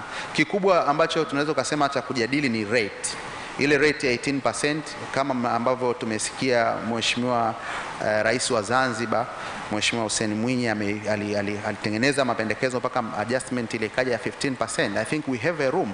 Katika East Africa sisi we are the highest.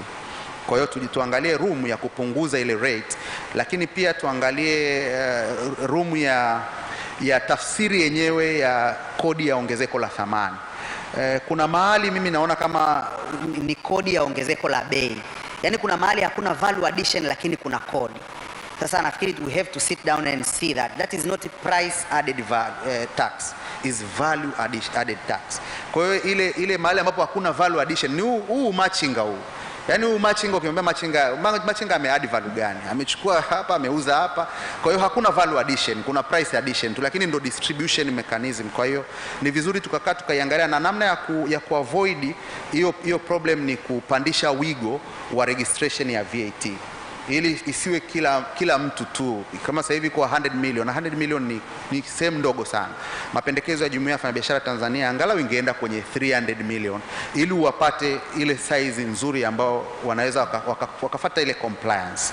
Lakini pia na kodi nyinginezo tunashauri kwamba kuwepo na mpango maalum wa kutengeneza tax system ambayo itawasuit SMEs. Yani complex tax system, kwa mfano filing VAT return. Sijui kama kweli tunamaanisha kwamba duka la mangi, maana duka la mangi linafikisha milioni 100. Sijui kama tunamaanisha kweli yule a file VAT return. Sijui kama tunamaanisha hivyo au tunamaanisha awe na auditor amtengenezee hesabu. There must be a way ambao tutakuwa tuna mfumo wa kutengeneza hawa watu wadogo kabisa wakawa na kamfumo kao fulani hivi cha mahesabu ambacho ni kirahisi zaidi. Yes, I understand kuna ile 3.5% on turnover, lakini still I don't think kama inawasuit watu wote. Nafikiri kuna namna ambapo tunaweza kukaa tukafikiri zaidi na kuangalia experiences za nchi nyingine ili tukawa tuna a simpler tax system for the SMEs.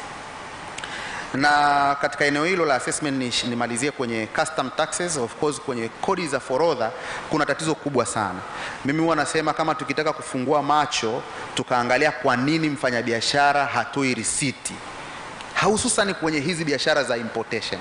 Tuachane na huku dukani kwa mangi ambapo anauza mostly wenyewe wanauza biashara nyingi sana ni hizi zimetoka kwa Baresa, zimetoka kwenye viwanda hivi vya ndani, unga, mchele.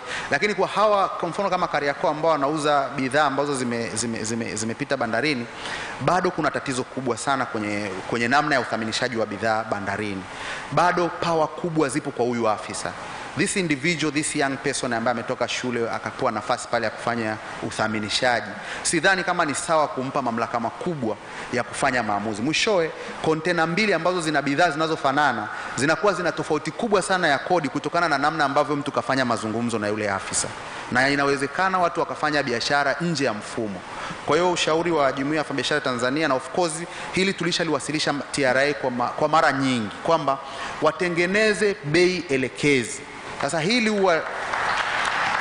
huwa linapata shida sana kwa TRA kwa sababu wenzetu wa TRA kwa makusudi huwa wanalipotosha, tunasema kodi elekezi, kitu ambacho si kweli. Bei elekezi ni tofauti na kodi elekezi. Bei elekezi, leo ukitaka kuagiza gari utaambiwa bei ya gari ambayo wewe umeiweka invoice yako kwamba umenunua dola 200, hapana, value ya gari ni hii. Kwa hiyo utalipa kodi ukiwa una certainty. Lakini sisi kwa mzigo inayoingia bandarini pale hakuna certainty. Kwa hiyo kwa sababu utakaa na mtu akusaidie na kuna room hiyo, kwa sababu kumbuka hawa wafanyabiashara wanaenda kuuza, wanaenda kuresell. Sio gari ambalo mtu anaenda kulitumia tu, hapana, anaenda for resell.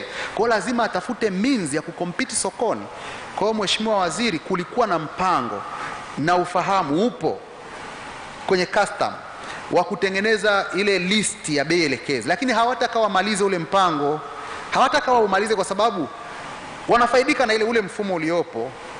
Sasa atuhumu, lakini mimi nasema tutengeneze mazingira ambayo yatasaidia wafanyabiashara kuishi kwa amani na kulipa kodi katika utaratibu mzuri. Ule mfumo ule wa bei elekezi uwepo na utaletea serikali mapato makubwa zaidi na kupunguza rushwa. This is very important. Hii ni sehemu nyeti sana na imekuwa tukipigia kelele kwa muda mrefu sana. Mnahangaika na watu, kwa nini hujatoa risiti mtaani, unakamata mizigo. Alafu Mheshimiwa Waziri, mtu ameuza mzigo wa shilingi 10,000 anapewa penalty ya milioni 5. Lazima mazungumzo yatakuja hapo. Sisi tunashauri kwamba ile adhabu pia ingekuwa inaendana na percentage ya kile kilichouzwa, lakini kikubwa kuliko vyote, hatutaki kuentertain sana kuhusu watu waende kwenye adhabu. Kikubwa kuliko vyote ni kwamba tutengeneze mfumo mzuri. Sisi tumefanya research, tumeenda Uganda, tumeenda Kenya wakati wa uongozi wa dada yangu Saada Mkuya. Ndio maana mimi huwa nasema mara nyingi kazi yenu mlioifanya ni kubwa sana kwa kusema ukweli, na ndio maana mimi huwa najitia imani sana nilivyomsikia amekuja tena mama yetu kutoka Zanzibar. Wao wamefanya biashara miaka mingi, wana historia ya biashara kule Zanzibar. Kwa hiyo mnatuletea kitu kizuri sana kwamba lazima tutafute namna hawa wafanyabiashara wetu tusiwaite yale majina mabaya ambayo mchungaji Kimaro ameyasema, bali tuwaone ni wenzetu, ni Watanzania, na pia serikali ifurahi ikiona Watanzania wana enjoy. Tusichukie tukiona Mtanzania amejenga nyumba nzuri, anaendesha gari nzuri, tupende, ianzie hapo. Tuwe na spirit ya kupenda maendeleo ya watu wetu kama ambavyo tunaona regime hii ikiwa inafanya. Na mwisho, karibu na mwisho, nimesikia kuhusu mtu mmoja alitoa ushauri kuhusu decentralization of taxation system, ili kodi zinazokusanywa katika wilaya husika au katika mkoa husika zitumike pale. Original idea inaweza ikaonekana ni nzuri, lakini nafikiri ukifikiri zaidi kwanza sio wote hatuko sawa, lakini pia kwa sababu ya technology, tukideploy technology katika collection, hii ni sehemu ambayo naizungumzia katika collection and accountability kati ya majukumu ya TRA. Tukideploy technology vizuri, kama banking industry ilikuwa ina struggle sana kuweza kuhakikisha kwamba ipo kila mahali, lakini ujio wa technology kwa kutumia mobile money, leo benki ipo kila mahali. Leo kila kijiji, kila mtaa, kila mahali mtu ana benki yake, ni simu iliyoko yenye pesa ndani. Kwa hiyo nafikiri tunahitaji pia kufanya kazi kubwa sana, nadhani ni project kabisa kubwa kabisa ya kuwa engage wataalamu wa IT na wataalamu wa mifumo, ili zoezi zima la kodi liweze kufanyika kwa urahisi zaidi sana kwa kutumia simu ya kiganjani, kuanzia kujisajili, kupata tax assessment, mpaka kufanya tax payment. Kila kitu kiwe kwa urahisi sana, kama ambavyo leo mpaka mwananchi wa kijijini anaweza kutumia simu kuhifadhi pesa na kutoa pesa na haibiwi. Ina maana watu wamesha develop sana katika masuala ya teknolojia. Nimefurahi nilivyosikia mtu mmoja anampongeza kaka yangu Mwigulu kwa kutumia technology. Of course kweli ndio hivyo, unakuwa na waziri wa namna hiyo, waziri wa fedha ambaye anai-embrace technology. Kwa hiyo discussion ya technology inakuwa kweli tunahitaji kwenye mamlaka ya mapato nchini, katika masuala ya kodi tunahitaji sana teknolojia itawale, kuanzia kwenye kusajili, kwenye huko kote. Itasaidia sana. Kwanza itasaidia hata kudeploy watu wengi mtaani, kwa sababu sasa hivi kwa fursa ambazo watu wanaziona katika mamlaka ya mapato nchini, kuna vishoka wengi sana wa TRA. Nafikiri ukiachilia mbali TANESCO kwa vishoka, inawezekana TRA inafuata kwa vishoka. Yaani watu wanajivalisha kwa sababu hawana outfits maalum za kusema huyu ni afisa wa TRA. Kwa watu wanaingia mtaani, anajua nikimkamata mtu na mzigo, fine ya TRA ni $5,000,000, nikimwambia nipe $200,000 hata kataa. Kwa hiyo sasa, ili kuepusha haya mambo mengi sana, ni vizuri sana kudeploy technology to the highest level na kujifunza kutoka kwenye tax jurisdictions nyingine ambazo zimeshafanya vizuri zaidi, ili kuepusha matatizo ambayo tunayaona. In brief, nafikiri hayo ndio ambayo nilikuwa nimekusudia kuwasilisha, na shukuru sana kwa kunisikiliza. Asalamu alaykum.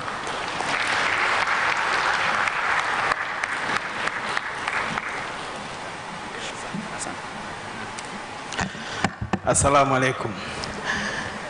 Asante sana Johnson Minja. Umetumia muda zaidi ya nilivyokuwa nimepanga, lakini naamini kwamba tumefaidika na wasilisho lako. Mabibi na mabwana, ndugu viongozi, waheshimiwa mawaziri, ninaomba sasa kwa nafasi hii, kwa dakika chache hizi, nimkaribishe Dr. Lusajo. Huyu anatoka Benki Kuu ya Tanzania akimwakilisha governor wa Benki Kuu ya Tanzania. Yeye atatupatia ile mada ya mwisho, wasilisho la mada ya mwisho ambayo inahusu mchango wa sekta ya fedha katika kukuza uchumi katika mazingira ya sasa. Nini ambacho tunacho ambacho kitatusaidia kuweza kuhakikisha kwamba uchumi wetu unakuwa, lakini ukichagizwa na sekta ya fedha. Dr. Lusajo, karibu sana.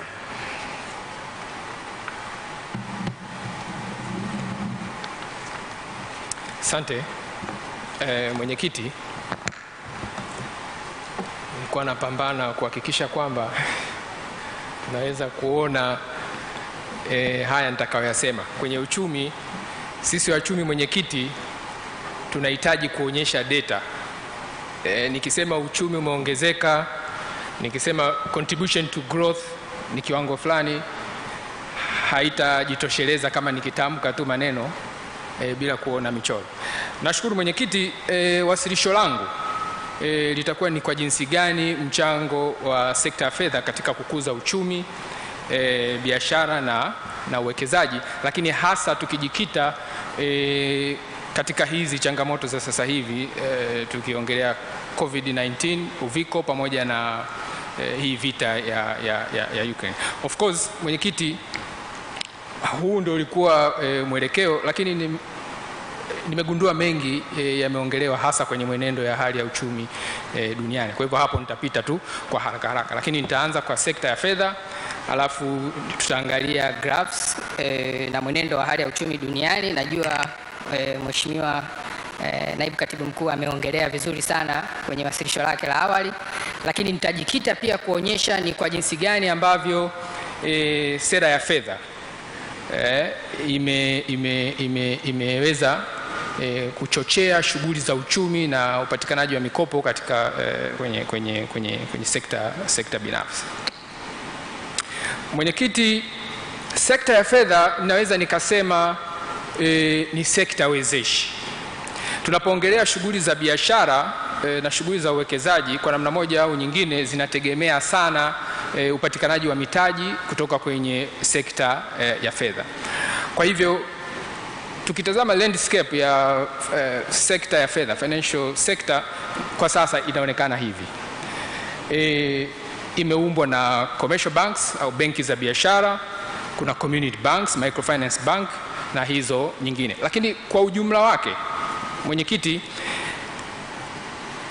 sekta ya fedha na hasa kwenye upande wa benki za biashara, sehemu kubwa ya hizi benki za biashara ndio zina command a big chunk of asset composition, more than 90% inashikiliwa na benki za biashara. Lakini katika hizo benki za biashara, Mheshimiwa Mwenyekiti, benki 5 kubwa ambazo nimezionyesha hapo, mwenyekiti, zinachukua zaidi ya 60% ya total commercial bank asset. Kwa hiyo tunaweza tukaona na benki hizo 5 nimeziorodhesha hapo ni kama zinavyoonekana kwa hiyo order. Kwa hivyo Mheshimiwa Mwenyekiti, umuhimu wa sekta ya fedha haushi hapo tu, lakini pia tunafahamu hii sekta ya fedha ndipo ambavyo pia serikali inapata sehemu ya mitaji, sehemu ya fedha ambayo inatumika kwenye miradi ya maendeleo hapa nchini. Sasa hilo jedwali la juu hapo, mwenyekiti, inaonyesha government domestic debt by creditor. Tunaweza kuona kwa kiwango kikubwa cha mikopo anayochukua serikali kwenye domestic market inamilikiwa na commercial banks, ambazo ndio hizo nimesema zina command a big chunk ya total asset ya financial sector. Lakini kwa wastani, mwenyekiti, sekta ya fedha katika kipindi cha miaka 10, 2010 mpaka hivi karibuni 2022, sekta ya fedha yenyewe imekuwa kwa asilimia 3.6.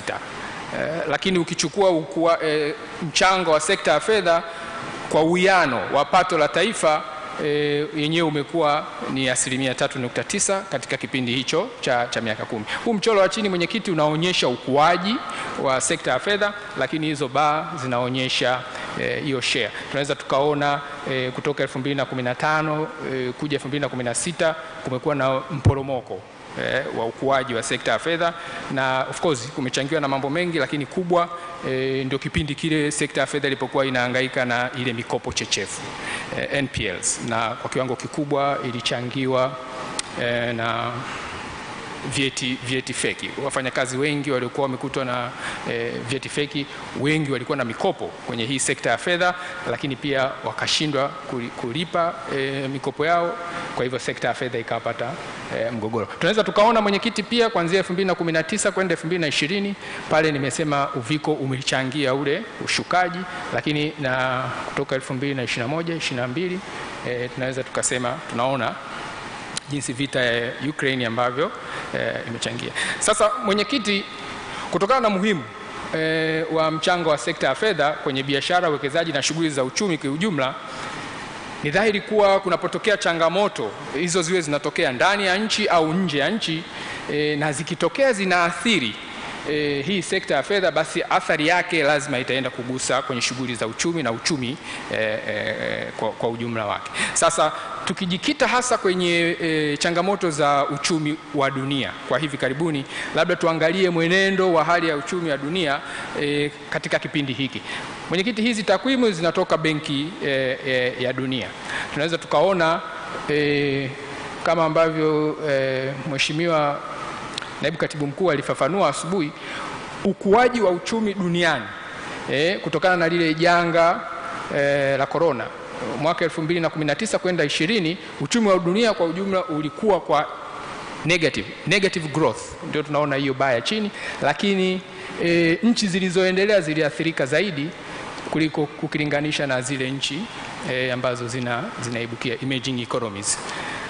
Lakini uwekezaji unaonyesha kwamba kutoka 2019 ile trend ya uwekezaji duniani kwa miaka ya nyuma kabla ya 2009 ilishuka kwa ghafla 2020, na huo ndio mchango wa COVID. Lakini kuelekea mbele, Benki ya Dunia inatabiri sasa uwekezaji utakuwa unaonekana ni mkubwa katika nchi zilizoendelea, na growth yake katika nchi zinazoibukia uko chini ukilinganisha na growth ya ulimwenguni.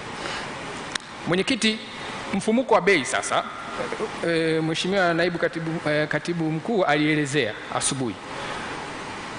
Huko duniani bei za bidhaa na huduma zimekuwa kubwa sana. Imeongelewa hapa asubuhi, mfumuko wa bei wa Marekani sasa uko kwenye 5% na unakimbilia huko. Na nchi zilizoendelea mfumuko wake wa bei ndio huo unakimbia kwa kasi, lakini nchi zinazoibukia emerging economies and developing countries, developing economies, nchi zinazoibukia na zinazoendelea pia kasi ya ukuaji wa bei za huduma za bidhaa. Lakini more specific, mwenyekiti, bei za nishati huko kwenye soko la dunia hivi sasa zinaonekana kuwa zimekuwa kubwa kiwango kikubwa ukilinganisha na hakuwahi kutokea tangu kipindi cha oil crisis miaka ya 1973.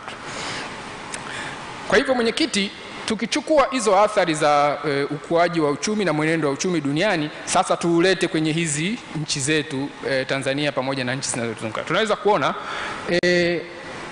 changamoto za uchumi wa dunia zimepelekea ukuaji wa uchumi wa Tanzania kushuka kwa mwaka 2019 kwenda 20, lakini tumeonekana tunafanya vizuri kidogo ukilinganisha na wastani wa nchi za Afrika Mashariki, lakini pia ukilinganisha na nchi za SADC. Na sababu zimeongelewa hapa mwenyekiti, tumesema kwamba uchumi wetu uko more diversified tofauti na uchumi nyingine, na hiyo imetusaidia uchumi wetu kutetereka. Kwa upande wa mfumuko wa bei mwenyekiti, ukitulinganisha Tanzania na nchi nyingine hasa hizi za Afrika Mashariki, tunaona ukuaji wa bei za huduma na bidhaa kwa Rwanda,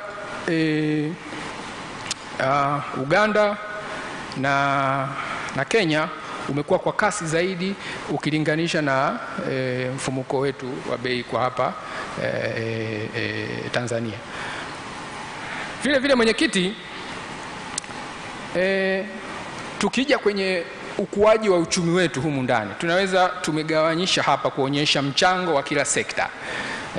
Kipindi ambapo mporomoko wa uchumi umetokea 2019 kwenda 2020 kwa sababu ya COVID, tunaweza kuona ni sekta ipi ambayo ilichangia kwenye huo uporomokaji wa huo uchumi. Mwaka 2020 mwenyekiti, growth ilikuwa ni 4.8%, lakini tunaweza tukaona malazi. Tunaposema malazi, mle ndani ndio kuna content ya utalii iko humo ndani. Tunaweza kuona yenyewe ili grow negatively, kwa hiyo ilivuta ule ukuaji wa uchumi. Lakini ukitazama sekta ya ujenzi yenyewe bado ilikuwa inaendelea kuchangia positively, lakini ukiangalia sekta ya madini nayo ilishuka. Vile vile mwenyekiti, mwelekeo wa ukuaji wa uchumi ambao unaonekana kwa mwaka 2022 unatarajiwa kupungua kidogo, na sasa hiyo ndio inakuwa inachangiwa na vita ya Ukraine. Na bei za bidhaa mwenyekiti, index kama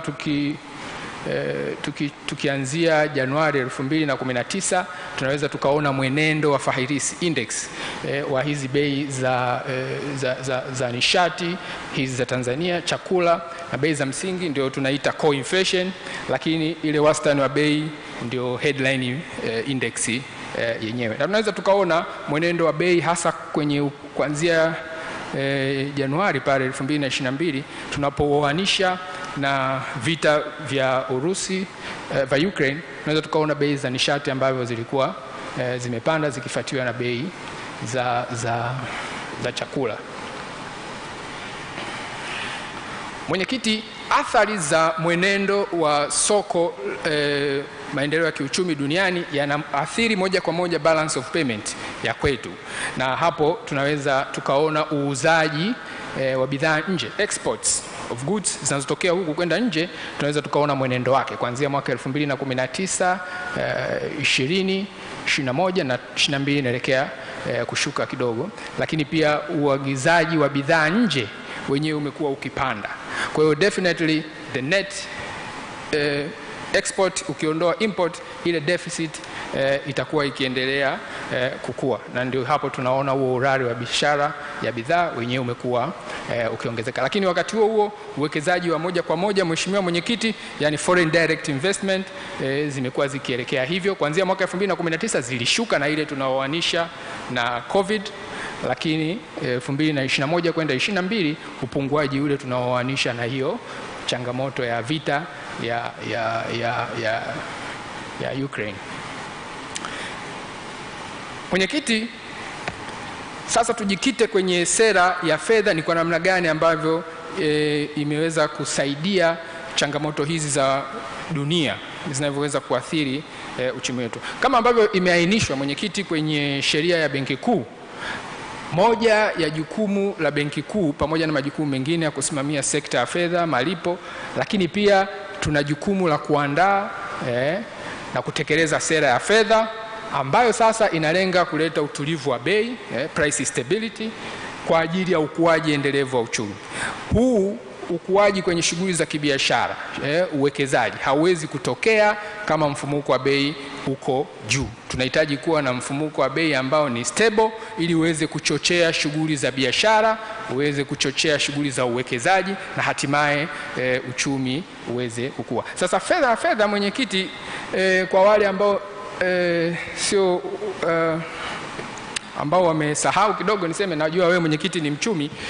Sera ya fedha kimsingi ni usimamizi tu wa mwenendo wa ujazi wa fedha ili uwe sawa na mahitaji ya shughuli za kiuchumi. Kwa hiyo tunachofanya ni kucontrol au kuhakikisha mzunguko wa fedha uliopo kwenye uchumi unauiana na shughuli za kiuchumi. Kama ujazi wa fedha utakuwa mwingi, yani fedha iliyopo kwenye mzunguko itakuwa nyingi kuliko shughuli za shughuli za kiuchumi, basi kutakuwepo na mfumuko wa bei. Sasa mwenyekiti, sera ya fedha pia ni nyenzo ambayo inaweza ikatumika kukwamua uchumi kutoka kwenye mdororo na misukosuko, kama hivi karibuni ambavyo imeongelewa kwamba nchi nyingine duniani zimekuwa zikitumia sera ya fedha kupambana na athari za global economic development. Na sisi pia Tanzania mwenyekiti, sera ya fedha ya kwetu tulichukua hatua kadhaa ili kuhakikisha kwamba tunachochea shughuli za uchumi kwa kuongeza mikopo kwenye sekta binafsi na kujitahidi kupunguza riba za mikopo ili kuhakikisha mitaji inapatikana kwa wafanyabiashara. Na baadhi ya sera tulizochukua, mojawapo ilikuwa mwenyekiti ni kushusha riba, kushusha SMR kutoka 70% mpaka 5%. Hiki ni kiwango ambacho kisheria benki za biashara zinapaswa kuweka Benki Kuu kutokana na zile deposit zao. Sasa tulikishusha ili kuhakikisha kwamba tunawapatia fedha zaidi kwa ajili ya kufanya shughuli za ukopeshaji. Lakini pia tulifanya reduction of risk weight on loan Hiyo ni kupunguza kiwango cha mtaji kinachotakiwa kuwekwa na mabenki ili pia kuwaongezea kiwango cha fedha ambacho wanaweza kukopesha.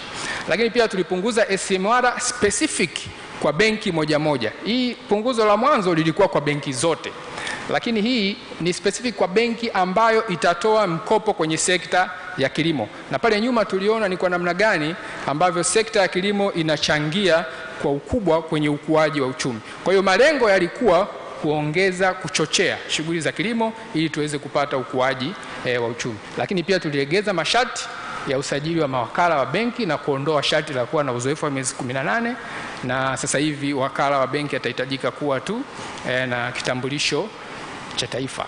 Lakini pia tuliweka ukomo kwenye kiwango cha riba kinachotolewa kwenye mobile money trust accounts ili kuhakikisha kwamba benki zinabaki na fedha ya kutosha kukopesha. Lakini pia tulifungua dirisha maalum kwa mikopo kwa commercial banks. Na commercial banks watakuja benki kuu kukopa kwa 3%, lakini wao wanatakiwa kukopesha sekta binafsi kwenye riba isiyozidi 10%. Sasa matokeo ya awali ya hii sera ambayo tumeitekeleza, Mheshimiwa Mwenyekiti, ni kama unavyoona. Nia yetu ilikuwa ni kuchochea ukuaji wa mikopo kwa sekta binafsi. Sasa tunaweza tukaona mwenendo wa ukuaji wa mikopo kwa sekta binafsi.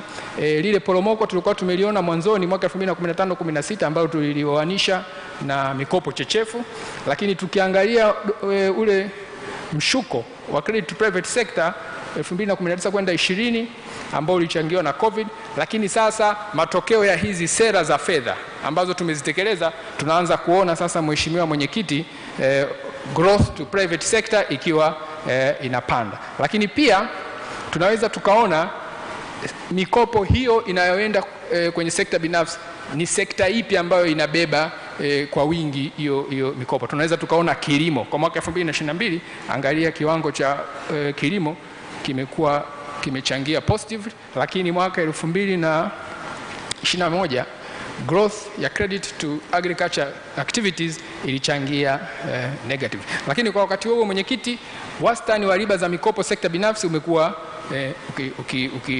ukiteremka. Kwa hivyo haya, Mwenyekiti, ni matokeo ya awali ya hatua za sera ya fedha ambazo tumezichukua kukabiliana na hizi changamoto za kidunia. Lakini kwa wakati huo, Mwenyekiti, mfumuko wa bei bado umebaki ndani ya malengo ya uchumi mpana na thamani ya shilingi imeendelea kuimarika kama ambavyo, Mwenyekiti, tunaona hapo. Sasa kwa nihitimishe tu, Mwenyekiti,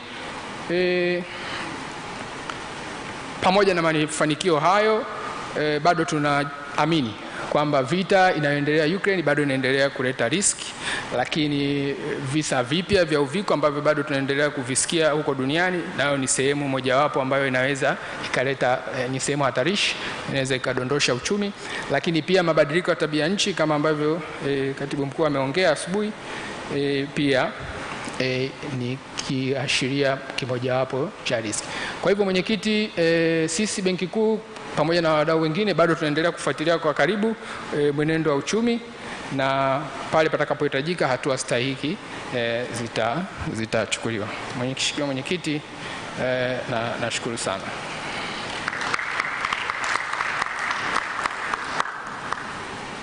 Asante sana.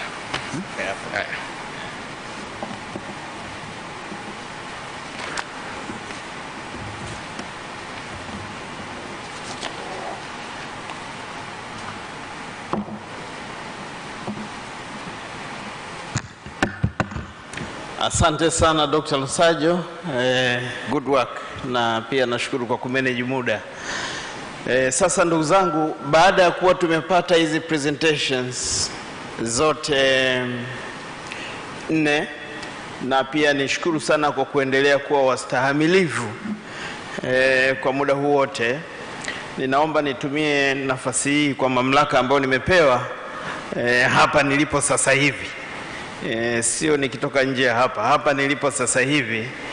Kwenye ratiba yako inaonyesha kwamba tutakuwa na panelists wengine baada ya presentation ile ya mwisho.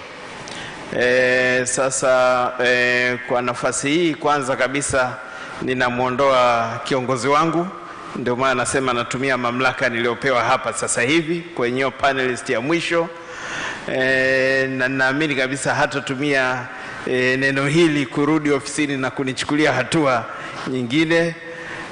Lakini pia naomba nimwite mkurugenzi mkuu wa Vodacom Bwana Philip, yeye aje ajiunge na timu hii kuwa panelist. Halafu sasa baada ya hapo yeye ndio tutampa nafasi ya kuongea, kisha tutaingia kwenye majadiliano. Ninaamini kabisa hii itatupa uwakilishi mzuri wa mada zote ambazo zimejadiliwa hapa, ili kuweza ku save time. Lakini pia niseme tu kwenye ratiba yako wapo wengine ambao tumeweka. Ninaamini kabisa tunaelewa changamoto ya muda, lakini kwa namna ambavyo tumeendesha tukio hili, we are doing this for the best of ourselves, for the best interest of ourselves. Kwa hiyo kwa nafasi hii basi, mkurugenzi mkuu wa Vodacom Bwana Philip, nikupe nafasi kwa dakika zisizozidi 10 ueleze mchango ama mawazo yako upande wa ile mada ya sekta ya fedha, na ninaamini kwamba baada ya wewe utaitendea haki, lakini pia baada ya wewe tutatoa nafasi kwa floor ili tuweze kupata hoja na mawazo kutoka kwenu. Lakini kabla hajasema, naomba tutambue kwamba kwenye madawati yetu kuna vipeperushi ambavyo vinaonyesha dirisha ambalo tunaweza kulitumia kutoa maoni. Kwa hiyo yamkini tunaweza tukafika mwisho alafu mtu asipate nafasi ya kuongea, lakini ipo nafasi ya kutoa maoni yako kwa njia ya mtandao. Lakini pia tumetoa hiyo address ili kusudi kama unapata nafasi pia unaandika, alafu unatutumia hiyo nakala ngumu, na sisi tutakuwa tayari kuyapokea ili tuende tukayafanyie kazi kama wataalamu. Philip, karibu sana.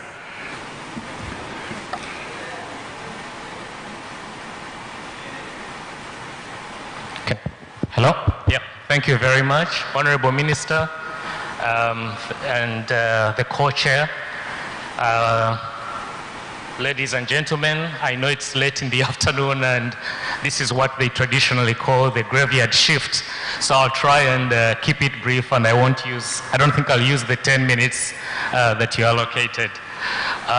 Thank you for having me here and for convening this session.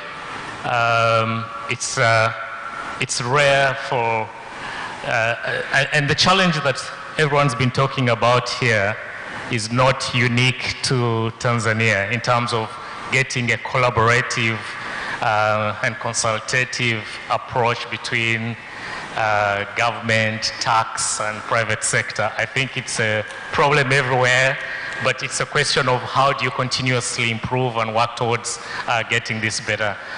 When I visited the minister, I told him I've been to probably 6 or 7 African countries over the last 15, 20 years working there. And in my sector, I can tell you, taxation is a very controversial issue. So I'm glad that this session has been set up and that we can share insights and opportunities where we think we can get better, especially for Tanzania. I'll limit my discussion to 2 things.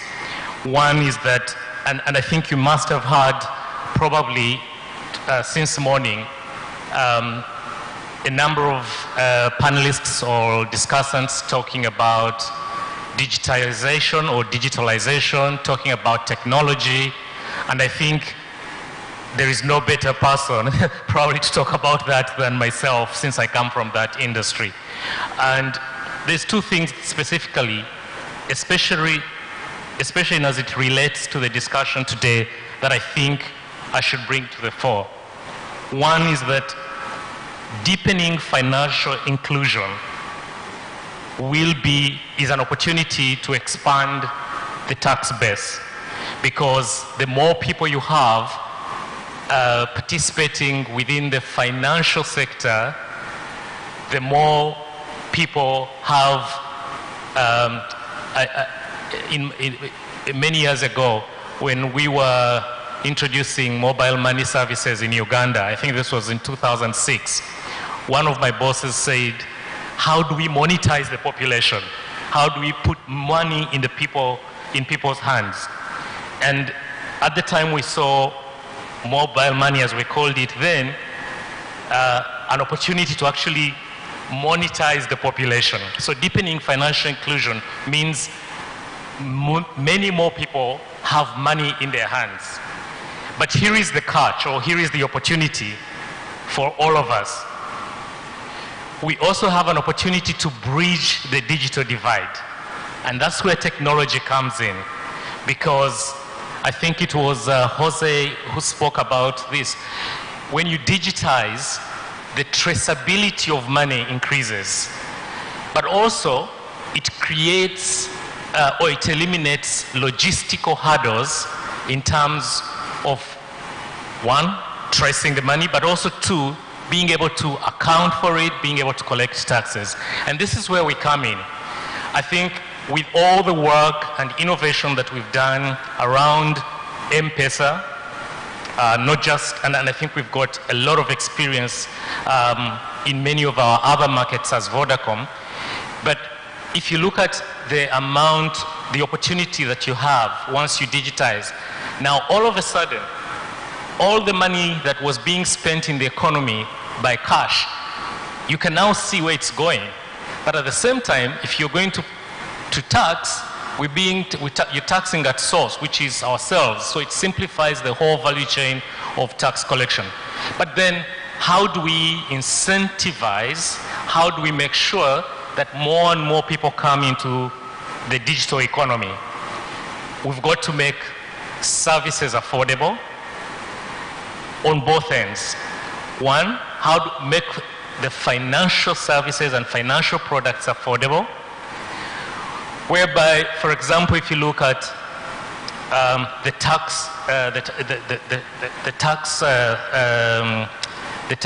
taxes at the moment, there was unintended consequences. For example, when I was looking at the Vodacom experience alone, last year or the other year when we introduced levies, for example, we lost 1 million active M-Pesa customers. In other words, they got out of the digital ecosystem. They took their money out and they stopped using M-Pesa to transact. Now all of a sudden, 1 million users are no longer visible. So I think finding the sweet spot in terms of taxation, at what point do you disincentivize people from actually participating in the digital economy because it's simply too prohibitive, right?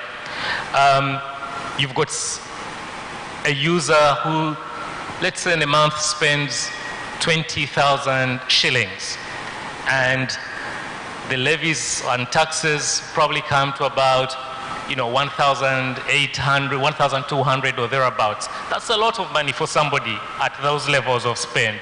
So I think finding the right spot in terms of what should the actual tax be is really important so that we can broaden the number of users. Now, I think the other thing is that for Tanzania especially, if you can correct me if I'm wrong, if you look at the latest, the last population, census population, more than 60%, I think, of the population is under 35. Now, I don't know how many of you know, but people that are 20 and below have grown up in a digital world. Facebook has been around for what, 21 years or something? This is somebody who's 21 or let's say 21 to 35. From when they started understanding, they've had a digital tool. They've grown up in a world where digital is part of them. They have access to information. They can do so many things. So I think for Tanzania, it's a unique opportunity because you've got a captive market, young people that have grown up in this space of digital, and they're going to be their first use case for financial services is probably going to be on a mobile phone. So I think it's a big opportunity for us to actually expand that tax bracket because these people are going to do financial transactions on their mobile phone the first time. I remember, I think the first time I got a bank account, must have been my first year at university, because the university used to give us allowances, and then they had to be paid in a bank account. Now, I was already 19 at the time. Today, I mean, for those of you that have got children, I'm sure by 8, 9, they already have mobile phones. And because they are at school, they are in different places, you have enabled M-Pesa for them. So a 9-year-old is already participating in the financial ecosystem. And that's why it's important that we really expand this whole digital ecosystem. Now, I think in a previous discussion with the Honorable Minister, one of the things I said to them, to do this, to make it, to really expand and make sure more people are participating, we need to simplify the technology and the tools, remove the taxes, or minimize the taxes. So we've got, for example, if you look at the taxes on smartphones, again, I want to go back. Most young people, their first time to use technology is going to be on a mobile phone. Their first time to use financial services is going to be on a mobile phone. So if we can simplify the tax code for phones, it would help a lot to actually bring more people into the digital ecosystem. But what it means also that it broadens the digital economy and the participative economy. Because the thing about the digital economy is that it's got a big feeder system. So you've got many more people participating, developing solutions. So today, we are able to, we integrate into TANESCO, we integrate into the water system, we integrate into tax system.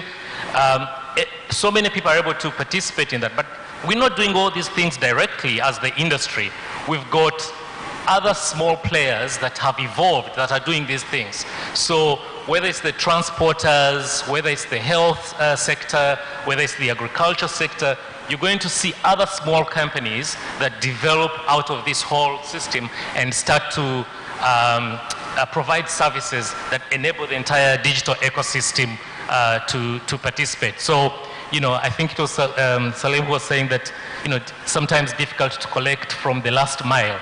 You know, if that whole space is digitized, you know, the guys in Kariokol, the traders that, you know, Jose is selling to, that whole ecosystem can be digitized, but we need to make it affordable and incentivized for them to actually go into that space. I think I just wanted to sort of give a sense of, you know, how big this opportunity is for us. I think as a sector, we've this year or last year, over the last 10 years, we've probably contributed, and when I say sector, this is everybody else, close to, you know, 10.7 trillion in terms of what we have all paid in taxes. So it's a massive opportunity to really use us as a catalyst for expanding the tax base. I mean, when I look at the number of transactions, I mean, and this is a TCRA report, this information is publicly available. You know, between January and September, if I look at the average monthly transactions, this means how much money goes through M-Pesa and the competitors. You know, you're talking about 12 trillion, you know, every month. That's about going through the system. You know, people are paying for electricity, people are paying for bills, people are buying services, people are transferring money. That's money that is really traceable in the whole value chain. And I think it would help everybody. So I think in my closing remarks really is to say we would urge government to look, especially with the upcoming budget, Honorable Minister, to look at the levies that have been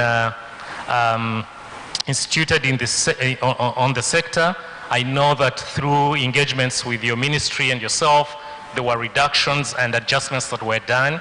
But like I said, we lost as Vodacom almost 1 million active users who've disappeared from the M-Pesa space.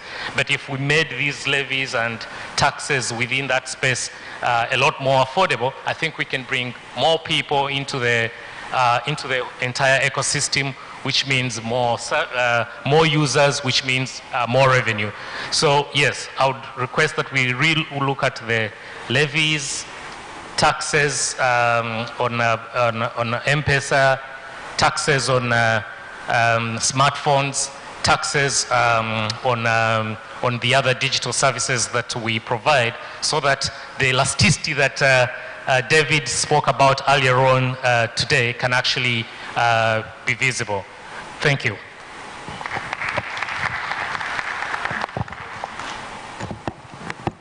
Asante sana Philip. Kiongozi wangu anasema kwamba sisi ama yeye kwa niaba yake nitasema ugomvi wake na Waganda ni mmoja tu, kwamba wamemwacha mtu mmoja tu nchi nzima anaongea Kiswahili, naye ni rais wa Uganda, alafu wengine wote hapo lugha imekwama. Lakini nashukuru tumekuelewa. Asante sana kwa nafasi hiyo. Now before we go into the discussions, mtu mmoja wa muhimu sana kwa umuhimu wake nimpe nafasi, naye ni kiongozi wa Tanzania Private Sector Foundation, na atakapokuwa anaongea atakuwa mmoja wa panelists hapa ili atusaidie kutoka kwenye taasisi hiyo yale ambayo wanayo na ambayo wanaona wanaweza kushirikiana na sisi. Huyu ni Bwana Paul Makanza, my brother. Yeye ni makamu mwenyekiti wa Tanzania Private Sector Foundation. Kwa dakika 10 tu, alafu kiti hiki kitakuhusu, utaenda kukaa. Karibu sana. Asante sana. Kwanza naomba kushukuru wizara, hasa Mheshimiwa Waziri na waziri wetu bara na waziri wetu Zanzibar wa fedha kwa kongamano hili. Sasa kwa bahati mbaya ni kwamba muda unakwenda na wengi hamjaga, na ninajua nikianza kuongea sana mnaweza mkanirushia chupa za maji. Kwa hiyo mimi naomba nisiseme mengi, nichukue tu fursa hii kwanza kutoa shukrani kwa wizara, shukrani kwa wadau waliofika hapa leo hii, shukrani kwa waandaji wa kongamano hili na kwa watoa mada wote. Na hii natoa kwa niaba ya shirikisho letu la TPSF, vile vile CTI ambapo mimi pia ni mwenyekiti, na naomba nijikite zaidi katika kuchangia kwenye mada ambayo itakayofuata bila kupoteza muda. Asante sana.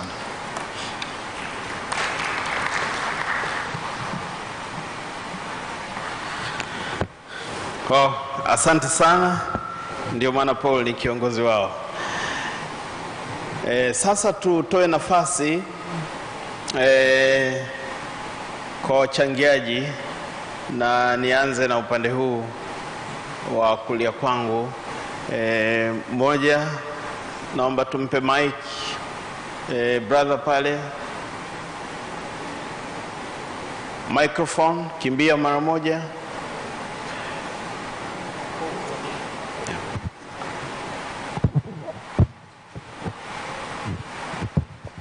Asante sana moderator. Kwa jina naitwa Sylvester Kazi. Mimi ni export manager wa kampuni ya A to Z Textile Mills Limited. Lakini pia ni makamu wa rais Arandogo wa taasisi ya wazalishaji nguo na mavazi, maana yake inaitwa Tegamat. Nipende kutoa shukrani nyingi kwa wachangiaji, lakini wawasilishaji, na hasa speech ya Mheshimiwa waziri wetu wa fedha pamoja na waziri mwenza, lakini bosi wake, lakini pia kutoka kwa ndugu Mafuru, naibu katibu. Wakati naibu katibu anachangia, alitaja baadhi ya sectors ambazo ni key, lakini nitaka tu na mimi niongeze hapo kwamba unapotaka kuzungumzia sekta ambayo inatoa ajira kubwa, huwezi kuacha kuzungumzia sekta ya nguo na mavazi ambayo inaanzia kwenye pamba yetu ya Tanzania na nikideclare interest kwamba niko kwenye bodi ya pamba, inaajiri zaidi ya watu 500,000. Sasa kwenye upande wa nguo na mavazi, unapokuwa na viwanda unaweza ukatoa ajira kubwa sana. Nitoe tu mfano mdogo, A to Z peke yake inaajiri zaidi ya watu 8,000. Hicho ni kiwanda kimoja. Tukiwa na viwanda 10, 15, naweza kuona ni ajira kiasi gani na ni kodi kiasi gani ambayo serikali inaweza ikafanya. Kwa hiyo ni muhimu sana tuangalie namna gani ya kutoka na hii sekta ya nguo ili iweze kutunyanyua. Mheshimiwa Waziri wa Fedha alipokuwa anaongea alisema kwamba pamoja na kwamba vikao hivi vitakuwa endelevu, alisema watafanya pia utafiti wa masuala ya kodi kuangalia nchi nyingine wanafanyaje.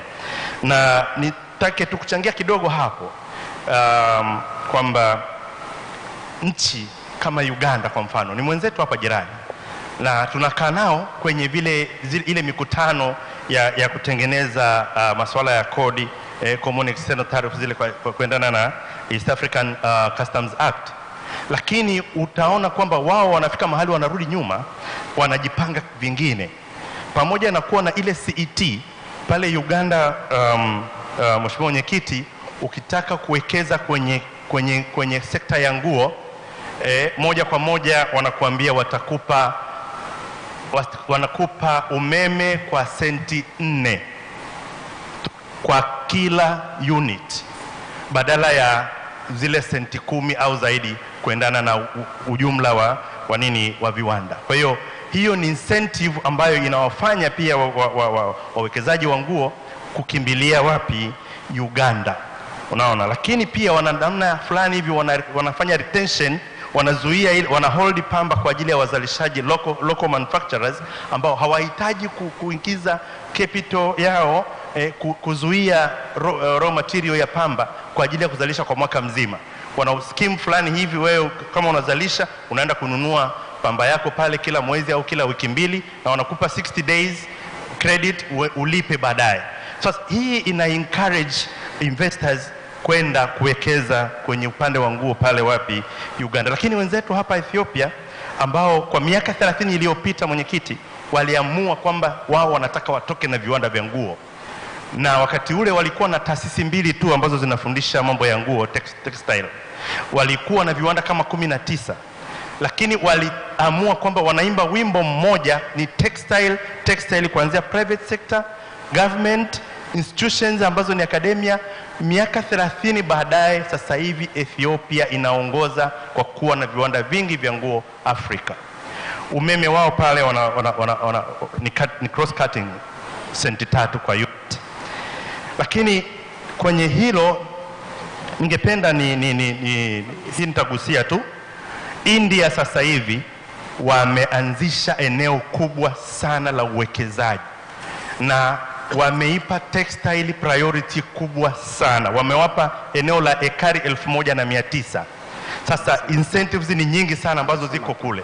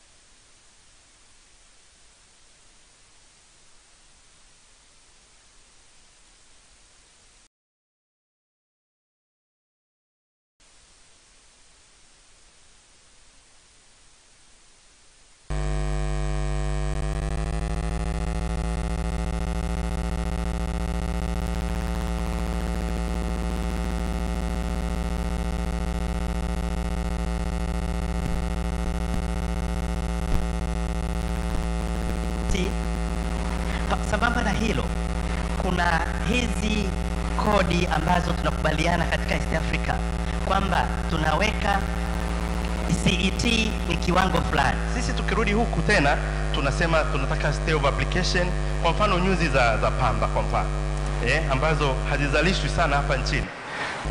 East Africa wote wanalipa 10% import duty, alafu tunashare soko moja la East Africa, lakini pia AGOA. Sasa wewe uliye Tanzania unapaswa ulipe 25% import duty, wakati mzalishaji aliye Kenya pale na Uganda analipa 10%. Kule AGOA mtaweza kupambana na biashara?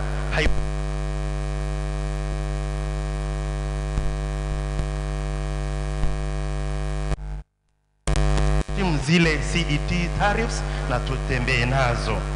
Lakini lingine kwenye upande huo mwenyekiti, kuna kitu tunaita msamaha wa kodi.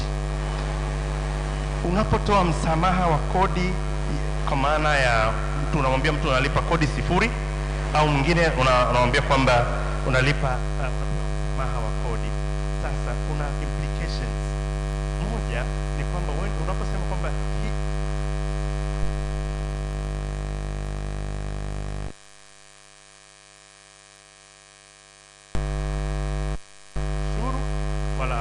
halipi VAT, lakini unakuta product hiyo inazalishwa hapa nchini na material ambazo zinaagizwa kutoka nje. Zile material unakuta zinatozwa VAT, alafu ukija kuizalisha huwezi kutoza kodi ya VAT unapouza. At the end of the day ni kwamba ile VAT ambayo umetumia kwenye inputs inabaki kuwa cost, you cannot compete. Lakini kwa hili naomba nikiri na nitoe pongezi na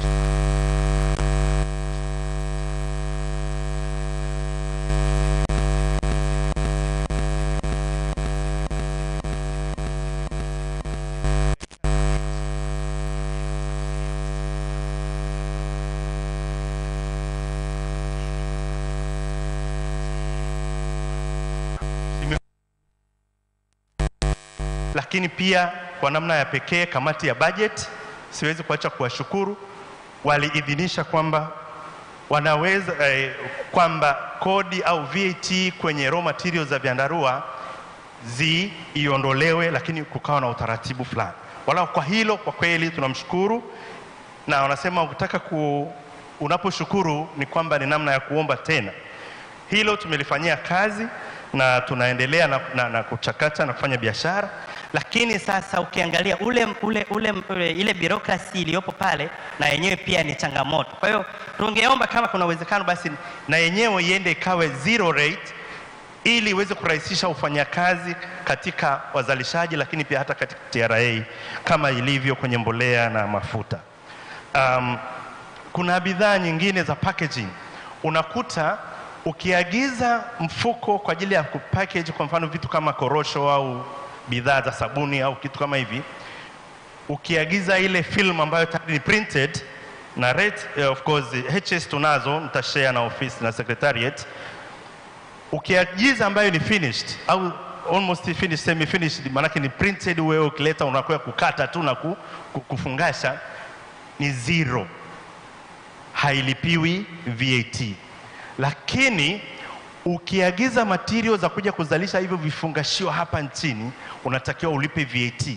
Na ukilipa VAT huwezi kuja kuiclaim kwa sababu unauza kwenye soko la ndani. Kwa hiyo sasa vitu kama hivi vinakatisha tamaa kwa mwekezaji ambaye tayari anataka ameanza kuzalisha vifungashio kama hivi au bidhaa kama vyandarua vya kilimo kwa mfano, ambavyo vinatumika sana kwenye greenhouse and all that, ile chandarua ni exempted.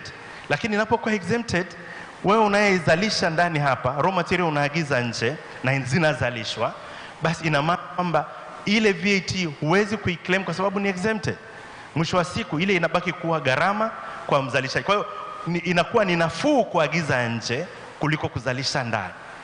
Kidogo hiyo inaleta discouragement. Kwa hiyo tunaomba kwamba bidhaa zile ambazo zinazalishwa humu ndani basi ziangaliwe utaratibu ambao badala ya kuruhusu sasa zile ambazo ni finished na zenyewe zije free, na zile zinazotoka nje sasa ziwekewe ushuru au ni kodi, ili ziweze kushindana na hizi ambazo zinazalishwa hapa ndani. So baada ya kusema hayo, mwenyekiti, naomba sasa uniruhusu tunapozungumzia kwa dakika moja tafadhali. Kwa dakika moja, asante sana. Ndugu yangu Minja aliongea vizuri sana. Aliongea vizuri sana na akazungumzia habari ya protection, lakini katika protection aliiweka kwa maana kwamba kuwe na bei elekezi. Ndio hii tunayozungumzia kwamba import products zinakuwa under CET. Tuheshimu CET. Lakini basi mwenyekiti, naomba uniruhusu, kwa sababu mimi niko kwenye ni mdau wa shipping. Niko kwenye Tanzania Shippers Association, nisiache kuzungumzia kuhusu bandari ya Tanzania. Bandari zetu imekuwa ni tatizo, na miaka mingi tumekuwa tukishauri kwamba tuache sasa kuchaji wharfage kwa kutumia value ya mzigo. Wenzetu Mombasa wanatupiga sana, na kwa sasa hivi tangu serikali ya Tanzania imeondoa road toll kwenye gari za Rwanda wanatumia poti ya Mombasa kwa wingi sana. Kila siku gari zinazoteremka Mombasa na kwenda Rwanda kupitia Arusha ni nyingi mno, lakini haziji Tanga au haziji Dar es Salaam port, kwa sababu mizigo inashuka kule wanachaji wharfage on box rate. Sasa kama unaagiza mizigo mingi, makontena yako ni mengi, unakuta kontena ya kampuni moja, meli moja inashusha kontena 300 kwa mwezi. Ni mzigo mkubwa. Sasa mtu kama huyu, kama unampiga wharfage kwa kutumia value, wanaita ad valorem, it's very expensive, na huyo mtu atakimbilia Mombasa. Kuna shippers wengi wamekimbilia Mombasa, wanakwepa bandari zetu. Hebu turekebishe wharfage system zetu, tuwarudishe wa Tanzania watumie bandari zetu za Tanga na Dar es Salaam. Baada ya kusema hayo, mwenyekiti, naomba tu uniruhusu, niko na executive secretary wetu hapa, atazungumzia kuhusu tax force. Asante. Dakika moja imekwisha. Na huyu wa kwako naye nampa dakika moja tafadhali. Nashukuru sana. Itifaki imezingatiwa ili muda wangu uende vizuri. Mwenyekiti, mimi nitazungumzia juu ya forum hii ambayo naamini ni mwendelezo wa task force, na niongeze kwamba forum hii imeboresha zaidi majukumu ya task force, kwa sababu hapa tunatoa matatizo yetu na Mheshimiwa Waziri na timu yake nao wako hapa wameasikiliza. Task force on tax reforms. Lakini pia niizungumzie task force on tax reforms yenyewe, na hakika watu wengi hawajui historia ya task force. Hii task force ilianza wakati nyuma, siku ikifika budget, wafanyabiashara, watu wa viwanda, watu wanaotoa service wanaingia homa, maana hawajui budget itakuwa na mwelekeo gani. Na mara nyingi baada ya budget malalamiko yalikuwa ni mengi sana, na kuyarekebisha ilikuwa inasubiri mwaka mzima tena ndio serikali kaja na utaratibu wa task force. Sasa task force ambayo na mimi nimeshiriki miaka mingi inahitaji uboreshaji ili iweze kutoa matokeo chanya kama tunavyojaribu kufanya hapa. Sisi tunapendekeza hivi, kwa sababu kwa sasa hakuna uwazi. Watu wakipeleka issues kwenye task force hawapati feedback mpaka budget inapo. Kwa nini task force isichukue structure ya Tanzania National Business Council, at least kwenye ile level ya think tank ambapo maamuzi yanafanyika, kuwe na mwenyekiti mwenza kutoka sekta binafsi, wakati mwenyekiti kabisa tunajua anakuwa ni waziri wa fedha, ili maamuzi yanayotoka pale yawe balanced. Hapa umesikia watu wanalalamika kwamba bili inatoka ambayo tumekubaliana, lakini Finance Act inakuwa tofauti. Kwa hiyo tunarudi kule kule kwamba baada ya budget ni mapambano. Nafikiri sio kitu kizuri kwa kipindi kama hiki ambacho tunataka kukuza uchumi na viwanda viende vizuri na biashara ziende vizuri na uchumi ukue vizuri, na wengi wamezungumzia certainty kwenye policy. Hii instrument ya task force inaweza kufanya hilo kama itafanyiwa haya marekebisho machache ambayo nimeyapendekeza. Naomba kuhakikisha. Asante sana. Naomba tumpe brother pale anayefuatia nyuma.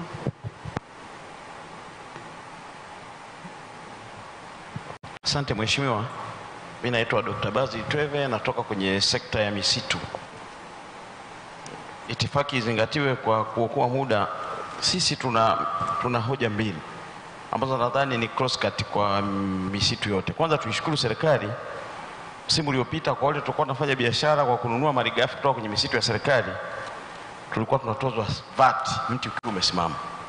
Lakini ni jambo ambalo lilipita kwenye utaratibu wa kimchakato, na nashukuru mwenyekiti mwendeshaji hapo ulikuja Iringa tukazungumza, tunashukuru sana hilo mliliondoa.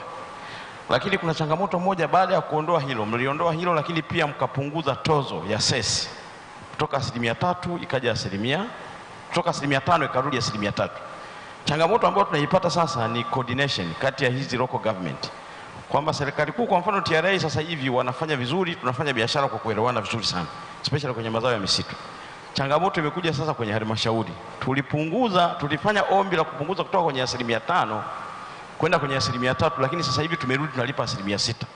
Sababu kile ambacho tuliomba kwenye VAT, kwenye mti ambao umesimama haujafanywa utaratibu, sasa kimerudi kwenye tozo zile zile. Kwa mfano, tunapokuwa tunanunua mti kutoka kwenye misitu ya serikali kwa maana ya TFS, mti uliosimama unatozwa 3%. Ukishaununua mti unaenda na uchakata, ukishamaliza mbao inapopita kwenye geti inatozwa tena 3%. Kwa hiyo inarudi kwenye 6%.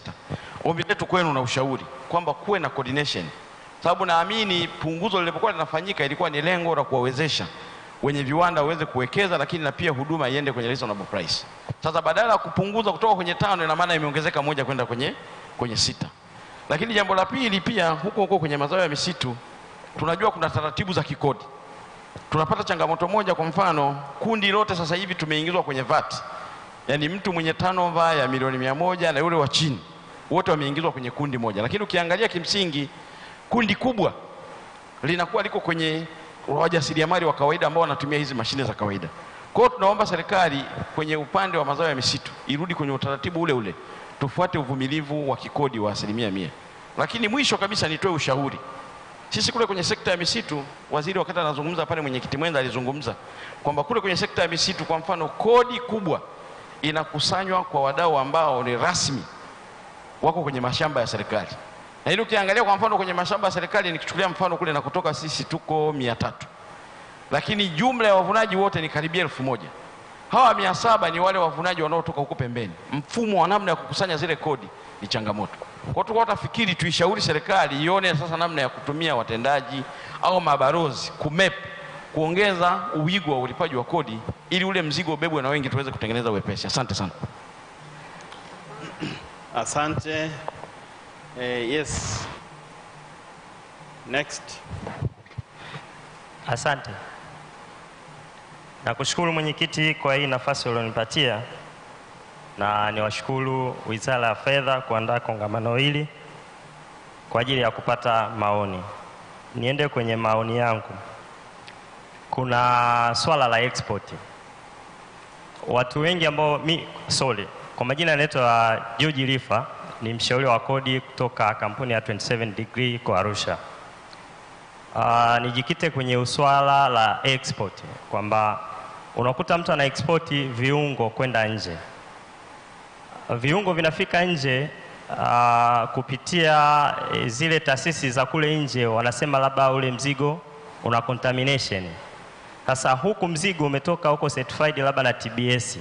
Sasa nilikuwa naomba kwamba kwa ajili ya kuangalia mambo mawili, kwamba moja, mlipa kodi apate haki yake, lakini pia kusiwe na ukwepaji kodi kupitia huo mfumo, kwamba inafika labda container kule mtu anaambiwa lina contamination, linakuwa detained na linakuwa destroyed kule. Kwa hiyo nitoe ombi kwamba kuwe na mfumo mzuri ambao utakuwa huyu mtu amepata yani mzigo na contamination, kuna barozi kule, kupatikane a formal communication ambazo kuna namna ambavyo labda kupitia ubalozi watajilizisha kwamba ule mzigo kweli una contamination au ni sarakasi za kibiashara. Kingine niongelee kuhusiana na wasilisho la TRA. Wametueleza moja ya kodi ambazo wanazisimamia ni gaming tax. Ina faida kwamba nchi inapata mapato, lakini pia kuna athari za watu wengi ambao wanakuwa involved kwenye gaming tax. Sasa bad enough unakuta kuna slots machine ambazo ziko vijijini ndani kule. Tumeongelea kwamba tuna population ya wafanyabiashara walipa kodi milioni 3 takriban. Sasa idadi ya TRA wanaosimamia ukusanyaji wa mapato wanafika huko ndani vijijini, na je, wale watu walioko ndani mavijijini kule wana leseni? Kwa hiyo mimi ni shauri tu kwamba TRA washirikiane na maafisa biashara kupitia serikali za vijiji, kata, kuhakikisha basi kama kuna slot machine kule, kwa sababu kila slot machine mimi naona inachangia, inatakiwa ilipie $100 kwa mwezi. Kwa hiyo ili kuweza kupata hiyo kodi ambayo tunasema kwamba badala tunakimbizana kweli, ni vyema tutafute wigo, tuongeze wigo wa kodi, lakini zile taarifa ambazo tayari tuko nazo kama hizo tuhakikishe zinasimamiwa vizuri ili kuongeza mapato. Na kwa upande wa elimu kwamba tuna vyombo vya usafiri kama mabasi, tuna ndege, basi waga tunapata briefings za kwenye mabasi. Kuna saa unakuta unasafiri mtu na basi, kuna mtu anatangaza biashara. Moja ya sehemu ambayo tungeweka pia kwamba kwenye usafiri, watu wanavyosafiri, watu pamoja na kuwa entertained na nyimbo za Kitanzania kupromote mziki, tutafute namna ambavyo tutatumia vyombo vyetu vya usafiri viongelee kodi. Kwa itafikia jamii kwa urahisi zaidi. Uko kwenye daladala unatoka nyumbani unaenda kazini, unasikiliza kodi mle ndani. Mtu yuko kwenye ndege, kuna vipeperushi ambavyo vinaongelea kodi. Kwa hiyo mimi na uhakika kwamba kuna namna ambavyo tunaweza tukapeleka elimu ya kodi kwa kundi kubwa zaidi na tukawafikia watu wengi. Na kingine kwenye mfumo wa e-filing. Tukikopa kutoka Kenya, tunajua kwamba mtu anavonunua bidhaa tini yake inatumika pale. Halafu ametumia mfumo wa EFD kuissue risiti zake. Sasa kwenye kufaili VAT return sioni kama kwa nini tusitafute namna ya kuendelea kuinnovate kwamba mtu akiingiza tu tini yake pale, mletee manunuzi yake yote na mauzo yake yote. Pale inakuwa inapunguza hata zile nani, nafika mwisho wa mwaka unaanza kureconcile vitu ambavyo kwamba mtu angeza kavuta tu akapata results za sales na purchases na akarahisisha kutuma hizo return zake kwa muda mfupi zaidi. Asante.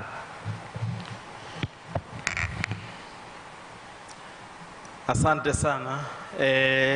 Natamani kuhama lakini naona hapa kuna mikono ya kina mama na sishindwa kuiacha. Jirani yako, alafu pale dada mwingine, alafu tutahamia upande mwingine. Asante. Yeah. For the sake of time, itifaki inazingatiwa. Naitwa Angelica Tarimo, natoka Claritas International, kampuni ya ukaguzi wa mahesabu na ushauri wa kodi.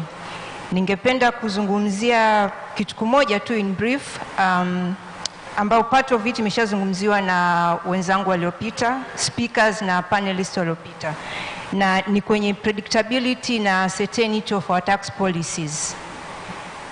One of the area kwenye certainty of the tax policies ni kusiwe na frequent changes, ambapo pale either a new investor au FDI zinakuja, unakuwa hujui when your return, the payback period of the project, ambayo imeshazungumziwa na waliopita.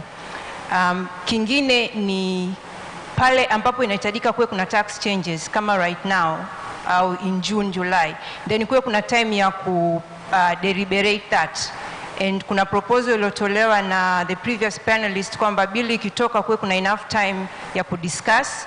That is one. Another option is right now when we are coming up with the proposals that we think they should be implemented this year, then those go through.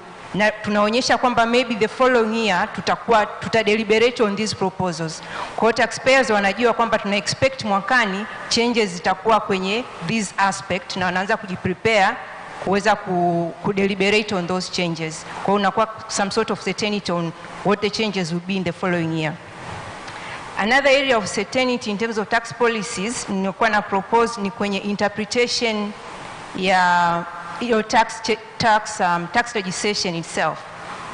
right now unaweza it depends on the tax officer kama alivyosema Bwana Minja.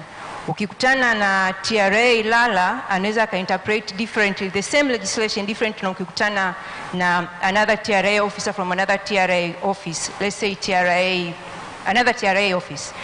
Kwa hiyo kama kukiwa na kuna issues ambazo ziko very contentious kwenye business zikawa zinapatiwa either ni regulations au practice notes ambazo ziko more clearer than the legislation itself, not the replica of the legislation, that will help. For example, in the financial institutions, kumekuwa na significant debates in terms of how or when can you deduct bad debts, provisions or write-offs. In another country, for example, Kenya and Ghana, they've issued practice notes or regulations ambazo zina narrate down kwamba reasonable efforts ambazo zitakusaidia wewe kudeduct the loss ni 1, 2, 3. Maybe your credit policies, you followed up your credit policy, you've engaged debt collectors and such things. Kwa hiyo inakuwa clearer kama ni ili niweze kudeduct my debts, I have to follow 1, 2, 3, 4, 5, and it does not depend on who the TRA officer I meet when they audit my books. Thank you. Asante. Nilikuwa nimekwisha mruhusu pale nyuma. Yes, karibu. Asante mwenyekiti. Naitwa Christine Williams Walala, nawakilisha Tanzania Industries of Printing and Packaging Association pamoja na 5 Star Printers Limited. Mimi nilikuwa na mapendekezo nikiomba ya kuwa kwenye swala la ku exempt tax kwenye mambo ya import when it comes to raw materials. For example, sisi tuna deal na mambo ya kuproduce these packaging materials, for example maboksi. Sasa unakuta hizi ukiimport zile raw materials kutengeneza maboksi, yani tulikuwa tunaomba at least ile import duty iondolewe ili ku encourage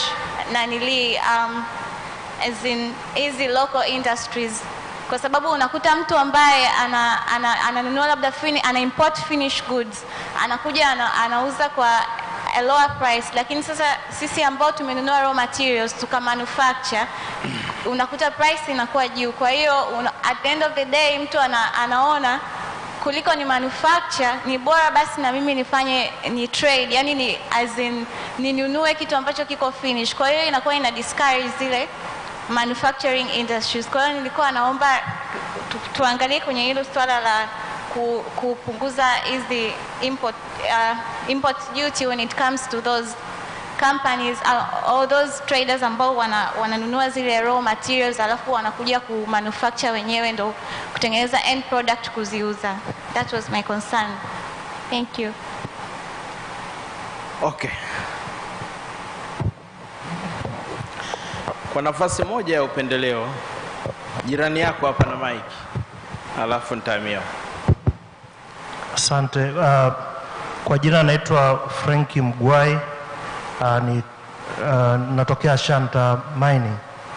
La kwangu ni mambo mawili. La kwanza ni Finance Act ya 2020 ilifanya mabadiliko katika Section 90 ambayo inadili na mambo ya single installment tax, na subsection 9 ilikuwa inahitaji kwamba mnapokuwa na makubaliano ya kufanya transactions, labda ya transfer of shares or asset, lazima ndani ya siku 14 umnotify commissioner wa TRA, na ndani ya siku 30 ulipe kodi.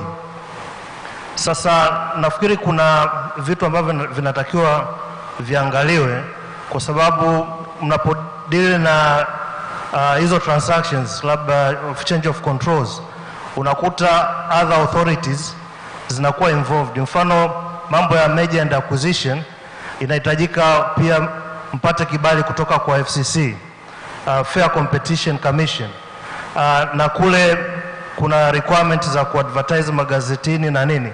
Kwa hiyo nafikiri swala la muda, najua kwa vitu vingine viko straightforward, labda una dispose land and building, lakini napokuja kwenye issue za major, muda unahitajika kuwa mrefu kidogo, kwa sababu 30 days inaweza zikawa sio enough, kwa sababu una involve other regulatories.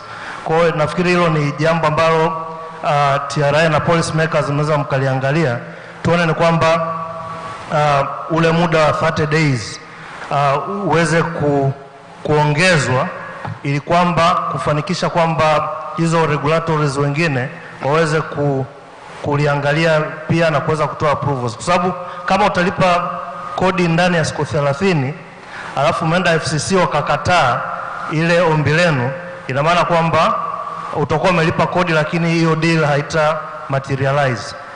Jambo la pili la mwisho lilizungumzwa na ndugu Festo kuhusiana na issue za change of controls under section 56, ambalo nafikiri ni zuri, lilianzia mwaka 2012 na lilikuwa ni kuweza kucap tax avoidance kwa transaction ambazo zinatokea nje ya nchi. Ilikuwa ni initiative nzuri, lakini changamoto inayokuja sasa ni interpretation. Nafikiri kuwa na clear interpretation, hasa inapo-involve transactions ambazo zinafanyika ndani mwa Tanzania, kwa sababu lengo lilikuwa ni kucap tax avoidance outside the Tanzanian jurisdiction. Lakini kama tayari tuna provision section 90 ambayo inahusiana na hizo direct disposition, lakini pia section 56 unaona kuna risk ya kuweza kuwa na double taxation, hasa makampuni ambayo yatakuwa yanafanya hizo deals au transactions yatakuwa na makampuni tanzo au subsidiaries ambazo ziko ndani mwa Tanzania.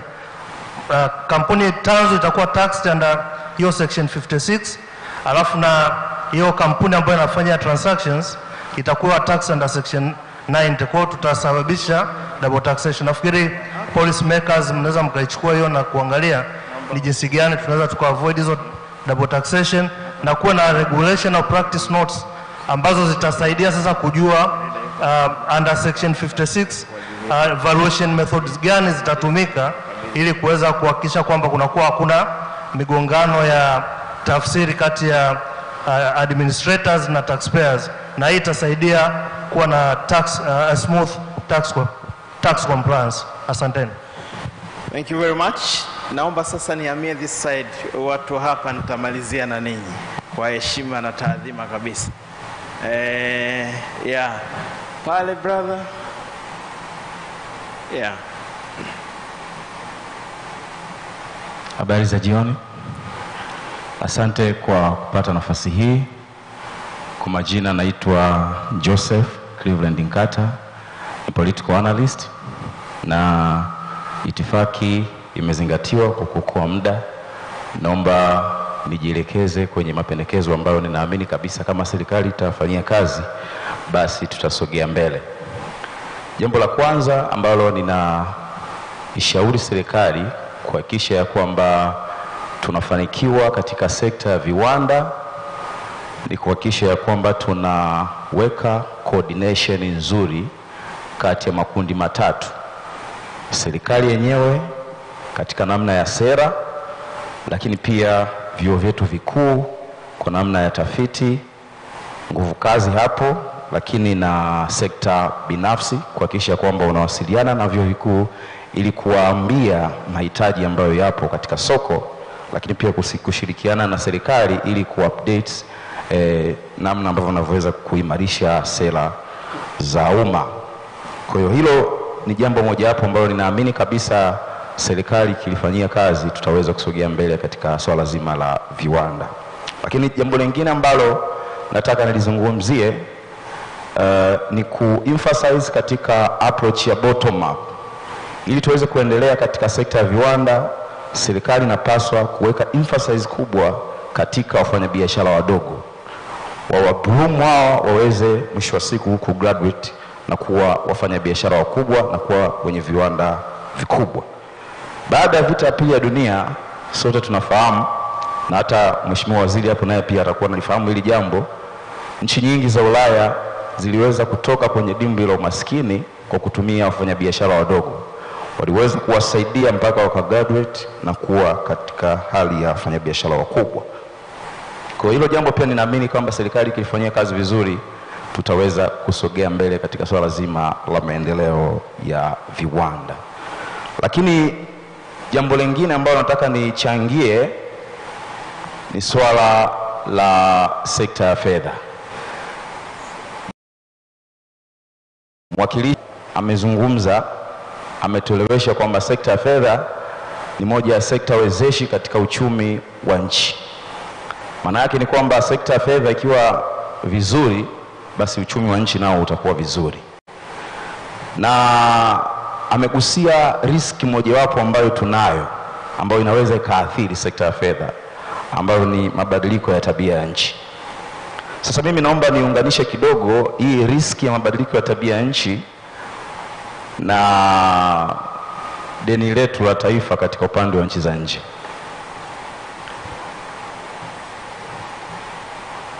Naibu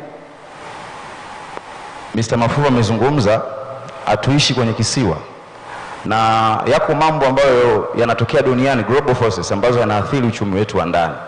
Amezungumzia kidogo swala la moja kriteria ambayo wanaiangalia au wenzetu kukopesha taifa lolote ni kwa namna gani ambavyo wanatunza mazingira hayo, hawaathiri mazingira. Lakini to be honest, tukiwa wazi kabisa, wanaongoza kuathiri mazingira ni hao wenzetu.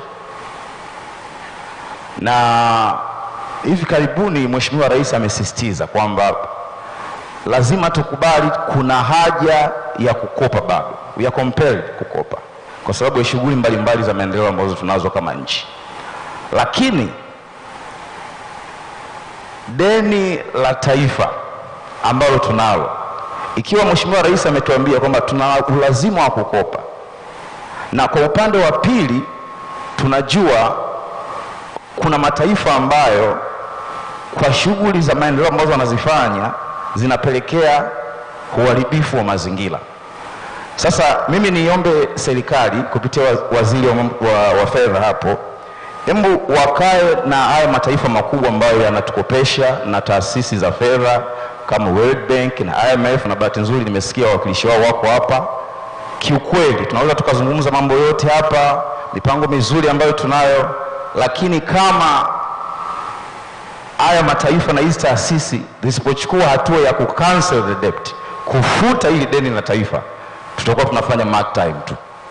Kwa sababu fedha ambazo tunaweza tukazipata, tukaboresha mifumo ya kodi, kweli watu wakalipa kodi, lakini kama hali kaendelea hivi, na Mheshimiwa Rais amesisitiza kwamba tuna ulazima wa kuendelea kukopa, fedha hizi zinaweza zikajikuta zinarudi kule kule ambapo wao ndio ambapo wamehusika kuharibu mazingira ambayo tunayo. Hakuna nchi yote ya Afrika ambayo ni kinara katika kuharibu mazingira. China na Marekani wao wanachukua 40% ya uharibifu wa mazingira. Maana yake ni kwamba morally wanawajibika pia kufanya jambo juu ya athari ya mabadiliko ya tabia ya nchi, kwa sababu waathirika wakubwa ni sisi huku Afrika, ikiwemo Tanzania.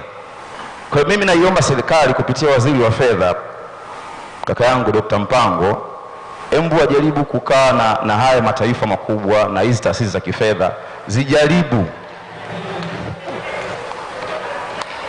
Mwigulu Nchemba, zijaribu kuzungumza na haya mataifa na hizi taasisi ziweze kutufutia deni ambalo wanatudai. Na wakifanya hivyo watakuwa wanatusaidia sisi, kwa sababu wao ni wadau wa maendeleo. Watakuwa wanatusaidia sisi kama taifa kuweza kusogea mahali ambapo wao wapo.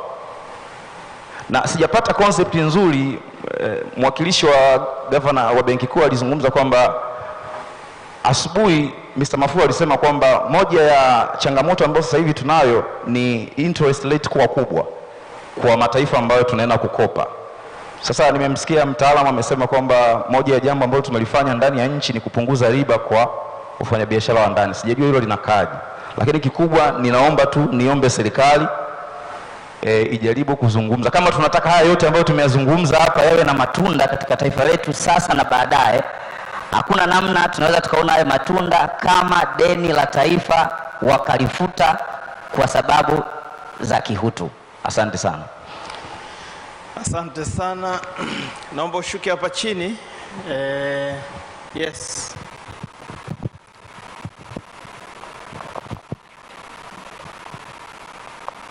Karibu. Asante sana Mheshimiwa Mwenyekiti. Mheshimiwa Mwenyekiti na timu yako yote Wizara ya Fedha. Dakika binafsi itifaki imezingatiwa. Kwa majina naitwa Abdalla Mwinyi, ni katibu mkuu Jumuiya ya Wafanyabiashara Tanzania. Nina mambo machache sana ya kuwasilisha. Kwanza Mheshimiwa Mwenyekiti au Mheshimiwa Waziri, ni kushukuru na kukupongeza kwa lile ombi letu kama Jumuiya ya Wafanyabiashara Tanzania la kurudisha withholding tax kwa wenye nyumba. Na kushukuru mwezi wa 9 kwenye hotuba yako hilo ulilipitisha. Kwa hiyo nakushukuru sana Mheshimiwa Waziri. Lakini Mheshimiwa Waziri, niseme tu kwamba jambo hilo pamoja na kulipitisha, lakini bado halijafanyiwa mabadiliko. Bado wafanyabiashara wanadaiwa hiyo withholding tax kama ambavyo ilikuwa mwanzo. Kwa hiyo ningeomba kama kuna uwezekano basi jambo hili lifanyiwe mchakato ili lianze kutumika rasmi kama ambavyo ulikuwa umeelekeza. Lakini la pili, nilikuwa nataka nikazia kidogo hapa kwenye hii ya wafanyabiashara kufanyiwa mahesabu miaka 5 nyuma. Japo limezungumzwa, lakini hili jambo pia liliwasilishwa Njombe wakati nimekwenda kwenye mkutano wa Mheshimiwa Waziri wa Viwanda na Biashara, ambaye aliahidi katika majibu yake kwamba atawasiliana na wizara yako ili kwa pamoja muone namna ya kufanya mchakato sasa lije kisheria badala ya kutokana na hali iliyoko hivi sasa. Lakini Mheshimiwa Waziri, naomba niseme kitu kimoja kwamba wakati tunaendelea kwenye mchakato, kipindi hichi kinaweza kikatokea changamoto kubwa sana, hasa kwa maafisa wa mamlaka ya mapato au hasa wasio waaminifu, kwa sababu inapofanywa hizi hesabu kwa kawaida wala serikali hainufaiki na hilo jambo.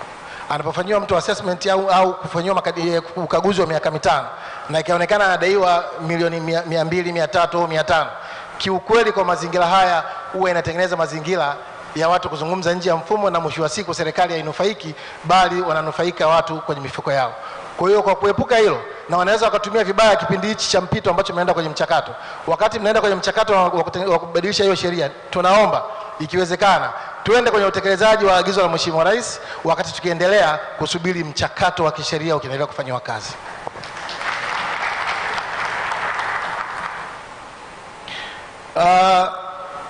Mheshimiwa Waziri, Mwenyekiti, nilikuwa na mambo mengi ya kusema, lakini kutokana na muda nimeambiwa nizungumze machache.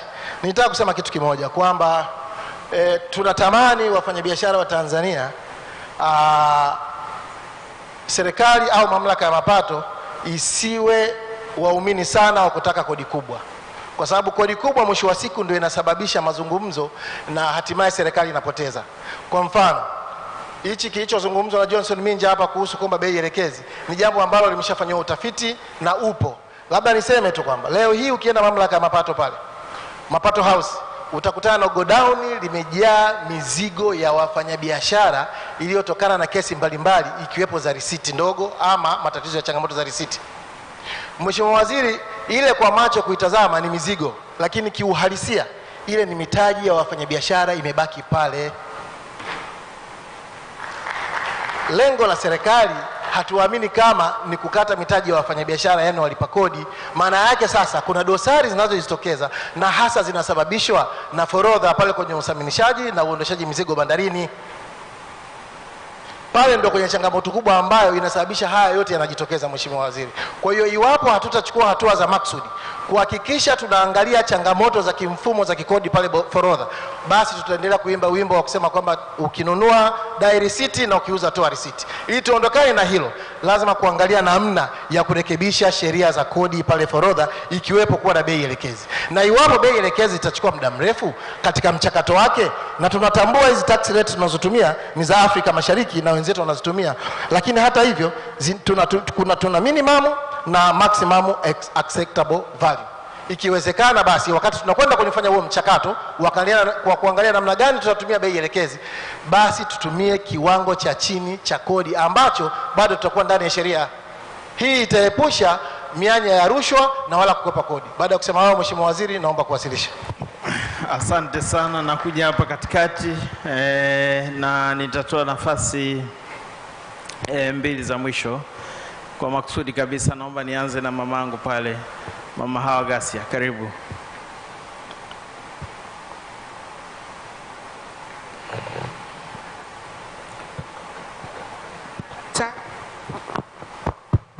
Asante sana. Kwa jina naitwa Hawa Abdurrahmani Gasia, mwenyekiti wa chama cha wazalishaji chumvi Tanzania. Mheshimiwa Mwenyekiti, wakati wa uwasilishaji wa naibu katibu mkuu ametueleza kwamba mwaka 2023 unaweza ukawa na changamoto kubwa sana kuliko 2022 kutokana na yale yanayojitokeza katika uchumi wa dunia, na pia akatuelezea kwamba moja ya changamoto ambazo tunaweza tukakabiliana nayo ni pamoja na viwango vya kubadilishia fedha, hasa tunapoagiza bidhaa kutoka nje.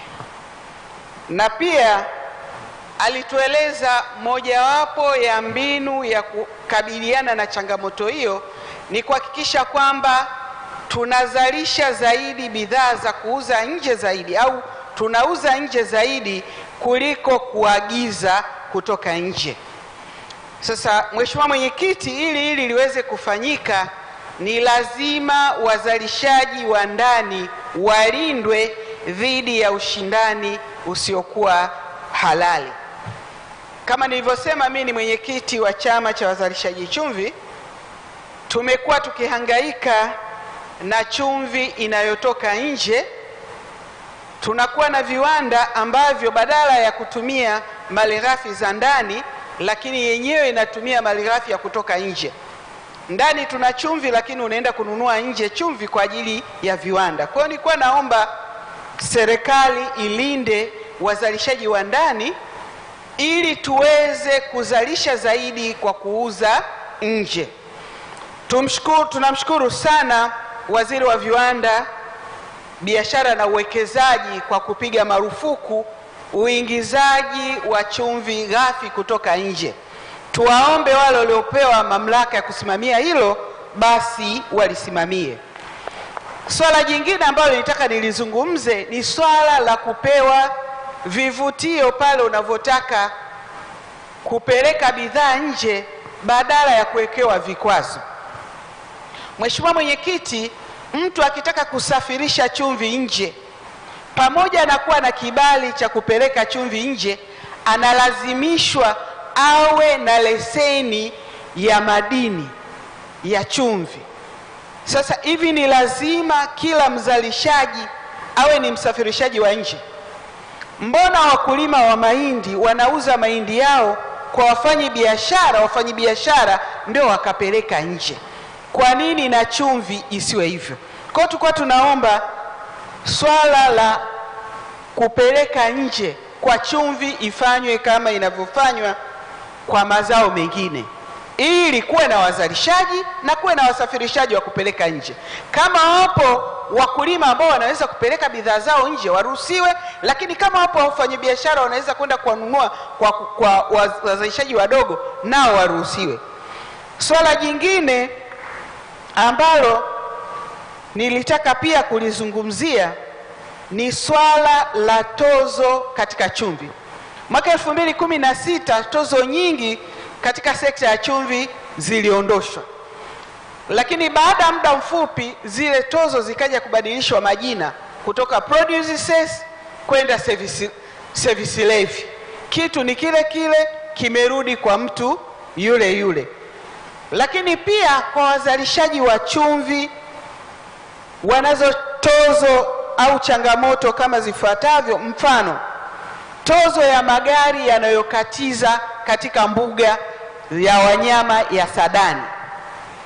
Mtu akiondoka na basi hapa anakatiza mbuga ya Mikumi bila kulipishwa tozo yoyote, basi linapita na abiria wanaangalia simba, twiga na yoyote yule ambaye watamuona. Lakini anaenda kuchukua chumvi kwenye shamba la chumvi ambalo lilikuwa ni mali ya serikali, na hilo shamba lilianza hata kabla ya hifadhi. Leo akienda na gari tani 7 anatakiwa alipe 120,000. Tani 10 anatakiwa alipe shilingi 300,000. Zaidi ya tani 10 anatakiwa alipe shilingi 600,000. Wote ni mashahidi, tunafahamu bidhaa ya chumvi ni bidhaa ambayo thamani yake ni ndogo sana. Kodi yoyote inayoingizwa pale inaongeza gharama, lakini kwa mzalishaji na bei iko pale pale. Mheshimiwa Mwenyekiti, nimeipenda sana kauli mbiu ya kongamano hili, inasema maboresho ya sera kwa maendeleo ya watu. Mimi nina imani kabisa zipo sekta ambazo zitailetea serikali kodi, lakini pia italeta ajira na manufaa mengine. Lakini zipo sekta ambazo zinaweza zisilete kodi kwa serikali, lakini zikisimamiwa zinaweza kuongeza ajira kwa kiasi kikubwa sana, na moja sekta hiyo ni sekta ya chumvi. Sekta ya chumvi inaajiri wananchi wengi sana. Tulikuwa tunaomba sana sekta ya chumvi iangaliwe kwa upekee. Tatizo tunalolipata sasa hivi, chumvi inawekwa katika kundi moja na madini mengine. Sasa unakuta leseni zinazotozwa kwenye madini ya vito, dhahabu ni hizo zinatozwa kwenye chumvi. Lakini mgodi wa chumvi ni wa kudumu tofauti na migodi mingine. Kwa tulikuwa tunaomba sana serikali iangalie, kwa sababu tuna changamoto ya muda. Tutawasilisha yale mapendekezo yetu kwenye secretariat. Naomba niishie hapo, lakini niombe sana serikali iangalie sekta ya chumvi. Inaajiri na inaweza kuokoa pesa za kigeni ambazo zinaagizwa hizo chumvi kuleta hapa, zikazuia ajira za wananchi wetu. Asante sana Mheshimiwa Mwenyekiti. Asante kwa nafasi ya kipekee kabisa ya mwisho na kwa kubalance gender. Mama pale, karibu.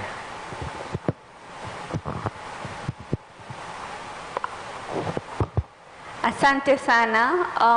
Jina langu naitwa Mariam Omari, ni Regulatory and Compliance Advisor kutoka kampuni ya Morel and Prong Exploration Production. Mimi nina ombi ama pendekezo moja. Tumeona kwamba tumehama kutoka kwenye mfumo wa filing ambapo mwanzoni tulikuwa tunapeleka manual returns. Sasa hivi tunapeleka returns kwa kupitia njia ya e-filing, na binafsi naona ni system nzuri sana kwa sababu imeleta urahisi katika swala la filing. Challenges zipo, lakini tumeona TRA wakiwa wanajaribu mara zote kuzitatua. So basically watu wengi wameingia kwenye mfumo wa e-filing, lakini in reality kuna majority pia ambao wako nje ya mfumo wa e-filing. Na tunafahamu kwamba kama hauja file kwenye system kuna accumulation ya penalties. Kwa hiyo hao wenzetu ambao walikuwa nje ya mfumo bado hawajaingia kwenye mfumo kwa sababu moja au nyingine, either sababu ni valid ama kulikuwa na kulegalega, lakini mwisho wa siku hawapo kwenye mfumo. Kwa sasa wanaogopa tena kuingia kwenye mfumo kwa sababu ya hizi penalties. So ombi langu mimi ni moja. Mwaka 2018 tulishuhudia system ya tax amnesty ambapo watu wengi ama taxpayers wengi waliweza kulipa kodi kwa hiari baada ya kupata msamaha wa penalties and interest, na ni kitu ambacho tunaweza tukakitumia tena sasa hivi. Kwanza kwa kuwavuta watu ambao wako nje ya mfumo wa e-filing ili waweze kuingia ndani ya mfumo, kwa sababu kuna penalties ndio, lakini hizi returns ambazo hazijafailiwa na hawa wenzetu pia zimebeba kodi. Kwa hiyo tuwavute waingie ndani ya mfumo kwa kusamehe zile penalties na interest kutokana na ile kutokufile returns kwenye mfumo, ili tuweze kuwavuta waingie kwenye mfumo, na kishaingia kwenye mfumo there is no way watatoka. Tayari wataendelea kufile return na tutaendelea kupata hizo kodi. Lakini kwa sasa yawezekana tunakosa baadhi ya kodi kwa sababu ya hawa watu ambao wanaogopa kuingia kwenye mfumo kwa sababu ya hizi penalties. Lakini pia generally ukiacha tu ambao watu wako kwenye mfumo for the same reason ambazo zilitusababisha tukapata ile amnesty ya 2018, ningeomba tuzitumie tupate amnesty ya general sasa. Maana nimeongelea kwenye issue ya e-filing, lakini pia tunafahamu kuna watu wana penalties and interest kutokana na issues nyingine ambazo sio zinazotokana na mfumo wa e-filing. So ombi langu ndio hilo. Kwangu mimi naona hii ni kama strategy ambayo tunaitumia, tunasema lose to gain au lose to win. Utapoteza penalties kidogo lakini utapata kodi nyingi zaidi. Ni hayo tu na asante sana. Asante sana. Ndugu zangu, mtakubaliana na mimi kwamba tumekaa sana hapa siku ya leo, na kwa hakika hata kama tukiendelea kuruhusu michango tutatumia muda zaidi, na wengi tunatamani tuseme. Tuombe sasa kwa nafasi hii tuseme, tuwape nafasi hawa panelists wetu. Ni timu ya kutosha kabisa, wametusikiliza. Tukumbuke zile mada ambazo zilikuwepo hapa mbele yetu, ni mada zilikuwa 4, na hawa ndio ambao wametuchagizia mada hizo. Wametusikiliza namna ambavyo tumesema, na wanaweza kuwa na jambo la kucomment kutokana na yale majadiliano ya siku ya leo, lakini pia kwa namna ambavyo na wao wanaona wana mtazamo juu ya mjadala huu. Na nitaanza kushoto kwangu kabisa na Johnson kwa dakika 2 tu, na kwa kuheshimu muda. Karibu. Hello. Yeah, thank you very much Chairman, Minister and the rest. Itifaki imezingatiwa. Tumesikia kwa nafasi kubwa, na sehemu moja ambayo tumesikia ni kuhusiana na migogoro ya kodi, na katibu mkuu wetu ndugu Mwinyi alizungumzia mizigo ambayo ilibaki bandarini kwa muda mrefu na mingine imeshikiliwa pale TRA. Mwenyekiti, ni kuhakikishie kwamba kama mamlaka ya mapato pamoja na serikali kwa ujumla wake itaona haja ya kufanya biashara na kukaa na wafanyabiashara kama partners, tutaenda mbali sana. Kuna historia hapa ya vitu ambavyo watu waliviingiza kwa ajili ya Christmas, vimeshikiliwa leo, utaviuza lini tena? Umechukua mkopo benki, umeingiza mizigo mpaka leo iko pale, mapambo na kadhalika.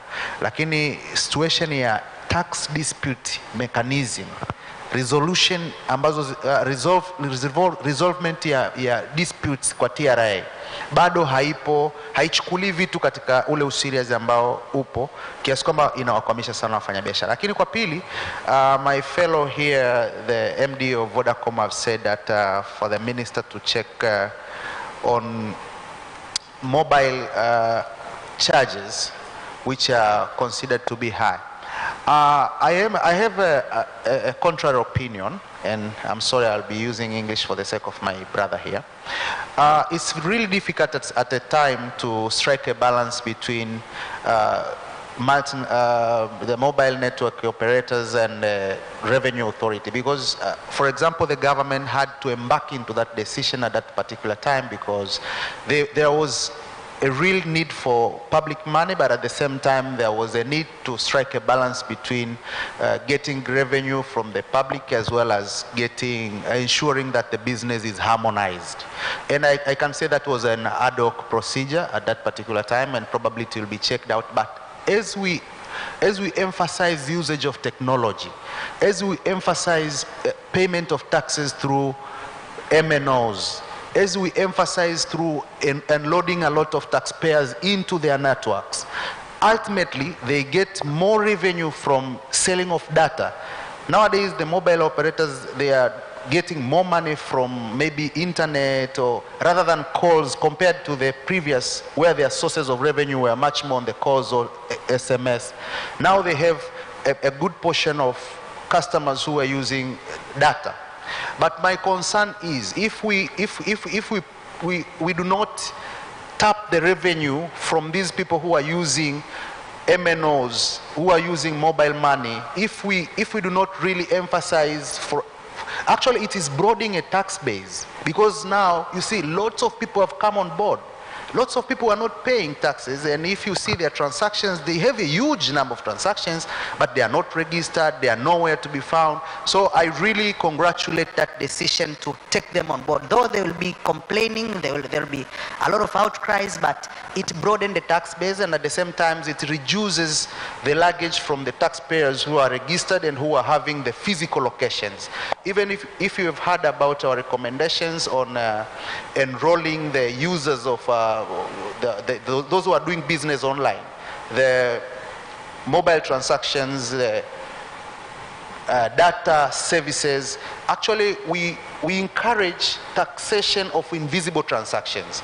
So on my take would be, okay, it's okay if you take along their consideration on reduction of the rates, but it is very important as we embark into enloading more people into usage of the mobile services to pay their taxes and this and that. Actually, you are increasing your customer base. As the mobile network operators, they are increasing their base of the clients. So I have an opinion that we should consider this matter in a paradigm shift, that we are embarking from physical money, going to electronic money, and we should ensure that the government is there to get their their slice of revenue, but at the same time they are becoming the supporters of the government, they're becoming the partners, because they are providing an infrastructure for tax collection.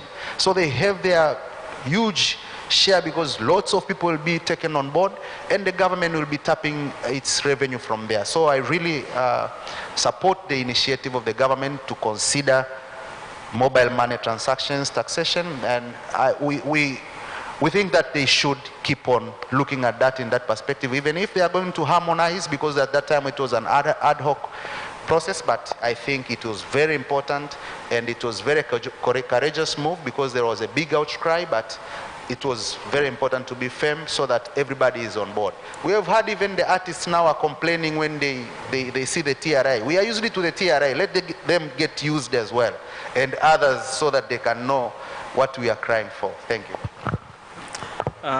Thank you very much, Johnson. Philip, you're welcome. Yeah, Johnson did put me on the spot here, but look, I don't think your view is contrary to what I said. Actually, it is indeed what I said, because I think I did say that to broaden the tax base, there's two things that I believe are important and that government should consider. One, it's to deepen financial inclusion, because the more people have access to money, the more you can actually, they use services that are taxable, and the more you can tax them. But most importantly, we need to be able to bridge the digital divide by making sure that people can actually use technology, of course responsibly, because the only way you're going to tax somebody on mobile, M-Pesa or mobile money, is because they have a phone, and because they can use their phone to transact. And those are the things we're saying, that find a balance between a non-deterring tax. I think at the moment, and I do understand where government came from and why that had to happen at the time, but I think it was bordering on being a deterrent as opposed to being an enabler.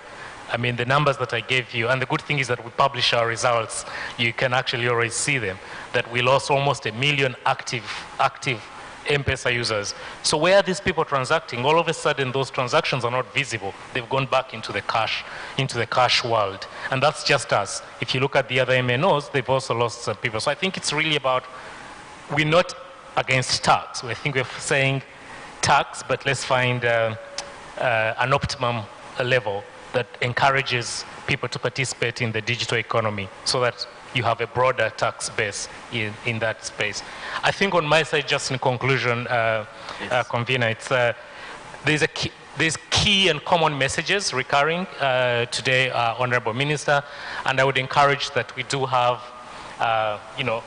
additional engagement or forums. Maybe they may end up being sector specific so that you can actually get meaningful contribution. There is a need for simplicity and transparency, especially with the TRA. I think that's a common message coming from the participants and from the contributions we've gotten today. A need to harmonize tariffs. I think you could hear quite a lot of reference to other countries in terms of what's happening and what they think is best practice in those countries where they also operate. And then I think lastly, obviously, but not least from my side, that I think when you've got constructive dialogue, you also want it to be result-oriented. Would love to come back here at the next engagement and say, hey, listen, there were 20 things that were raised, we've managed to close off 8, and we're making progress. I do understand that government will not be able to address everything that we're asking for, but I think it would be great so that we can demonstrate that actually, one step at a time, the issues that have been raised today have been addressed. Thank you. Thank you very much, Philip. Dr. Lusajo, karibu.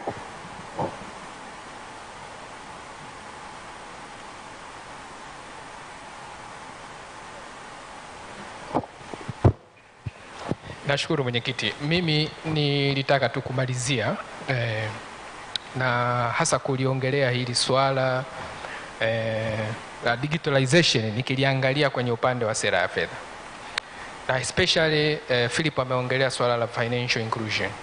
Labda tu nikupe taarifa mwenyekiti, mpaka hivi sasa katika kila shilingi 10 ambayo sisi benki kuu tunai-release ni zaidi ya shilingi 6 inabaki kwenye mifuko ya watu, kwenye magodoro, na haipo kwenye mfumo rasmi wa kibenki. Sasa hii ina athari yake kwenye shughuli nzima za utoaji mikopo kwenye uchumi na vitu kama hivi, kwa sababu hii pesa kama haiko ndani ya mfumo wa kibenki, maana yake ni kwamba benki za biashara zinakosa kuitumia hii pesa kwa ajili ya kuikopesha, kufanya shughuli za ukopeshaji.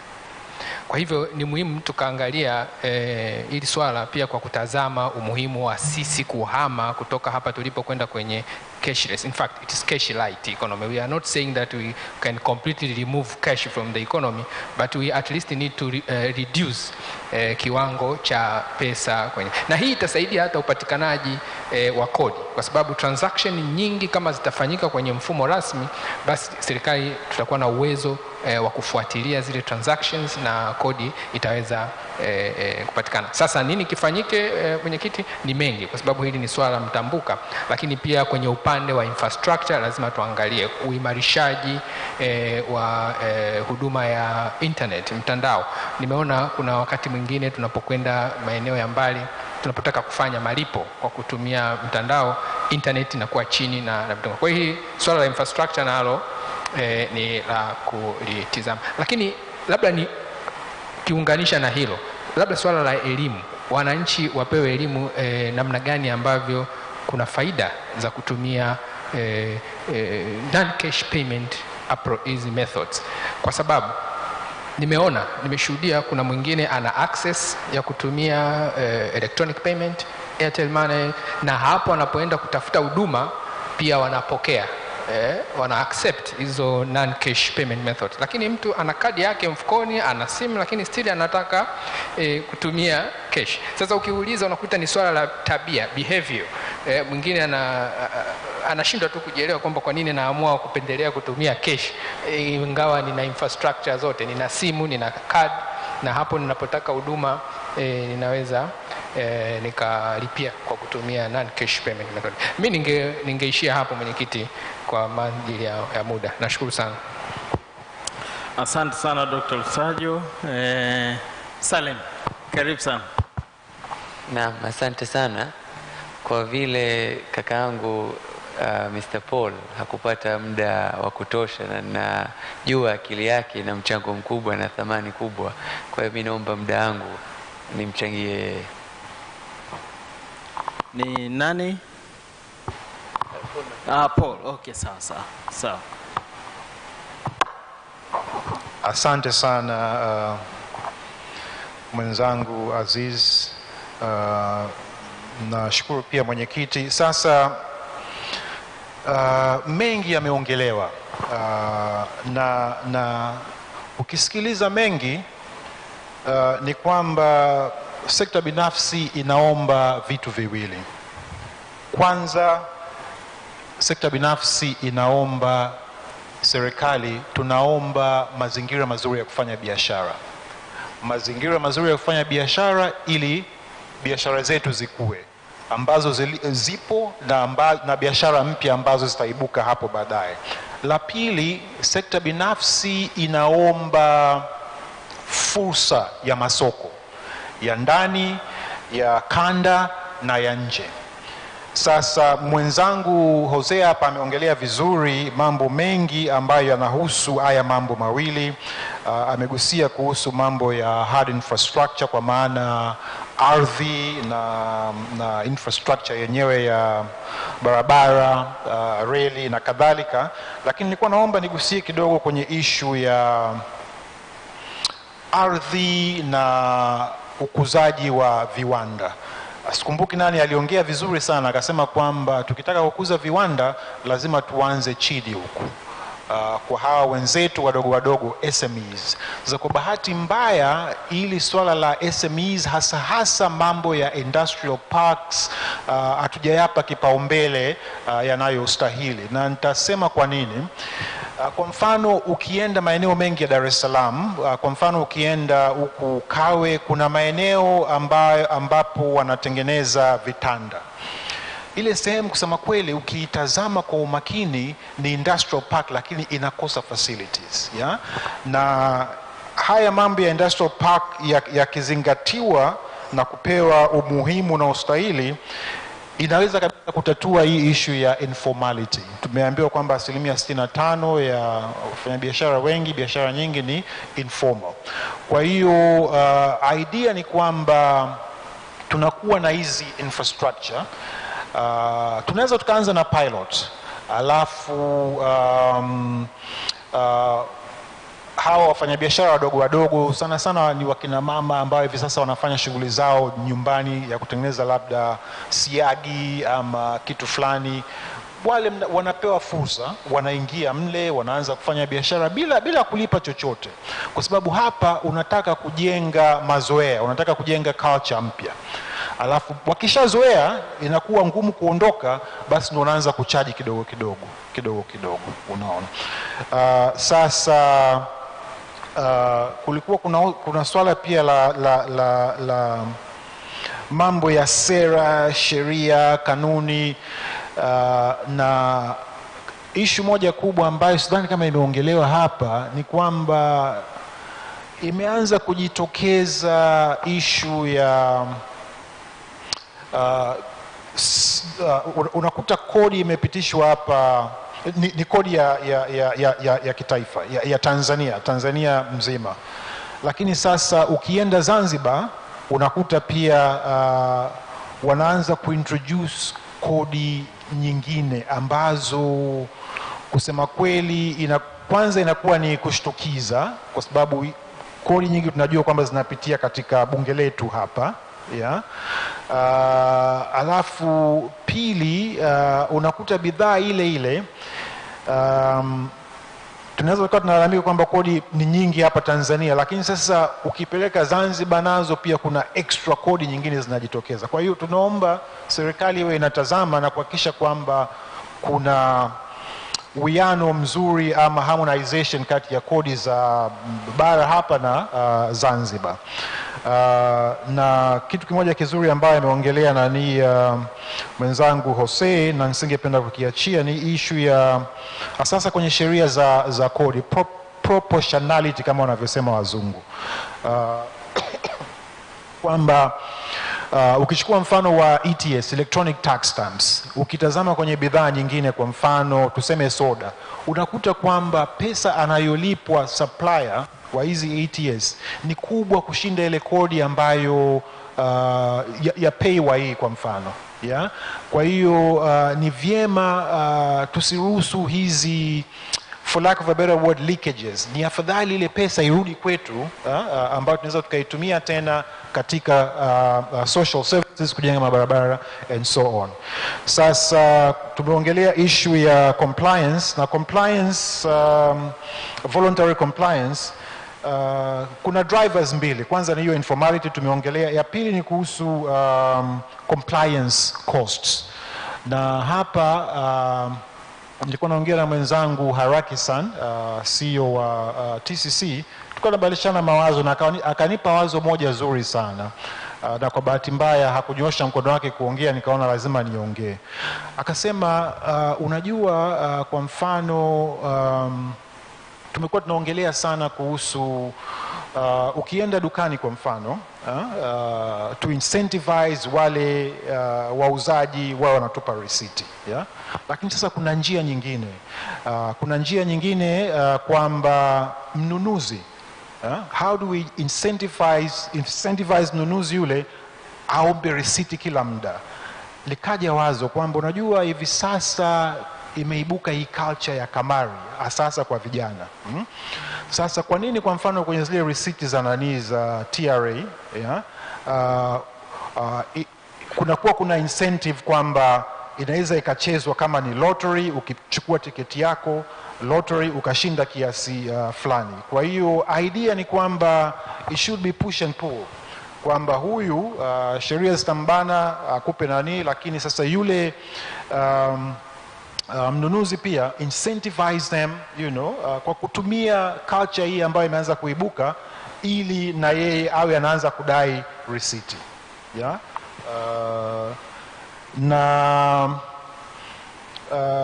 Na kwa kumalizia tu, kuna mengi lakini naomba tu nimalizie hapa, ni kwamba kwa kifupi katika mazungumzo yote haya sekta binafsi nasema hivi, naomba niwezeshe ili nilipe kodi zaidi, kwa sababu sekta binafsi naamini kuna njia 2 ama 3 sana sana za kupata kodi.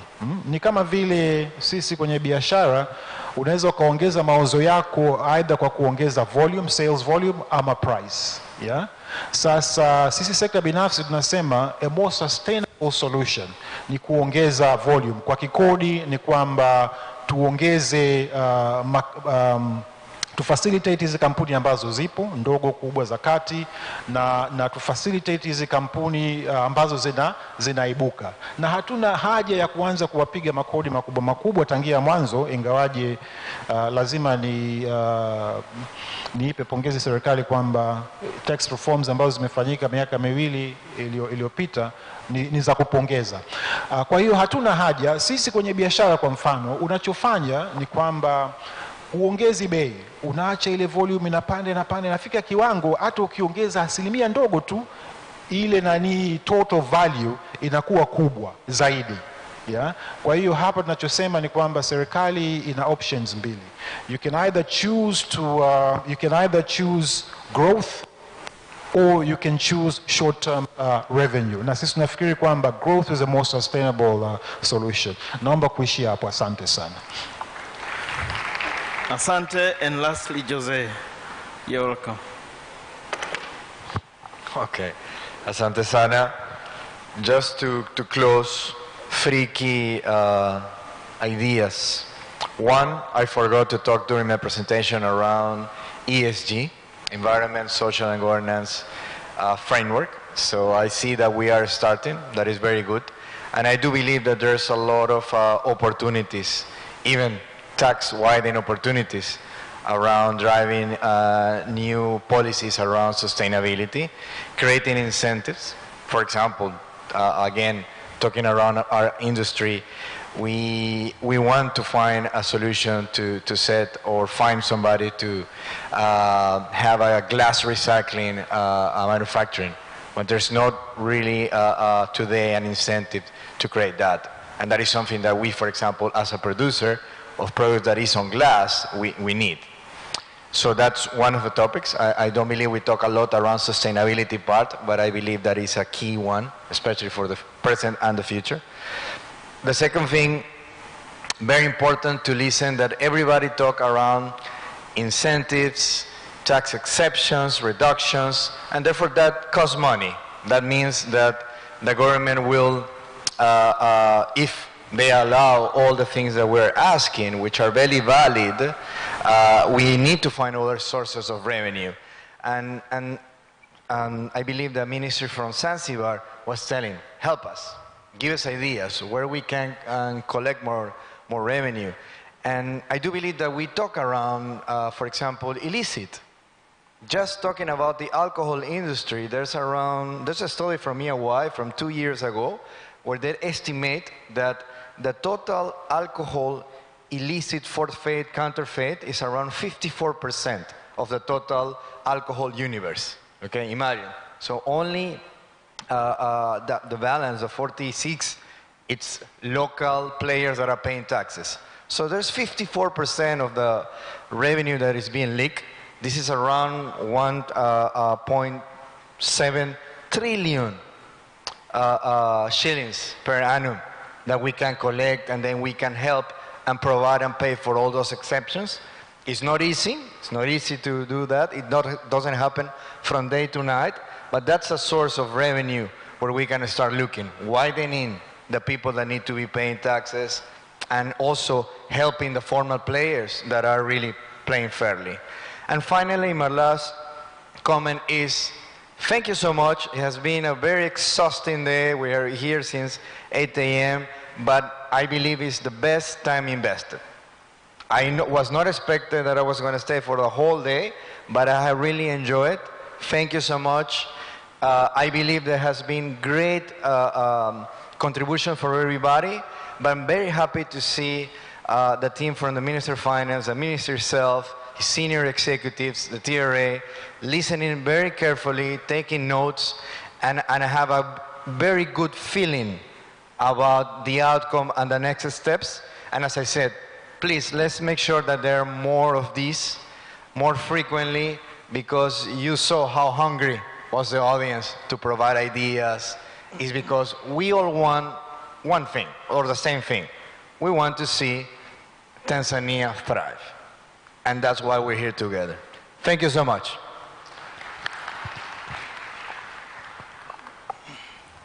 Asante sana panelists, mmefanya kazi nzuri sana. You have done a wonderful job. Thank you very much. Naomba kwa mara nyingine tuwapigie makofi. Na taratibu basi naomba mrejee kwenye viti. Asanteni sana. All right. Ndugu zangu, mabibi na mabwana, Mheshimiwa Mwenyekiti, tunashukuru sana kwa nafasi ambayo tumeipata siku hii ya leo na kupata bahati ya kukaa na ninyi. Tunajua mmeacha shughuli zenu za muhimu sana. You're driving the economy, lakini mmeamua kukaa kwenye ukumbi huu kuanzia asubuhi. It is a plus kwetu, lakini pia kwa kiongozi wetu na viongozi wetu hao wamekaa kuanzia asubuhi pamoja na sisi. It is an advantage kwetu sisi katika muktadha wa mkutano huu. Kwa hiyo tunawashukuru sana, mmefanya kazi nzuri na tujipigie makofi kwa kazi hiyo. Kwa hakika mnastahili. Basi kwa nafasi hii naomba sasa nimpe nafasi kiongozi wangu, naibu katibu mkuu, ili aweze kusema machache ya majumuisho, na wakati huo sasa yeye anakuja, mimi nitamwachia yeye nafasi ya kuendelea na jukumu hili, amalizie.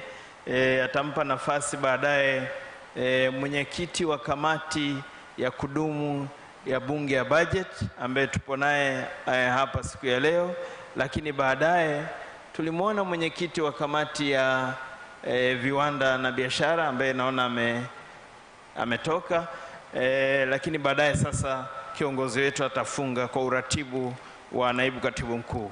Asante sana na karibu. Okay, Jamani, it's been a long day, but I think I want to echo what Jose just said. It's time well spent. One key message tunachokisema kwenye process hii ni kwamba the Ministry of Finance do not have a monopoly of ideas to run this country. Development agenda is for all of us. We need each other to develop the country.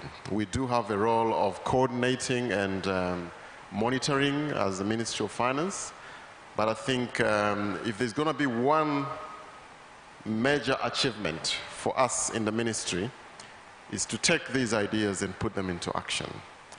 I know for a fact that if nothing that doesn't come out of this, when we come back here next year, we call you for another meeting, you will not show up. So we know it's catch-22. For us to be able to do this continuously, and as alluded to by the Minister of Finance this morning, this forum is now going to be an official annual forum under the instruction of the President. I believe we've been asked to do it on an annual basis. There are some improvements which have been brought forward by herself. So, as you just noted, our counterparts on the other side of the United Republic are coming on board. This same month, they will be doing the same. So, for my colleagues in the Ministry of Finance, I think we do have some work to take every idea that has come through. I want to guarantee you we will process each and every idea. There are those ideas that are going to be put into use now, immediately, this coming fiscal year. There are those that will require some more work, some more research for them to be put into use. But all in all, we believe this is one of the engagement forums that we will use. We still have many more to come. There's a scheduled task force that is usually happening every year. If you think you have an idea that you wanted to put forward and you haven't been able to this morning or this afternoon, then there's still an opportunity to do that. Good news is that our budget committee for the Parliament of the United Republic of Tanzania is here. It's another avenue for engagement. We know what they do, what they're capable of doing. So you will still have the opportunity to engage with them. All we're saying is that we want to take the agenda forward, but we want to take the agenda forward together. Gone are the days where a few of us will sit in Dodoma at Treasury Square and decide things for you. We want to own the agenda together. So I hope and trust that you will find the proceedings this morning and the whole of this day useful. There's a few improvements to make. One, time management. This program was scheduled to start at 8 a.m. We started at 10:15, I believe. It speaks to why we're here up to now. So if there's one lesson that we need to take away, time is money, time is important. It's a resource that if we're able to use properly, it will help us a lot. So I hope that we will not face a similar situation going forward. Nevertheless, this has been very, very time well spent. We do appreciate for the time you've set aside. I was talking to Honorable Silo. I was looking back and I see people sitting ardent and confirmed listening to the proceedings. It's very rewarding and comforting. So without further ado, I just want to say we have taken all the ideas, we will put them into good work. If there's a possibility of providing feedback, we will do so.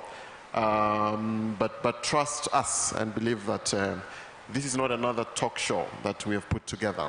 This is a working session. We want to use that input into our proceedings. With these few words, I'd like to welcome Honorable Silo on behalf of the Budget Committee, which has been here together with us. If you want to believe that they're still here, I can ask them to stand so that you can see them, they're still here. Showing that they mean business. So karibu Mheshimiwa mbunge.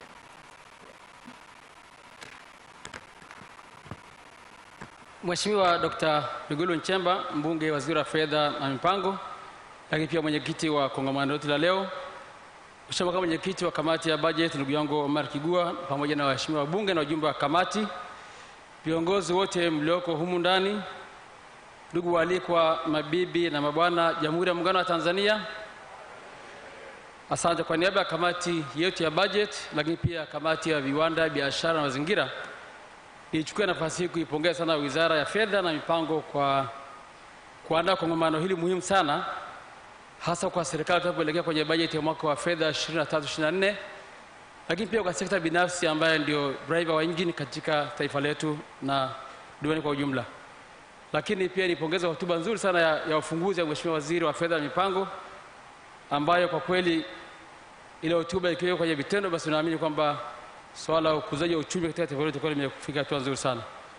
Lakini hapa nichukue nafasi hii pia kuwapongeza sana watu wa mada wote pamoja na wachangiaji wote katika mada zote ambazo zimetolewa. Wamechangia vizuri sana, tunapongeza sana. Kamati ya budget imesikiliza kwa makini sana mapendekezo yote ambayo umetolewa na wadau mbalimbali, watu wa mada pamoja na wachangiaji. Na sisi kama kamati tunaamini sekta binafsi ndio driver wa engine hapa nchini na kwingineko kote. Kwa hiyo tunaamini haya yote ambayo mmeyasema serikali imeyachukua, na sisi kama kamati tuna session zetu, tutakutana na sekta binafsi, lakini pia tutakutana na serikali. Kwa hiyo jukumu letu sisi kama bunge, tutaishauri serikali ipasavyo katika hatua zote ambazo tunaona ni muhimu sana katika kuongeza mapato ya taifa letu na ukuaji wa uchumi wa nchi yetu. Baada ya kusema haya machache, najua watu wamekaa siku nzima, niwapongeze kwa uvumilivu mzuri, lakini tunaamini wote tuna nia njema ya kujenga taifa letu la Tanzania. Baada ya kusema, niwashukuru tena, asante sana Mheshimiwa Waziri kwa kazi nzuri unayofanya. Sisi tuendelee kufanya kazi bega kwa bega na nyinyi Wizara ya Fedha kama ambao tumeendelea kufanya kwa manufaa makubwa ya Tanzania. Nawashukuru, Mungu awabariki sana.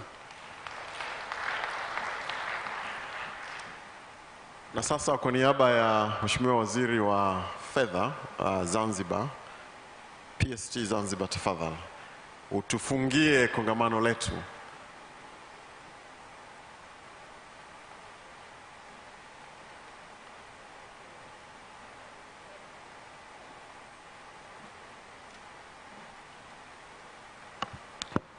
Mheshimiwa Mwigulu Lameck Nchemba, Waziri wa Fedha na Mipango, waheshimiwa wenye viti wa kamati za kudumu za Bunge, viongozi wa sekta binafsi,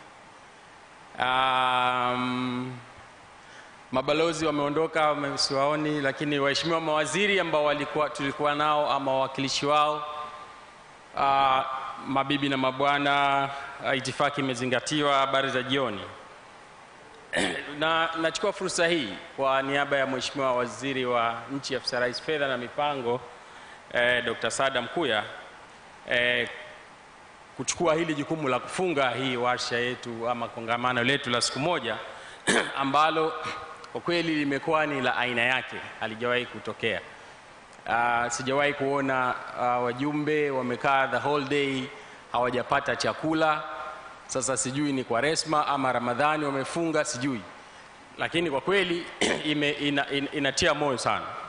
This shows how people are really determined to make the ball rolling in this particular nation. Tunawaomba sana, tunawashukuru sana kwa uvumilivu wenu ambao umeshinda mchana kutwa. Kwa hiyo nawashukuru sana kwa hii active participation, wajumbe wote ambao wameshiriki kutoa michango yao, ambao hawakuonesha dalili ya kuchoka katika kipindi chote.